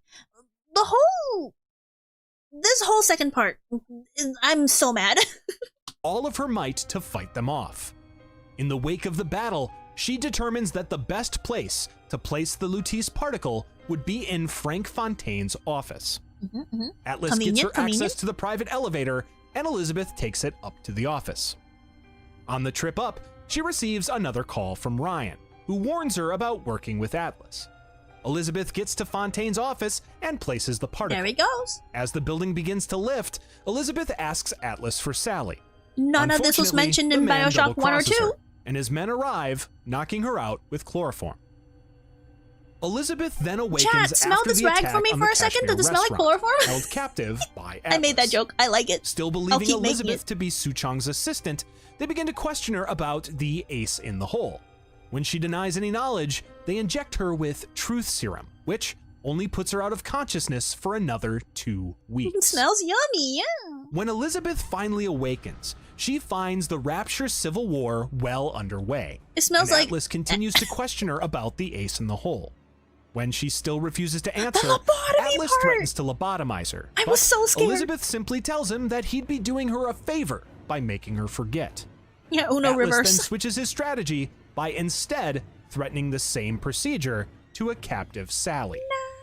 Suddenly, Elizabeth finds herself before Booker, who awakens the memories in her in which she saw all of the open doors to every possible reality, including ones in the future. He then leads her to a room with the ace, which is in Suchong's clinic. This makes no sense. This makes no sense. Really sniffs. Oh yeah, it does smell like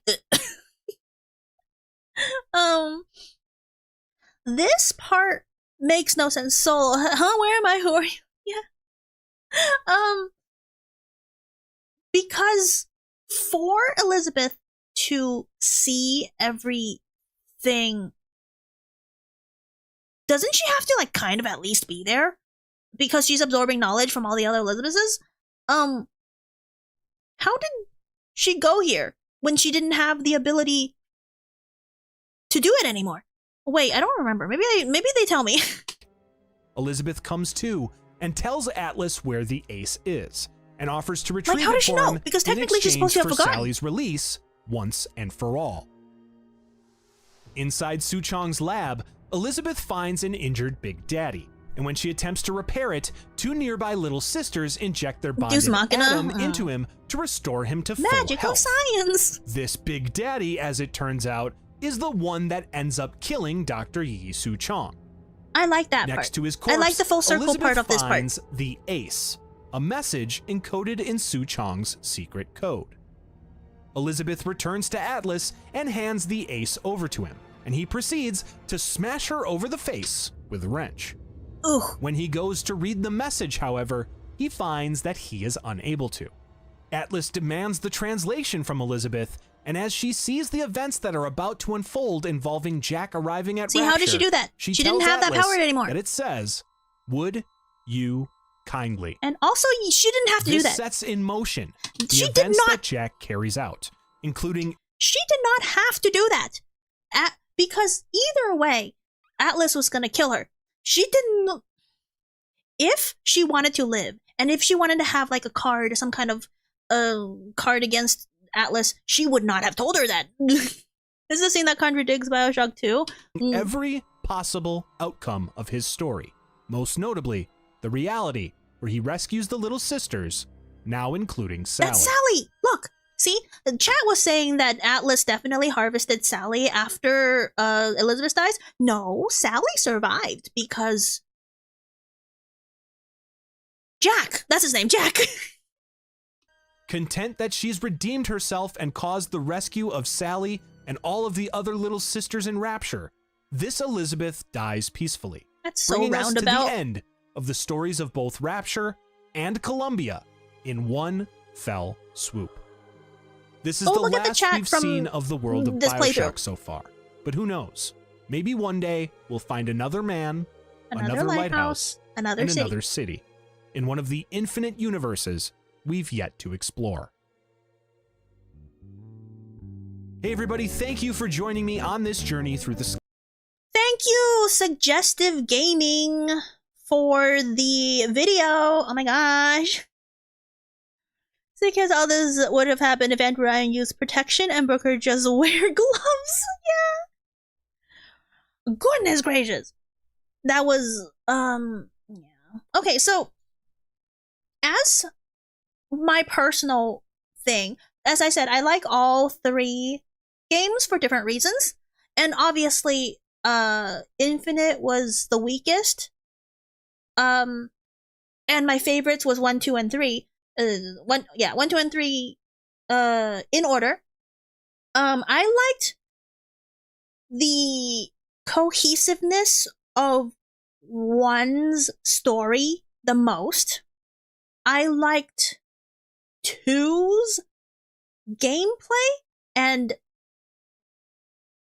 gameplay feeling, because, you know, they patched out, let me turn on the baby GM. They patched out a bunch of the unoptimized UI and quality of life stuff from 1, so 2 had smoother gameplay, even though I had to babysit children a lot, and I didn't like babysitting the little sisters.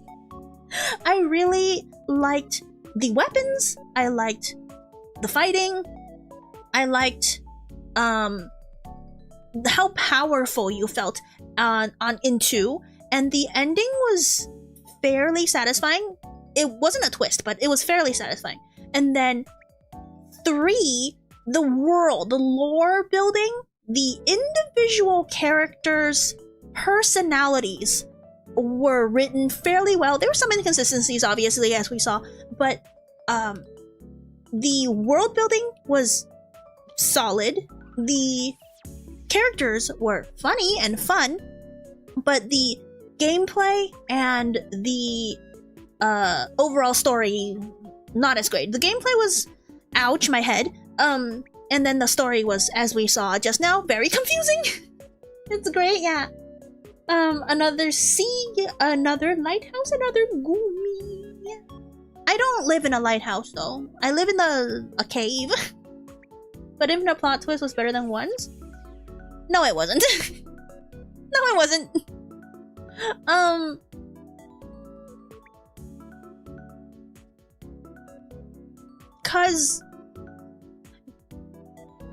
Cause one's plot twist was telegraphed a lot better than Infinite's plot twist.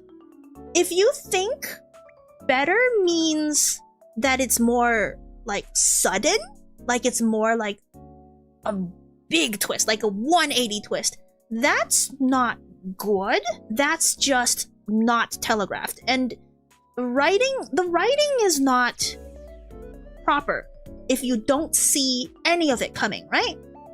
If you don't go back and be like, oh, this isn't that, it's if you don't see hints second playthrough around, it's not good. 360 twists win, so no twists. Anyways, I have plans tonight, so I'm actually like, I need to pee. I need to pee so bad, and I'm gonna be late. I see why people like one. I do like one. I need to go. So let's go back to the beach.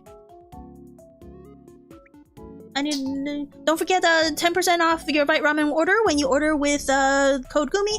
And let's see if we're gonna raid. We gotta raid someone. See you guys next time. Next Halloween. No. We're not doing scary games anymore. I'm done. Thank you for stream. It was fun. Finally learning what was going on. Yeah, and it's still confused. Infinite is still confusing. Let's see. Who are we going to today?